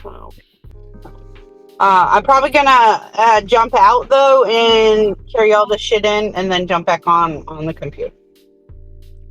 Sounds like a plan. I'll be Bye. going. Before I went to Discord, I'm going to be drinking the blood of my enemies. Oh. Okay. So thinking of blood of my enemies, I made that joke one time at a nail salon because I picked out like this really, really dark red, and I was like, yeah, I like my nails the color of the blood of my enemies. The lady who was doing my nails did not appreciate that joke. I thought it was very funny. It's so sad when they don't get the humor. Yeah, I'm like, oh, you don't like dark humor. Okay, we'll just sit Do you here. consider yourself my enemy? Are we? Did I make an enemy today? Good to know. I don't know if you guys watched Dimension 20, but there was a mechanic that was recently brought up. Hi! Where because it's set in kind of like a modern day equivalent setting, the bank would track if someone declared you a nemesis, and I was like, that's a fun mechanic that you just get alerted the next time you get like declared somebody as nemesis as an adventurer. I was like, that's hilarious. Love that. Just randomly, like, you get a little ping after interacting with just a random NPC, and they're like, we're enemies forever now, and you just have no idea why.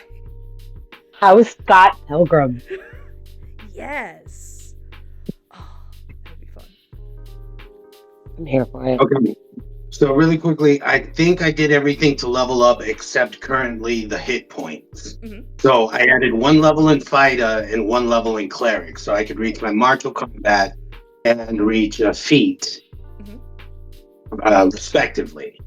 Mm-hmm. So I'm not sure how to raise the hit points. Okay, so I've got one is 3d10 and the other is 48. hold on. So first of all, you're not gonna get a new feat because I already gave that one to you guys, even if you mixed classes. But if you go to manage character levels, it should automatically give you your because you're currently level 3 fighter, level 4 cleric, manage HP.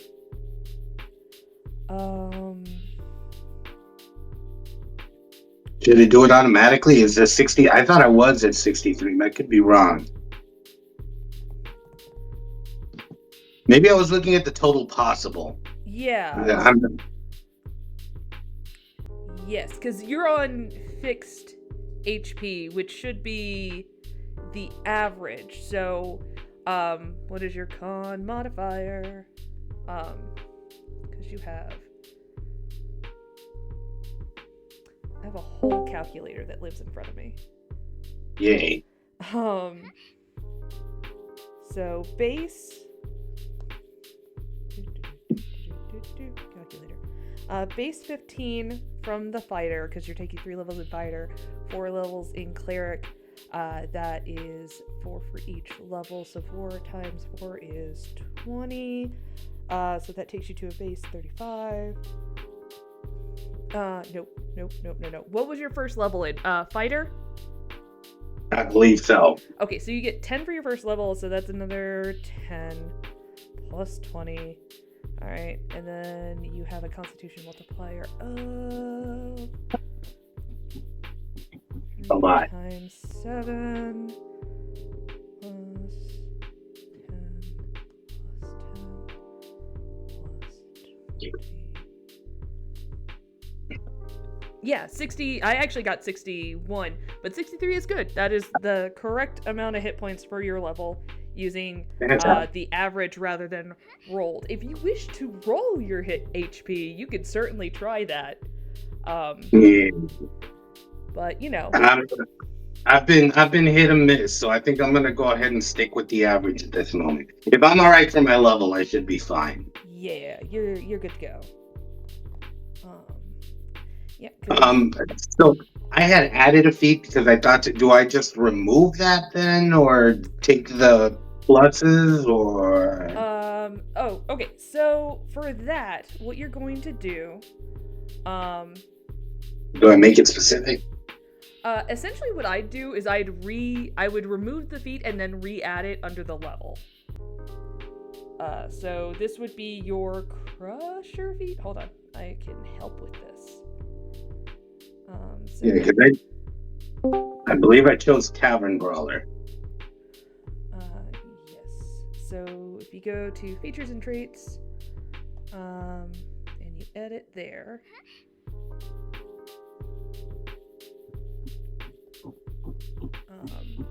You can go to manage feats, because you have 2 right now. So you have Crusher and I believe Tavern Brawler. No, Mage Slayer. Mage Slayer, that was the one. So I would remove one of those from like what you have currently, and then go back and then just re-add it for your level. Well, but do I have Tavern Brawler for the level? Because Right, because I gave it to you when we started, because you were collective level 4, even though you multi-classed. So I already gave it to you. So yeah.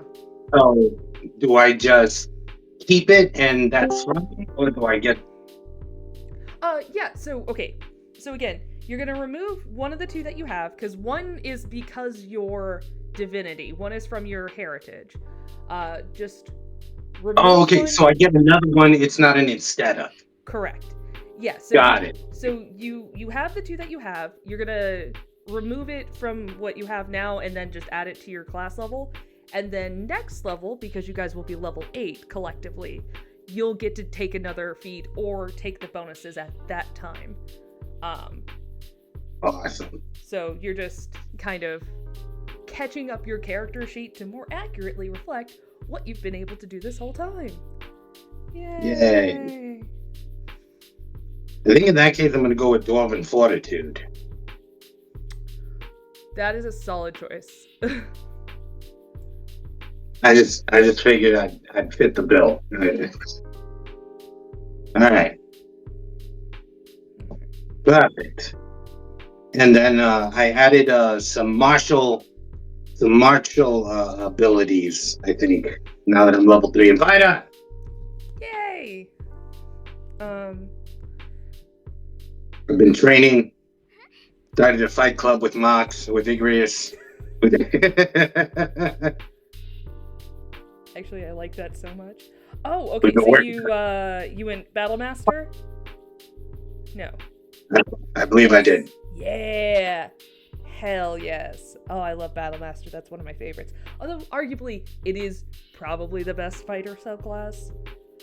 Yeah. Yeah. Oh. So I added wood carver's tools, so I no longer can, like, in addition to working with metal, I can now make like the spears and the bows and I guess whatever else wood carver would allow. Okay, yeah, perfect. Yeah.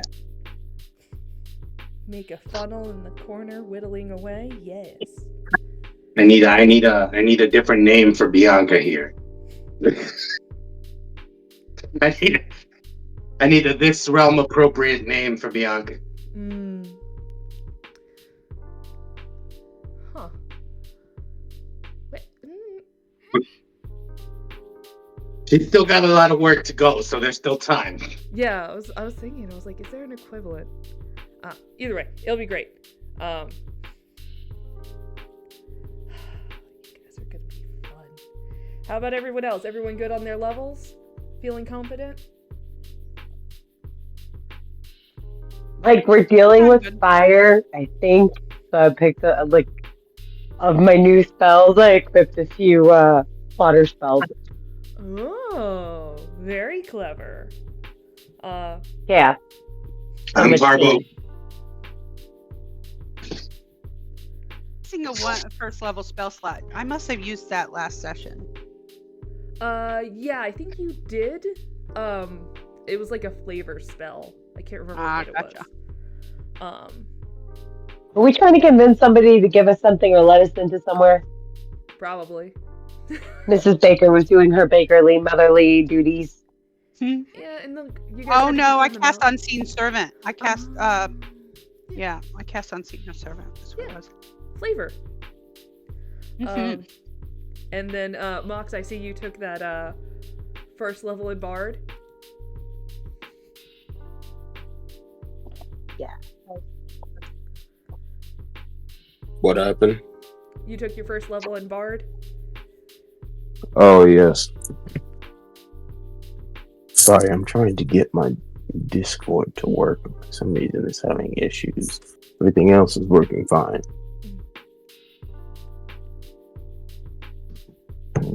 I'm working while we play so I can hold still. I completely understand. I'm stuffing my face, so if I'm muted, that's fine.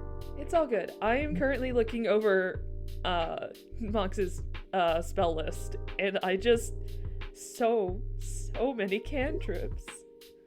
Oh, yes. So many So to jealous. use. Just so many. We'll see if they're actually useful. I mean,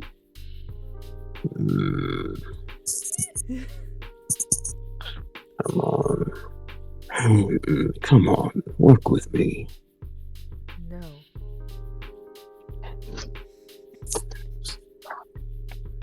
No.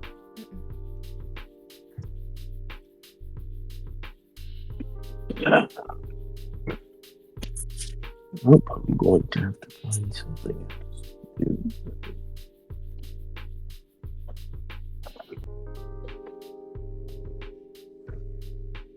Anyway, I found the secret to cross-promoting. If you put it in your stories, TikTok doesn't try to filter it.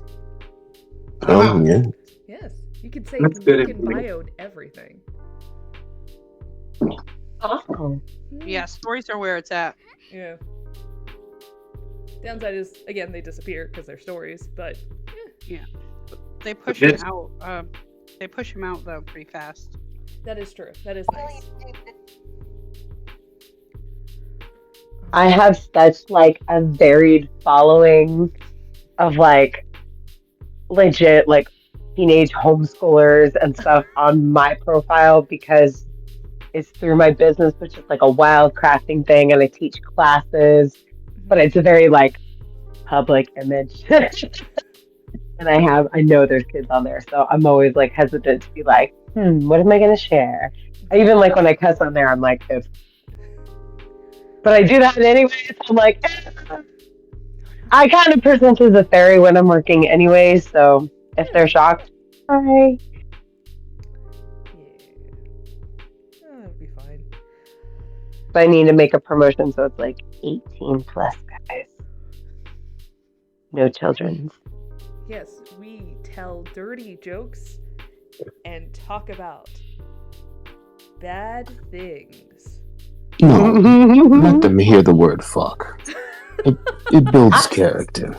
I agree. My kids hear that word all the time. People are like, oh no, I'm sorry I swore in front of your kid. And I'm like, no, they understand. That's a tax word. Do Yeah. not our house. apologize. They will know soon enough. Exactly. You learn it in No, you third just grade. teach them that they're adult words, and they get to say them when they're adults. They're not bad words. I never say that they're bad words. They're adult words, and you get to say them later. See, we actually take the tax route once you have to start paying like taxes. Like you're making money for yourself, you're paying taxes. I can be like, yeah, you can say fuck, I don't want to go to work today. Yeah. You know what? That's a fair sign of maturity. Right? And as far as I'm concerned, that's what I tell like all my friends' kids when they're in my house, and if they hear it and I turn around, I'm like, that's a tax word. And they know what it means in my house. That's really cute. We were playing Trouble the other night, me and the 12-year-old and 10-year-old. And when you get sent back to home when you're playing Trouble, I said, anytime anybody sends you back home, you can call them a bitch. Because that's the appropriate time to use that. So they got really creative in calling each other bitch while we were playing Trouble. Yeah, no, that's kind of fun. I was like, bitch! Like, it was like all sorts of intonations. It was great. Aw, that's cute. I was at a market on Sunday, and one of the vendors I know, she's like, oh yeah, we say our nightly prayer, and we say this first, and at the end, she has 2 kids, and then at the end of our routine, we say, snitches get stitches, and then they pound it. Because I'm like, do get stitches. Yeah, 100%. like that's what, she's like, I believe that is a good life goal for my children to learn, and I'm like, yeah. Her husband's a comedian. He like travels all over the place. Aw, that's great. They're real cool. Yeah, their kids are like neurodivergent. Like they're really cool. She hosts like, what are they? Hermit crab races on Wednesdays on South Padre Island. That's great. fantastic. That's genuinely fantastic. I live in a very cool place. There's seriously awesome people around here. And now I'm here like, I want to go raise hermit crabbies.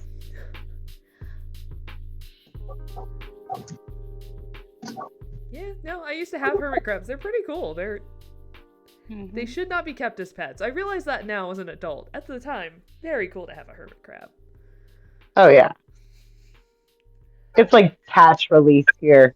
You just walk in the bay and you'll find 10.